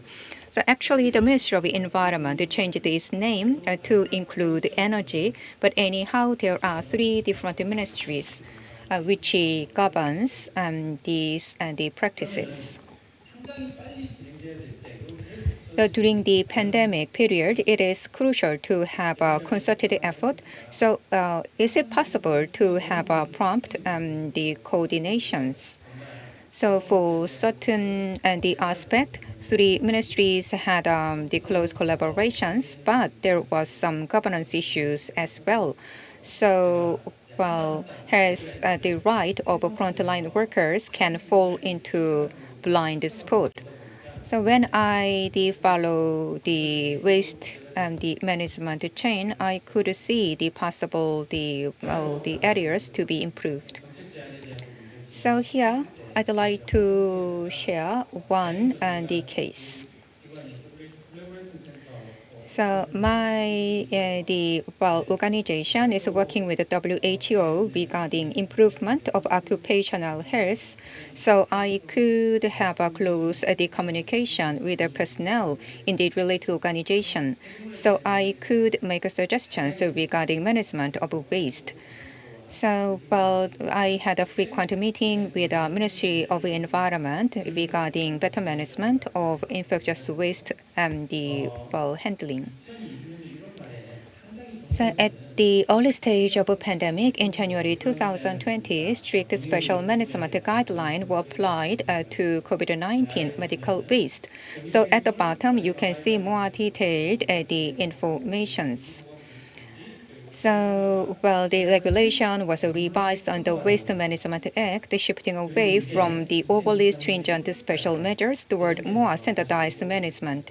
So you could see the various amendments. So what is the problem regarding this? So this is the practice for the disinfection of a vehicle, but there was no clear the guidelines. So here, and you can see information about the disinfectant that should be used in accordance with the guideline.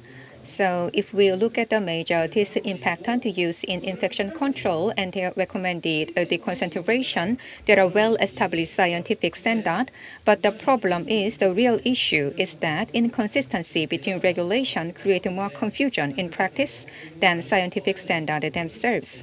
So on the left, under the Waste Management Act, facilities are required to provide a spray disinfectant to prevent infection.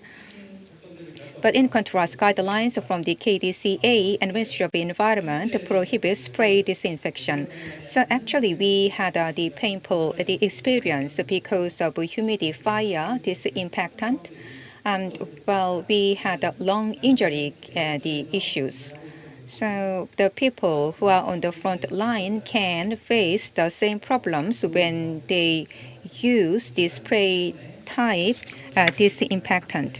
So there was no major incident in the year 2022, but anyhow, there was some the issues regarding the practice to have disinfections. So in order to prevent the spread of the outbreak, and there were the guidelines, as you can see here on the right side. Oh, actually, on your left side. So you can see the detailed provisions. So as I mentioned, the name of Ministry of Environment has been changed to Ministry of Environment and Energy. So I looked into the website again to check whether there is any the changes and amendment of provisions, but there was no the amendment in this particular the provisions. So there was the discrepancy regarding guideline presented by Ministry of Environment, Energy, and the KDCA. So from the perspective of a professional, there are some problems when you use a spray type, the impactant. There can be some issues because of the inhaling the hazardous the elements. And also, when we use a spray type disinfectant, this paper-based box will be damaged, so we can have the consequences of the infections. So it is important to have a clear and transparent guidelines, and we need to provide the necessary suggestions and recommendations to the Ministry of Employment and Labor and the Ministry of Environment and Energy. So the last March there was a meeting with the Ministry of the Environment and Energy. So there was the promise that they are going to make an amendment regarding these provisions. So I believe this is quite a meaningful achievement, but there is one additional things we should do. So, well, ESG should be further improved. So, well, within 1.5 months, and we want you to improve the waste management issues. So there could be the waste-related problems. For example, the key issue identified was a certain pharmaceuticals such as chemotherapeutic agent and lack clear legal definitions, resulting in ambiguous classification standard. So this is quite a complicated cases. So here you can see the chemotherapeutic agent, and that is quite a complicated issues. And I believe the doctors in the related field have a better understanding about these provisions. And well, here you can see more detailed aspects. So this is in particular talks about high temperature incineration of cytotoxic drug. So the ESG related report is required. So the incineration and waste management is in relation to ESG. So the currently Ministry of Environment and Energy received the inquiries about that. So anyhow, that is the situation to deal with waste management. Actually, the personnel in the ministry do not have a clear understanding about the current practice on the hospitals. So we need to share the problems and issues with them so that they can have an amendment. So we have a close consultation with the related officials like the doctors and also the chemist.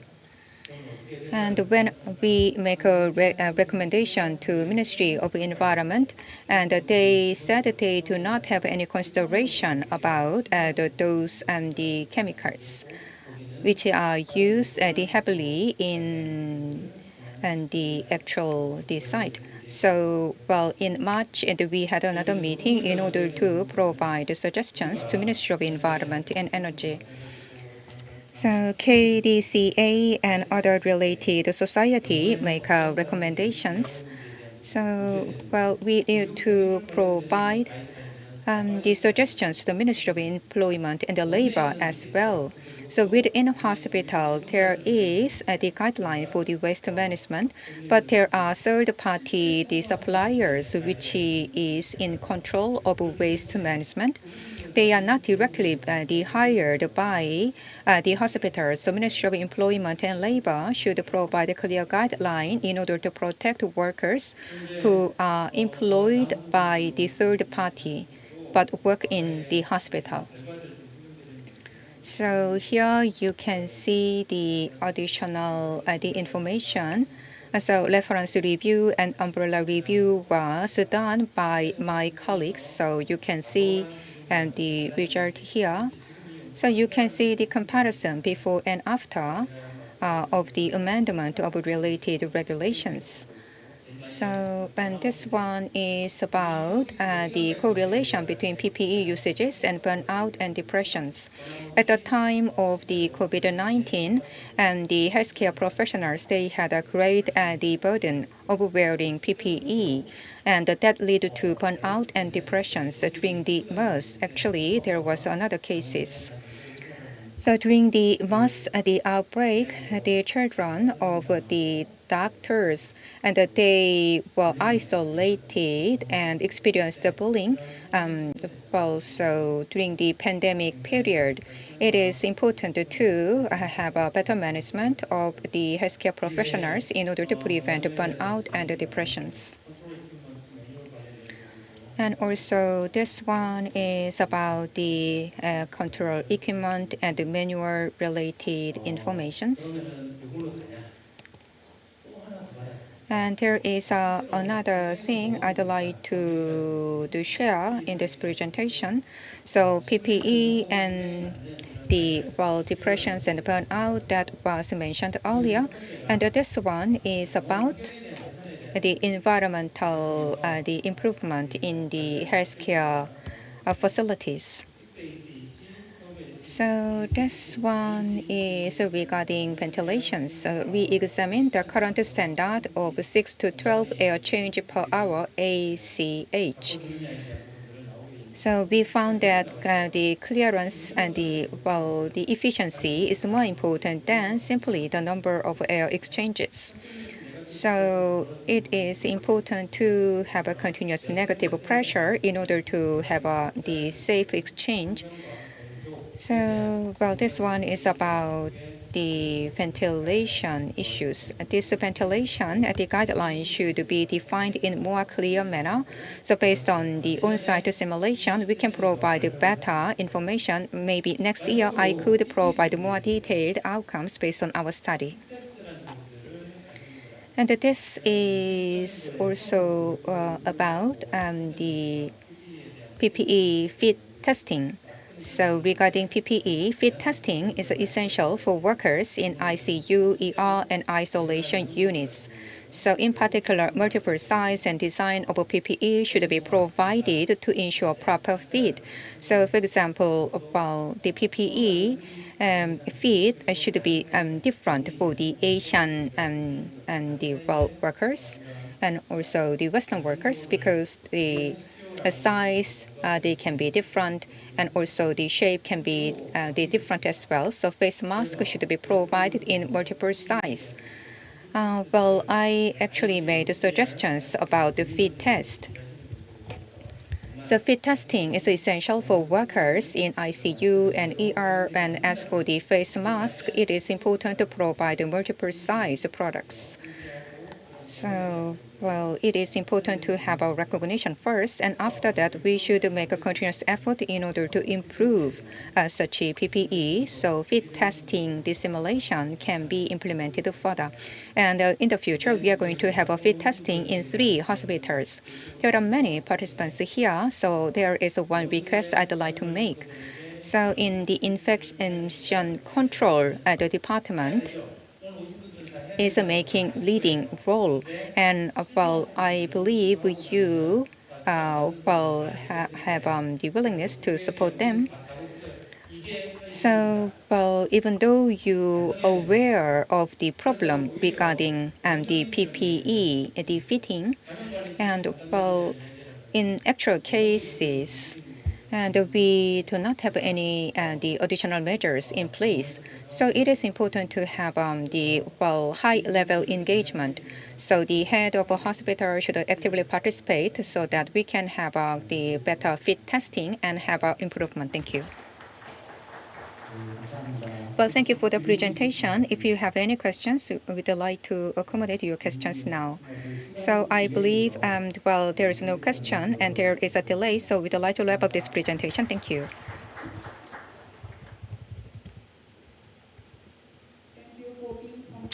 So as I mentioned, we are a little bit behind the schedule, but we'd like to take a short break for 15 minutes. So let's take a 15 to refresh.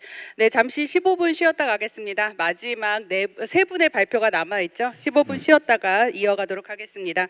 지금이 4시 한 2, 3분 전인데요. 4시 정각에 다시 뵙도록 하겠습니다. We're gonna see you back at 4 p.m.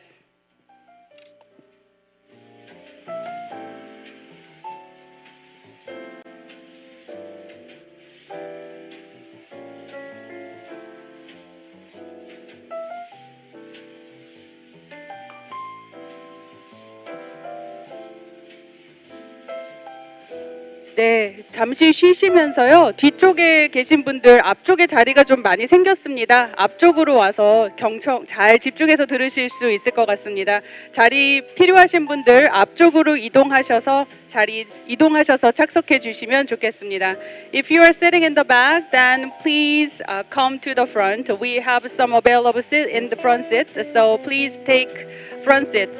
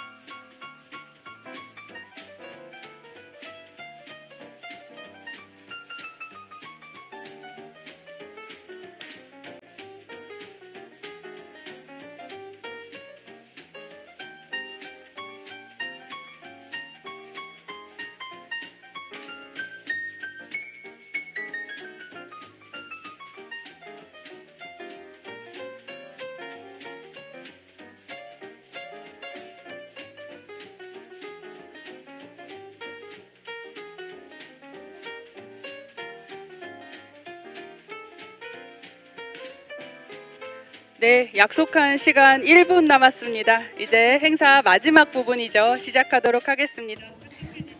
After 1 minute, we will begin the last session for today's symposium.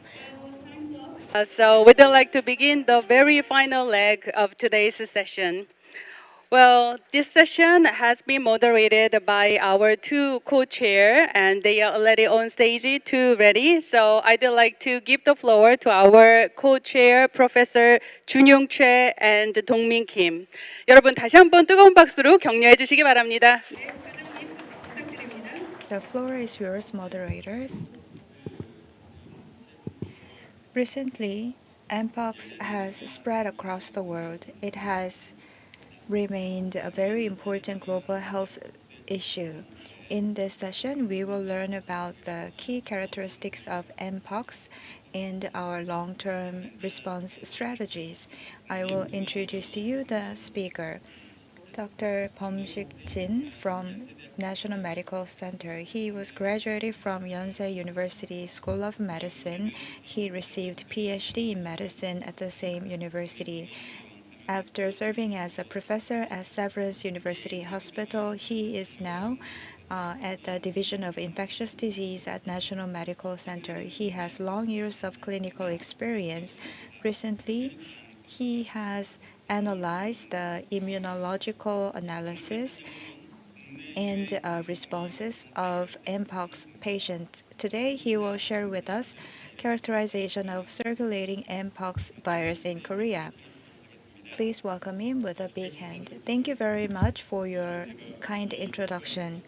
Today, I will share with you what we worked with other institutes regarding mpox in Korea.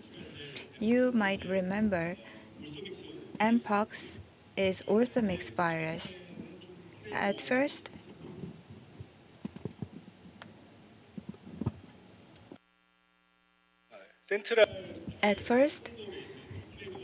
Clade 1 mpox was broken out in Central Africa in Congo, and Clade 2A broke out in West Africa, and Clade 2B broke out outside Africa. This is the region of Clade 1 area, Clade 2A in West Africa, Clade 2B and Clade 2BA took place in Nigeria, and Clade 2BA1 and 2 took place outside Africa. And a lot of hosts were involved, and as it became 2B, the regions infected with this virus broadened and it became prevalent across the world. You might remember that during 2022 to 2023, mpox outbreak was very serious, including North America and Europe. And Clade 1 is located here. Clade 2, it was previously in West African region, and then Clade 2A and B spread across the world. Between host and pathogenesis, up to Clade 1 and Clade 2A, it was prevalent among animals. Clade 1 had high toxicity. Clade 2A and Clade 2B B1, it became more prevalent, but the toxicity became lower than Clade 1. Clade 2B had the viral power. Clade 1 was combined with Clade 2B, or actually in 2024, it is the Congo situation. Until 2023, it was not really prevalent compared to other regions, but in 2024, the mpox virus became much more prevalent in West Africa than any other regions. So this is the recent situation till February this year. So far, Africa was the main continent with the mpox outbreak, and the non-African regions had relatively less prevalent mpox. Now, African region is stabilized. And what about Korea? In 2022, we had 4 cases of mpox. All the 4 cases were imported from overseas. When mpox outbreak was prevalent in the other parts of the world, we thought it will not come to Asian countries, but in 2022 we saw 4 outbreaks, and in 2023 we had quite a high prevalence of mpox, and in 2024 we had sporadic mpox cases, up to 9 cases, and this year 1 case in January and 3 cases as of yesterday. This is human to human transmission, and we had 3 cases across the country as of yesterday. I think this is underestimated. What KDCA says is it seems to be the regionally infected strain. This is as of January 2024, including our institute. We worked with other institutes to collect the clinical features of mpox patients. 25 patients were infected with HIV, and 35 patients had no immunocompression. They were not infected with HIV. And risk groups consist of MSM, and in the case of patients without HIV, 30% of them are unknown. This is because the survey was not conducted completely. And actually, for people without HIV, they were not in the immunosuppression situation.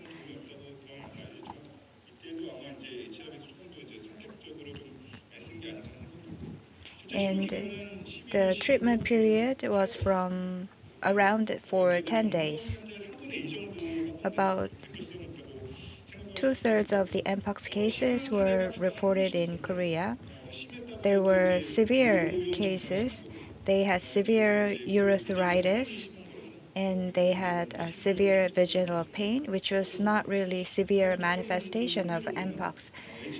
Interestingly, among 42 people who didn't know whether they were infected with HIV, 17% of them were also diagnosed with HIV after being diagnosed with mpox. And in Korea, we have a lower rate of diagnosis when it comes to HIV, I think. And Dr. John conducted NGS for 8 patients.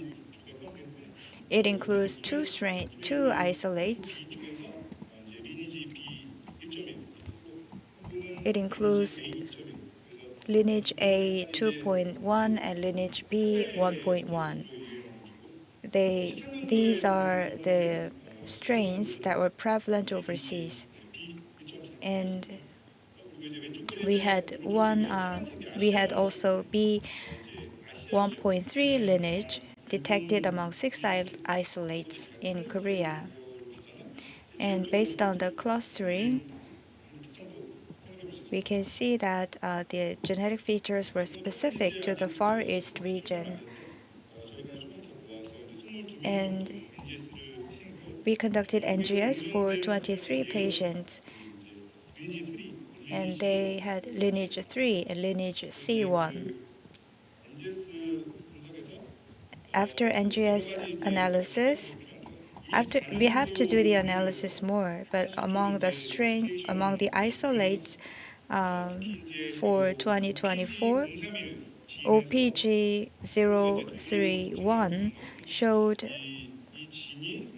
very noteworthy characteristics. They inhibited the host NF-kappa B activation. It requires further analysis.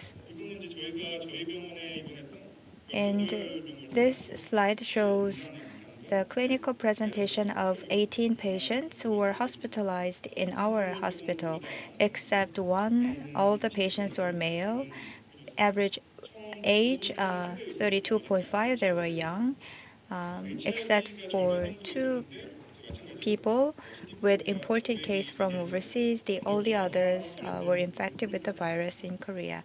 They didn't show clear signs of immunosuppression, and they didn't have serious differences in terms of clinical presentation.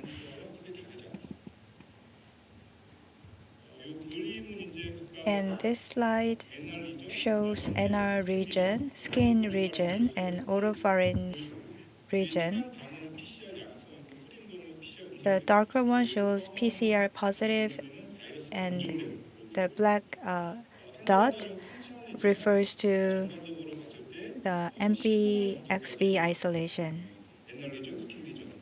For up to 15 days after their diagnosis, they had the virus causing the lesions in different parts of the body.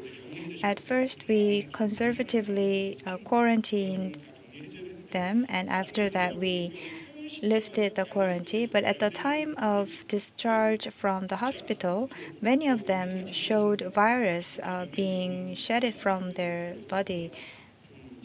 So the virus existed for a longer period of time than we expected. And this is NR lesion, skin oropharynx lesion, and this is blood. The dots on the left side shows CD value. On the right hand side, you will see the decrease in the amount of virus. Darker color means the viable virus. The darker one, PCR, and the vague one is the amount of the cells cultured.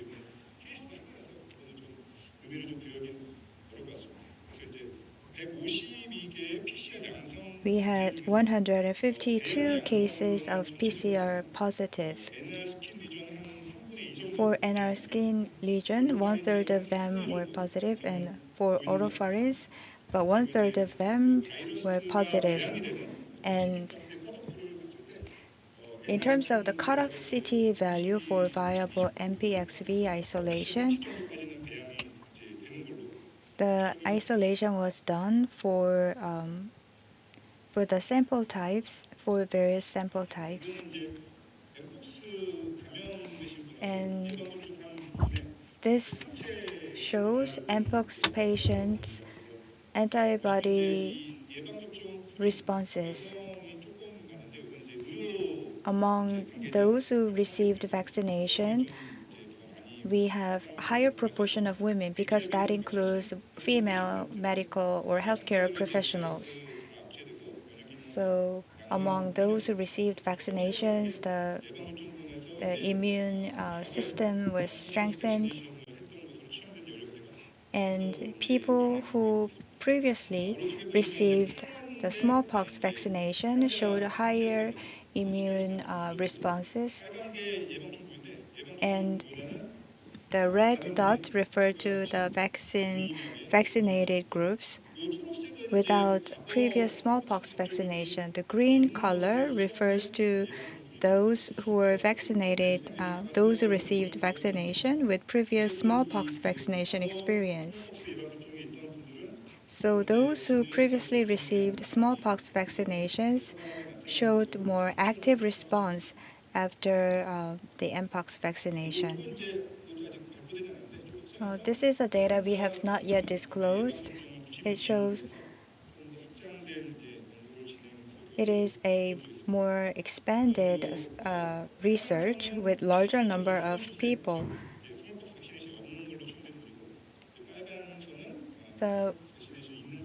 On the graph, the red color refers to the vaccination without. The red color refer to those who received the vaccination, and blue and green color refers to hybridity, those who received the vaccination and then got infected with the virus. Compared to green color, the people who received the vaccination after being infected with the virus, they showed a declining neutralizing antibody level. While conducting the test and research, the vaccination group showed very low level of positivity, although the cell characteristics changed as time passed. So in summary, among patients, especially the vaccination group, showed significantly lower NAB titers than the naturally infected group.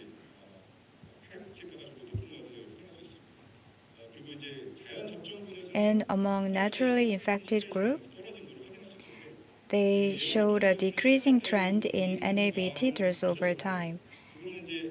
Although there wasn't a significantly meaningful decrease in the natural antibody titers. In terms of the positivity rate was not high, but in the initial 6 months, the rate was about 20%, but after 1 or 2 years, the seropositivity rate decreased. After vaccination, their seropositivity rate decreased. We need to research more on this. This is the facts result. We had 16 patients and 6 people who received vaccination. 2/3 of them had HIV virus, and pen mix, we applied peptide challenge, and the upper one is vaccination group, and on the left side you see CD4 cell, and on the right side CD8. So this is how we analyzed it. We compared vaccination group and patient group, gamma and alpha.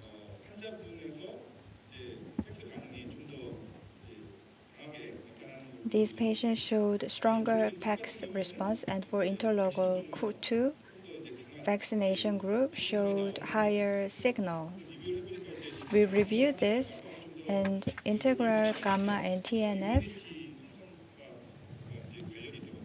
were highly related to immunity formation. After vaccination, memory-related interlocutor became more meaningful.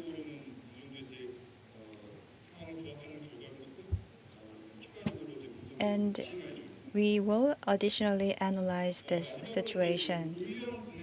And among high-risk group, we researched the seroprevalence of Mpox. So we wanted to investigate the unidentified Mpox cases among high-risk groups. So we created ELISA in-house, and we used micro-neutralization assay, 40%. There are many ways of creating ELISA. I cannot show how to do this here during presentation, but that's the method we used.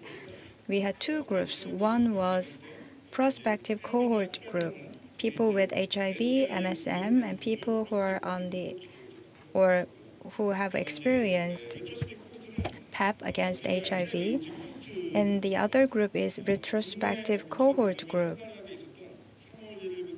We collected the samples of people who were infected with HIV/AIDS from March 2023 to December 2023. So we used the sample collected from March to December 2023. On the left side is high-risk group. On the right side, HIV cohort.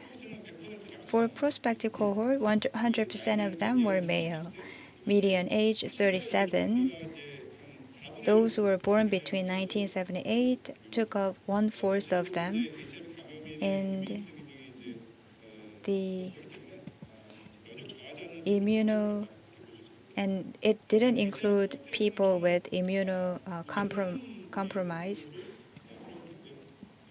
And for HIV group, we used 503 samples. Many of them were male and the other women. Their average age was about 50 years old. The cohort began in Korea from 2008. So compared to prospective cohort, the age of patients in the HIV/AIDS cohort is higher than the age of prospective cohort patients. So we compare the 179 prospective cohort patients and 503 HIV cohort. In terms of the seropositivity, there was no big difference. And in terms of MNA, there was not big difference. This is just a brief overview. For HIV/AIDS group, all of them were male. For HIV cohort, they're relatively older. Many of them were born before 1977. We thought that people in HIV group will be younger. However, that was not true. Those who received vaccination were included in HIV group. Some of them might be false positive, and their seroresponsiveness is related to their past vaccination experience. So their seroprevalence was similar to the patients who were born after 1977. So in summary, the mpox virus was brought to Korea in 2022, and then the sporadic cases took place. And we analyzed this group. Actually, the group consists of smaller number of people, and mpox virus was isolated for up to 15 days after the symptom began, and the CT value was about 30 or 31. And mpox patients were compared with vaccinated patients, and those who were infected with mpox naturally showed a higher level of neutralizing antibody titers compared to those who just received the vaccinations. Our department, Suncheongyang University Hospital's Infectious Disease Division, worked together, and IBS helped us analyzing PACS. And I would like to thank all these institutes for supporting us. Thank you very much. Thank you for your insightful presentation. For Korean mpox patients, you analyzed the clinical features of those patients. And one important finding is that natural mpox infection group showed higher neutralizing antibody titers compared to the vaccination group. It gives us important implications for our future research activities. Please raise your hand if you have a question.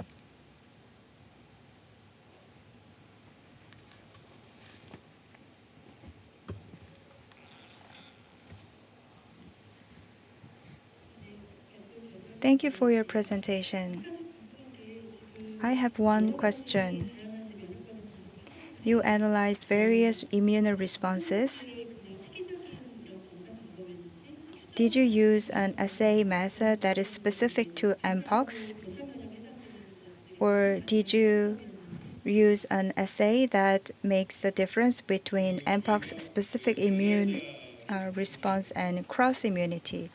When we created ELISA, we created the system both for vaccination and mpox patients. And we began the process to differentiate the patients between Mpox and vaccination group. I don't think the isolation or differentiation was done as we expected. We referred to various literatures, and I found that there's no standardized method regarding the analysis of the clinical features of Mpox patients. Let me ask you a question. You said that the CT value of the cultured ones were 31. So the CT value 31, can this value serve as the criteria for deciding whether to quarantine a patient or to lift the quarantine? During analysis,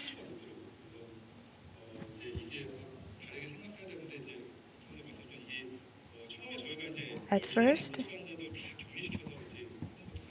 it was not easy for us to quarantine all Mpox patients.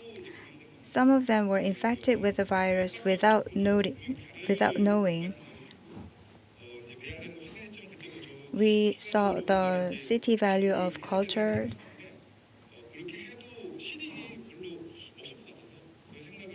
and I thought that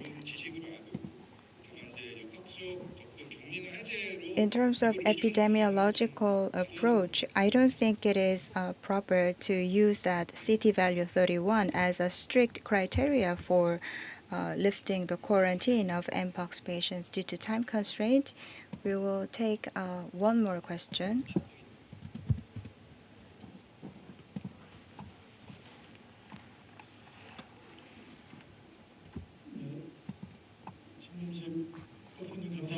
Thank you for your presentation. First of all, I have two questions. In terms of biosecurity and biosafety, when you test Mpox, BL2 or BL3, so what do you think of the BL2 and BL3 in terms of biosecurity and biosafety?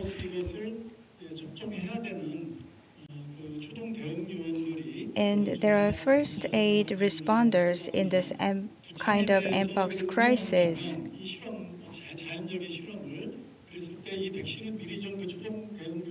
Do you think it is possible to provide first aid responders with Mpox, customized Mpox vaccinations to help them better respond to the situation? First of all, as I understand, PCL-like testing methods, it's Basel 2, and culture-related one is Basel 3. For biosecurity and safety, so the virus was transmitted from animals to people. We have to more accurately identify the cause and mechanisms, and we have to be better prepared. And there have been difficulties in vaccinating people with the second generation vaccination, but we have to talk about the cost and benefit. In the third generation vaccination, we need to further analyze the cost and benefit analysis. Thank you for your presentation, and please give him a big hand. So let me introduce the next speaker, and we are going to meet him through online. Kun-hee, from the National Institute of Biomedical Research in the Democratic Republic of Congo. Dr. Mbala is a leading expert in Mpox epidemiology, genomic surveillance, and outbreak response. He has played a key role in a large-scale clinical trial and public health research, including Ebola and Mpox study in the DRC. Today, we'll share valuable insight from endemic regions where Mpox continue to evolve. The title of his talk is Genomic and Clinical Insight from Mpox in the DRC, Lesson for Vaccine and Therapeutic Strategies. Please join me in welcoming Dr. Mbala. Thank you. Thank you so much for this. Oh, I'm having an echo.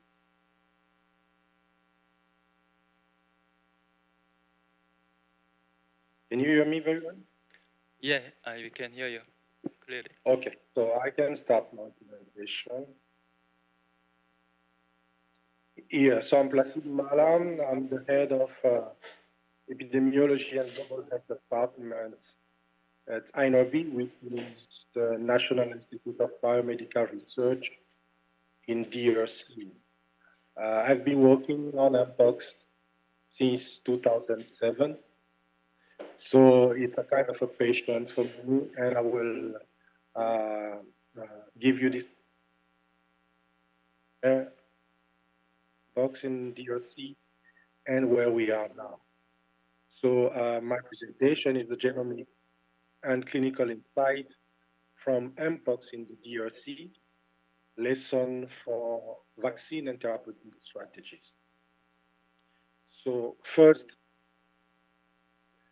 I would like just to give you an overview of how mpox started, the identification of the virus in 58, and then the campaign of eradication of smallpox in 68, the first identification of human mpox in DRC in 1970, and the certification of DRC as free of smallpox in 1977, and then the worldwide eradication of smallpox in 1980. So why we link mpox to smallpox? It's because, as you know, smallpox is the only disease eradicated by WHO, with also the support of other international partners. And mpox, when mpox emerged, it was similar to smallpox, and then the scientific community pay high attention to mpox because they believe that mpox can replace the ecological niche left by smallpox. So here you can see that both viruses, smallpox and mpox, belong to the same family, the same genus. So the first study that were conducted before 80 showed, I can say here, the clinical presentation of mpox. As you can see here, disseminated in lesion, swollen lymph node in the cervical region, inguinal region. You can see also some scars and even complication, ocular complication. And the work that was conducted and also to kind of show that mpox was circulating in Central Africa and West Africa. And so during that time, the scientific were able to kind of show that there were two groups of mpox virus, one from Central Africa and another group from West Africa, as you can see in this slide. And then the work that was conducted by WHO from 80 to 86 to see if mpox would be a big public health issue after the eradication of smallpox.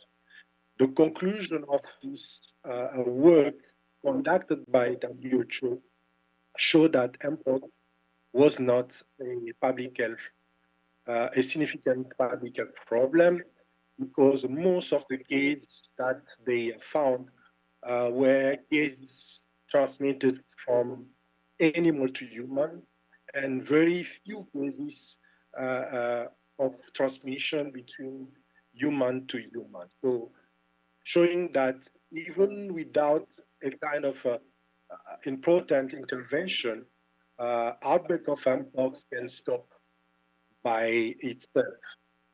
But curiously, 10 years later, a huge outbreak occurred in DRC. And during this outbreak, 78% of the cases were secondary cases. And also, what I think triggered also the increased attention of the scientific community to conduct studies on mpox was also this first outbreak that occurred in the US in 2003. And then after this outbreak, we start asking ourselves many questions. So we see some changes of the virus. We see some changes regarding the epidemiology of these diseases. So what happened exactly?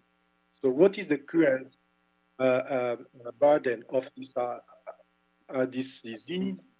What changed since 1980s?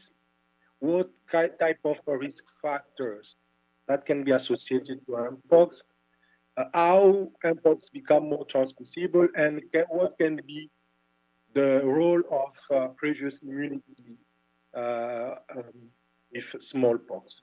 So we conducted a few studies, and in Sankuru province in DRC, where mpox seemed prevalent. So first, we show that the incidence of this disease was very high, more than 20 times compared to what was reported by WHO between 80 and 86. And also we show the role of vaccination, previous vaccination. So people vaccinated with smallpox were protected against mpox after almost, I can say, more than 20 years. And also what we show for the clinical presentation, we find out that the clinical presentation was almost the same as described before, with disseminated lesion, and in most of the cases, we found like a lymph node at the cervical region and inguinal region mostly, as you can see here. And also the lesions were mostly located at extremity, with few lesions at the central part of the body. And we also describe a few complications like ocular complication and mucocutaneous complication. And also we describe some cases of maternal and fetal transmission. So what strikes us is the fact that we conducted some genomic analysis that time using samples that we collected in 2010, compared with samples collected in 79. So I can say 30 years apart. So comparing both genomes, we did not really see changes. So meaning that the virus remained very stable. So no evidence of no significant change in the virus during 30 years. And so what we learned from 70 to 2016 is that, okay, mpox is disease that is more located in the forest, central region, or West African region. Most cases occur in rural area, in a very remote area. Most cases are very young, under 15, and the distribution is almost equal in terms of gender. And as I said, more than 70% are zoonotic source, very limited human-to-human transmission, and the incidence was high among people not vaccinated previously with smallpox. And the clinical presentation was, as we described, generalized febrile rash illness and more severe among people unvaccinated against smallpox. And also the case fatality rate, when we compare both clades, we see a case fatality rate very high among people infected by the clade 1, which is more prevalent in Central Africa. And here on the map, you can see that we have a clear separation between the clade 1 and the clade 2. But in Cameroon is the only country where we see both clades. So then in 2017, our colleague from Nigeria reported 30 years after their first outbreak in Nigeria, a new outbreak of mpox, which started in an 11 years old boy in a remote area, but very quickly the outbreak spread in urban area, affecting mostly adults with no established zoonotic source. And many cases showed genital ulcer, STI, including also among HIV people. So what they observe is the fact that this outbreak, which started in remote area, very quickly spread out in urban region. And as you can see here in those pictures, they find out that most cases showed localized lesion at the genital part. So this was a really surprise situation. And when the global outbreak occurred, we find out that very quickly the virus changed with almost 42 mutations when we compare the virus that created this global outbreak and the virus that was reported in 2017 in Nigeria.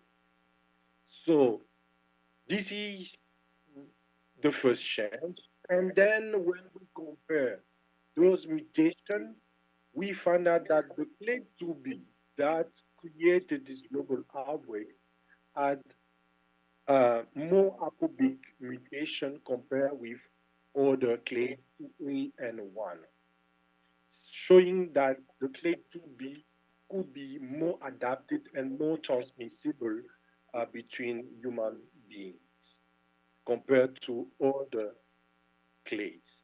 And so we have this presentation, clinical presentation, where we see in endemic countries a generalized skin rash lesion with high mortality, mostly affecting young children.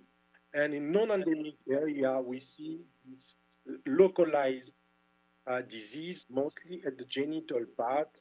The mortality was very low and affecting mostly young adults. So in DRC, which is an endemic country where we used to see this kind of generalized skin rash disease, we observed quickly at the beginning of 2024 a few linked to sexual transmission. First, at the southwest part of DRC, we thought that this could be maybe importation of clade 2B from outside of DRC. But after genomic analysis, we found out that it was the clade 1. And the second outbreak occurred at east part of DRC in a mining area what we call Kamituga, in a Kamituga zone. And the outbreak occurred mostly among sex workers. So what we observe here,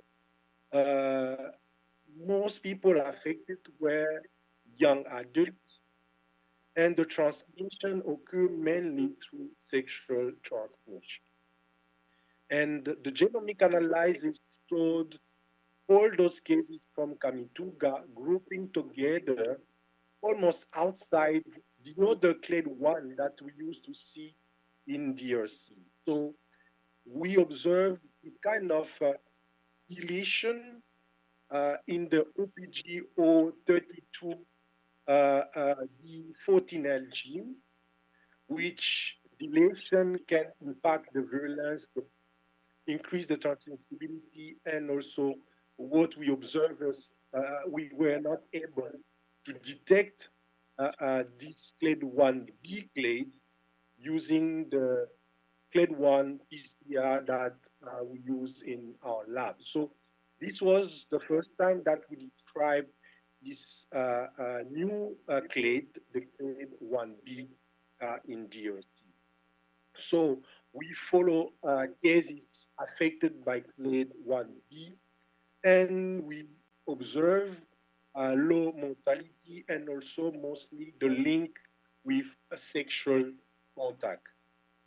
We had very few people infected by HIV, and we did not see the difference in terms of clinical presentation between those infected and not infected by HIV. So very quickly, we compare this clade 1B with the clade 1A, and we observe high ApoBec mutation in clade 1B. And we follow the situation in DRC, where we see this co-circulation of clade 1B and clade 1A. The clade 1B, as you can see, in green, and clade 1A in yellow, orange. And we also observe very quickly spread of clade 1B even outside DRC in neighbor countries, Burundi, Kenya, Rwanda, Uganda, even very far outside the continent. And this is also what led WHO and Africa CDC to declare Mpox for the second time as a thick in August 2024. And then when we focus our work in Kinshasa, where we see this kind of high co-circulation of clade 1A and B, we observe this pattern, as you can see in my slide. So in yellow, the circle in yellow are what we can call as introduction.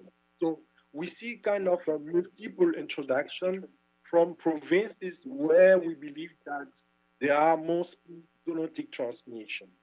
And the triangles that we are seeing in orange is the triangle where we see a kind of sustained human-human transmission with clade 1A, and the triangle in green where we see a sustained transmission, human-human transmission with clade 1B. And then when we look at very closely, we find out that even the clade 1A, which showed very low ApoBec mutation, now we see an accumulation of ApoBec mutation in some cases where we see sustained human-to-human transmission, even with clade 1A and clade 1B. So we now have this situation from two clades. We are now facing an outbreak with caused by 4 clades, where we know that there are 3 clades that are able to kind of cause a kind of sustained human-to-human transmission, and mainly where sexual contact can play a role. So now the outbreak, I can say the emergency was lifted. We are facing a new situation. The recombinant interclade Mpox survives. So we don't know if this may create a global problem in the future. So we need to follow this situation very closely. This was reported in the UK, where we see a recombinant between clade 1b and clade 2b, and this was also reported in India. But in the DRC, where we see a co-circulation of clade 1a and clade 1b, we decided also to conduct investigation. Here you can see the number of genomes that we produced in DRC. And doing this work, investigation, we found out that there are some suspected recombinants between clade 1A, clade 1B in DRC. So we are still investigating the cases and will be able to provide more update and publication on that. So meaning that the next step will be to understand how this recombination can impact the clinical presentation. So what we have in terms of treatment and vaccine, we are a bit disappointed because two big studies that we conducted, one in DRC and another one in the US, and even in Europe, did not show the benefit of tecovrimab, which is the antiviral used against the placebo. So right now, we don't have an approved treatment. And right now, we are doing another clinical trial using another antiviral that showed also good activity against mpox, which is the brincidofovir. So we are still including patients. So we hope that very soon we'll be able to show the result of this study. Regarding the vaccines, there are 3 available. Right now, we are using 2 in DRC, the MVABN vaccine and the LC16 vaccine.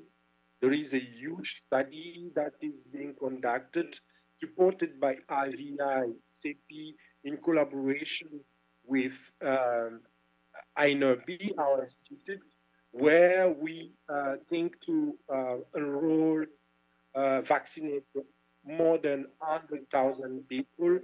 And this study will help to give more information regarding the efficacy, effectiveness of this vaccine. So the next one is the mRNA vaccine. There is one produced by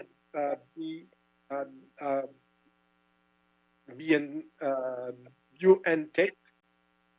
And so we are working together to start a clinical trial in DRC. So very soon, maybe before June, we'll be able to have a clinical trial in DRC. So in summary, what I can say here that the lifting of the emergency does not mean that we should lower our guard against mpox. So we need to continue to review mpox surveillance and response strategy as we see the changes in the virus and the epidemiology. So we need to integrate mpox with the global strategy for other skin rash and sexually transmitted infection. And we need to establish a surveillance protocol for recombinant viruses in different regions where we need to describe very well the clinical aspect, potential impact on the diagnostic tools, treatment, and the vaccine. And we need to continue to maintain zoonotic surveillance in endemic areas to better understand transmission sources and reservoir. And I would also suggest to continue evaluating new diagnostic tools, treatments, and vaccines like rapid diagnostic tests, other antivirus, monoclonal antibody, and even other mRNA vaccines. And lastly, I think it's very important to develop research protocols that could be based on a One Health approach. So thank you very much for your attention, and I would like to thank all different partners who support us in this work since almost 20 years. Thank you, and happy to take any question.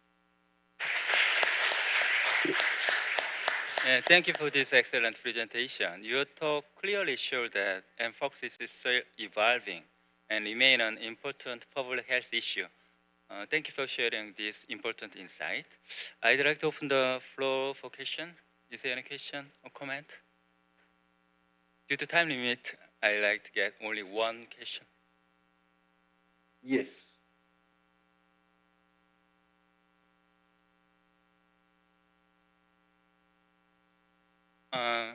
You show interesting data on possible recombinant mpox virus and genetic change.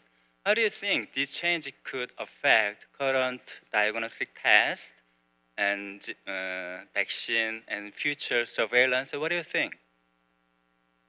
I think we need to follow very closely this situation.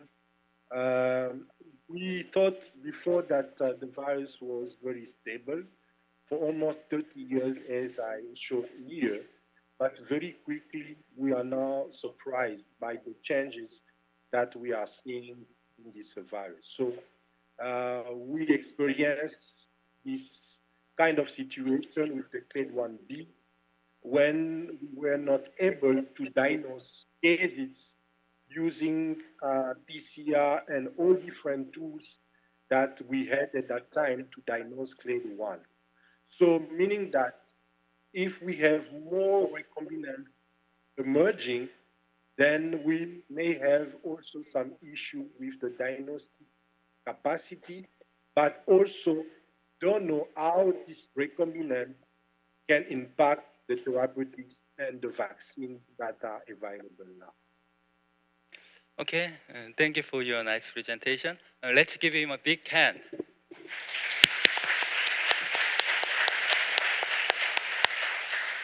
네, 다음 연자 마지막. Now I would like to invite the last speaker. Dr. Song Ho-kyung will make the presentation. Dr. Song graduated from Korea University School of Medicine at New York University of Medicine. She served as the fellow researcher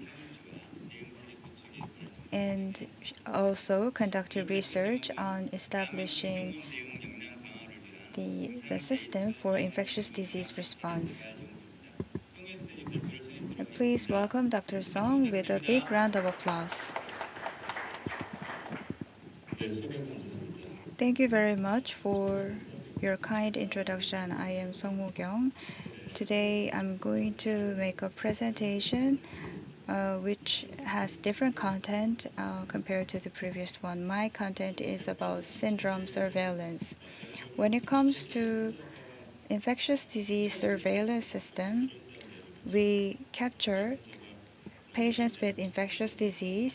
For example, when mpox patients develop symptoms, in 1 or 2 weeks, the person visits hospitals and receives tests again, and the test results are analyzed. If it is positive, if it is notifiable infectious disease, or if the person is suspected of having another disease, we have to report this to the authority, and KDCA will recognize this. This process takes time from symptom development till perception or recognition of the disease. It takes at least 1 week or longer. There are 3 surveillance systems. First, the system of reporting notifiable infectious disease, sample surveillance, and lab surveillance. This is based on confirmed cases. Of course, we could report patients who are suspected of having the disease, but in the end, it is based on confirmed cases. But there are limits in the surveillance system based on confirmed cases. First of all, the detection range is small.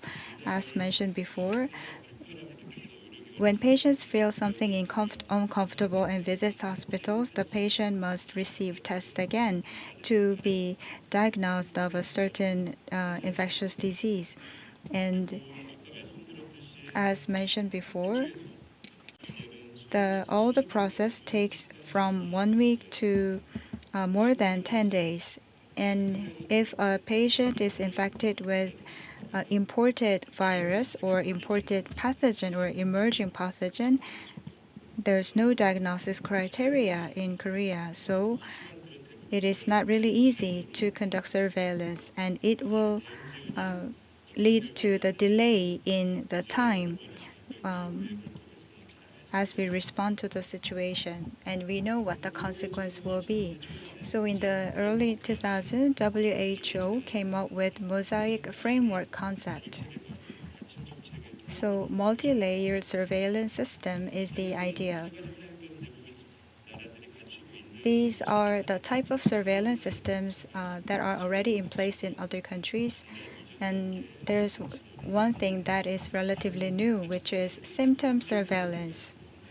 All the other three are based on the surveillance system based on confirmed cases, but the symptom surveillance is based on the unconfirmed cases, including the cases before diagnosis. For example, symptoms or vital signs or 911 dispatch records or consultation records are included in the items for symptom surveillance. We monitor these elements to detect changes within the population group.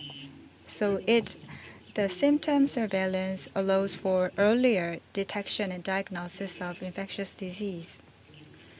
And in terms of the signal, the symptom surveillance could generate unconfirmed signals. However, it has high sensitivity.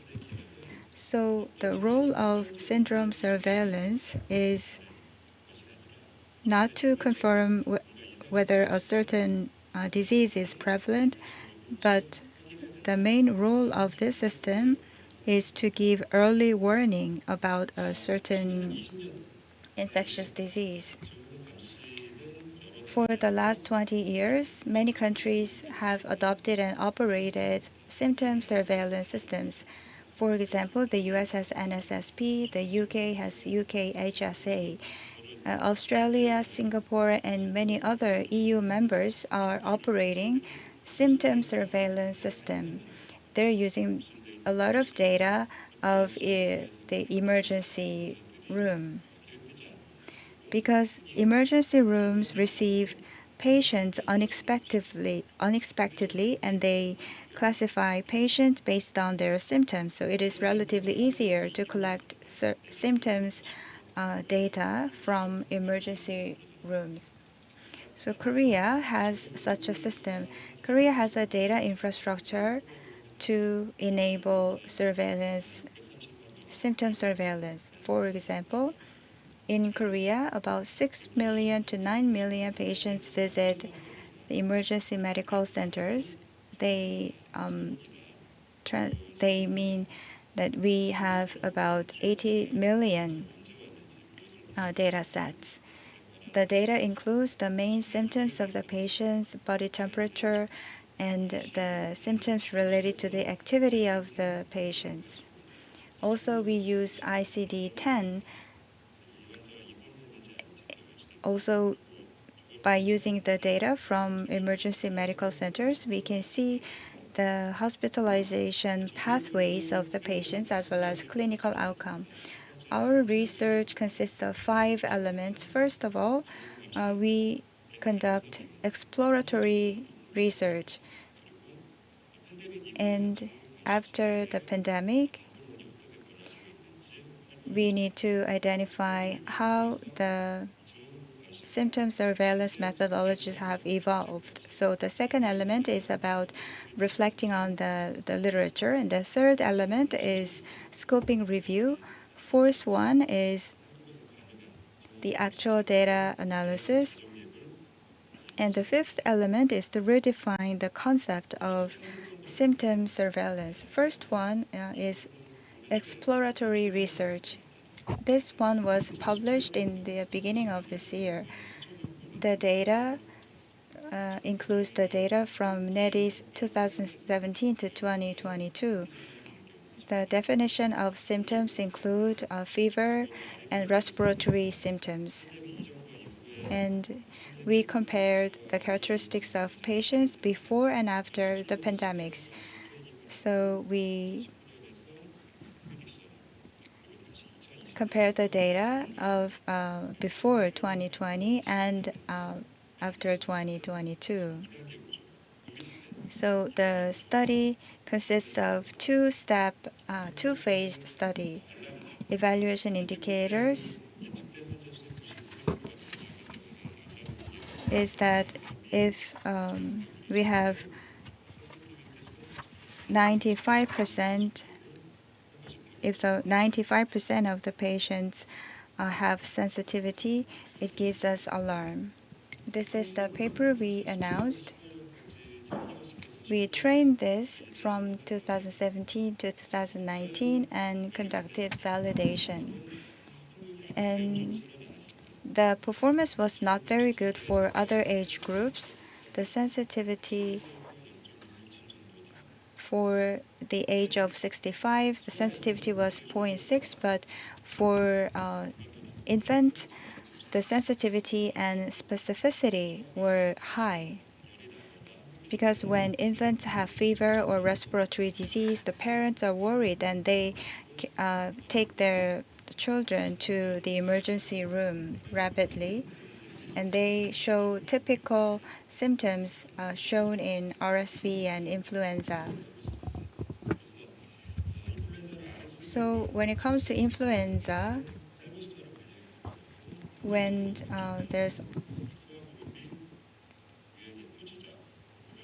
so the infants group can become the sentinel strategy, the basis of sentinel strategy. But under the pandemic condition, the performance was very low. The alarm-based sensitivity was measured. One of the advantages of the system is that it has high sensitivity. However, under pandemic situation, the sensitivity was very low. We had alarm for all the age groups, or we didn't have alarm for all age groups, so it was quite extreme. We trained this with 2020 and 2021 data, and we did estimation for 2022 by using Omicron wave. So ARIMA method is based on stationarity, and that was violated under a pandemic situation. So it was difficult to tell the difference between signals and noise. This is not a matter of parameter, but a matter of the static threshold-based method. The black dots refer to the confirmed cases, red one, prediction, blue one, observed cases. You cannot tell the difference among them. The blue dots, orange dots, the violet dots, these are alarms. At the age of 65 or more, it alarmed too much. So although this methodology had potential, we thought that we need to make this methodology more sophisticated. So we had a look at how the symptom surveillance methodologies have evolved after the pandemic. The first characteristic is that multiple sources of data were integrated. The 14-day forward prediction accuracy was higher, and we used digital trace data.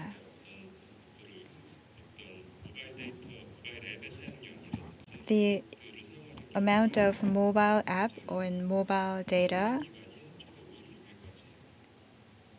is related to this one. And using digital trace data, this methodology can detect the pandemics 55 days before the outbreak, before prevalence. And when machine learning model was used together with this methodology, the effect was higher. And symptom surveillance system has been researched by 48 countries.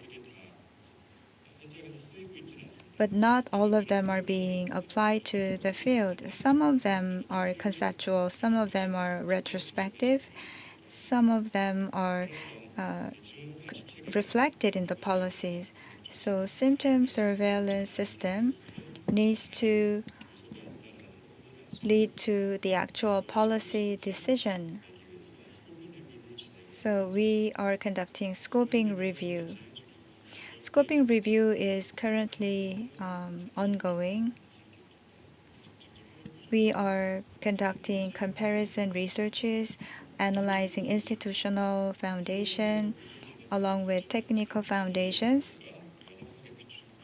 First of all, we are trying to see if the institutional basis is firmly established. And through systematic literature review, we established a new analysis rule. We found that it is more important to detect the outbreak beforehand rather than just simply predicting the amount of outbreaks. So at first, the parameters we used was not sophisticated. We didn't have specific weights. But the patients have a cluster of symptoms when they visit hospitals. So we analyze the clusters in a more sophisticated way. As such, analysis methods need to be changed to better respond to public health crisis. It is important to predict when the peak will come. This is interim analysis results. Each color refers to the proportion in the cluster.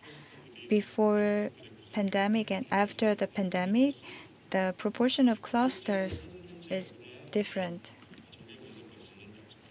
We have not yet achieved sophisticated analysis, but now you can see here clearly there are different clusters. And diagnostic targeted surveillance is important, but for now, we are at the stage of studying and redefining the concept of diagnostic targeted surveillance. So we connect the condition of patients with a certain disease. And we could face the same issue again. When we see new pathogens, we cannot perfectly detect them and we cannot connect this to a certain disease. And when pandemic situation takes place, most of the time series model become ineffective, and sometimes machine learning models are not effective when under the pandemic situation. And understanding or the knowledge of disease is not really helpful for identify the signal, detection signal, and responding to the situation. When patients visit hospitals, how many of them are in the ICU and how many of them are hospitalized? So it is not really easy to identify such information.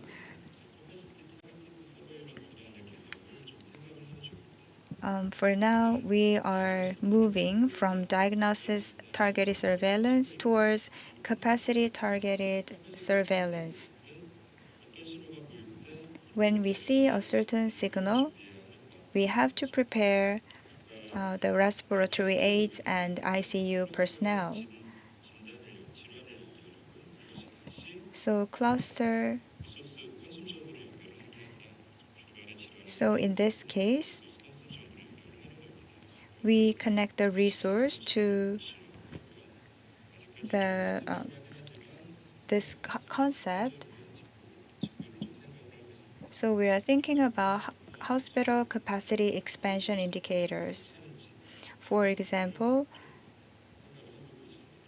in what situation the ICU rooms will be filled with patients. So the role and possibility of symptom surveillance system is that it can utilize the pre-diagnosis information, and it contributes to securing time to respond to public health crisis situation. And this system has a potential to serve as an early warning system. So first, we need to early detect abnormal changes based on the symptom surveillance system and identify the trend of prevalence, identify the pathogens as well. So we conducted foundational analysis, the literature review is going on. We are still analyzing new data. We are also developing conceptual elements. Thank you for your attention.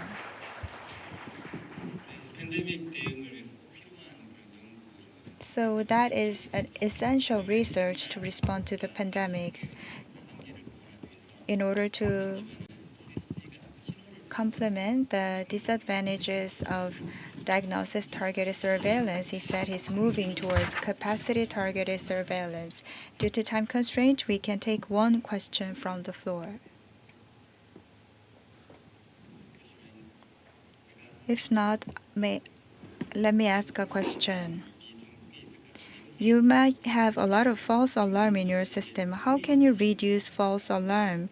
And how can you identify clinically meaningful alarm? In order to reduce false alarm, we can use two ways. First, which signal are you going to monitor and measure? Secondly, how are you going to detect the signal? At first, our definition of symptoms was not sophisticated. The symptom was just defined as fever and respiratory symptom. Most of the patients with cold, influenza show similar symptoms. They have fever and respiratory symptoms in common. Also, sometimes non-influenza patients come to the emergency room with the fever and respiratory symptoms. So first of all, you have to make your definition of the symptoms more sophisticated. And when you use time series model, and when you set a threshold, then if the threshold is exceeded, the alarm will ring.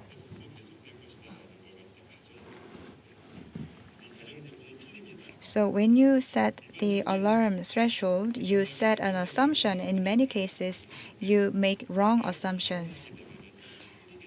Under emergency situation, the time series based system does not work completely. Thank you for your presentation. Please give him a big round of applause. Thank you for your insightful presentation. And thank you for your attendance. Let me wrap up the session. Thank you very much. Please give a big hand to our great moderators and the six speakers. Thank you. Oh, you have shown florist flow and informative presentation. With that, we come to the end of today's session. And to officially bring a closure to this symposium, I'd like to invite a National Central Infectious Disease Hospital Establishment TF Chief to the podium for her closing speech. So ladies and gentlemen, once again, please join me in welcoming her with a big hand. 여러분 큰 박수로 지금 중앙감염병원 설립 추진. So now we are going to hear closing remarks Please welcome him with a big round of applause.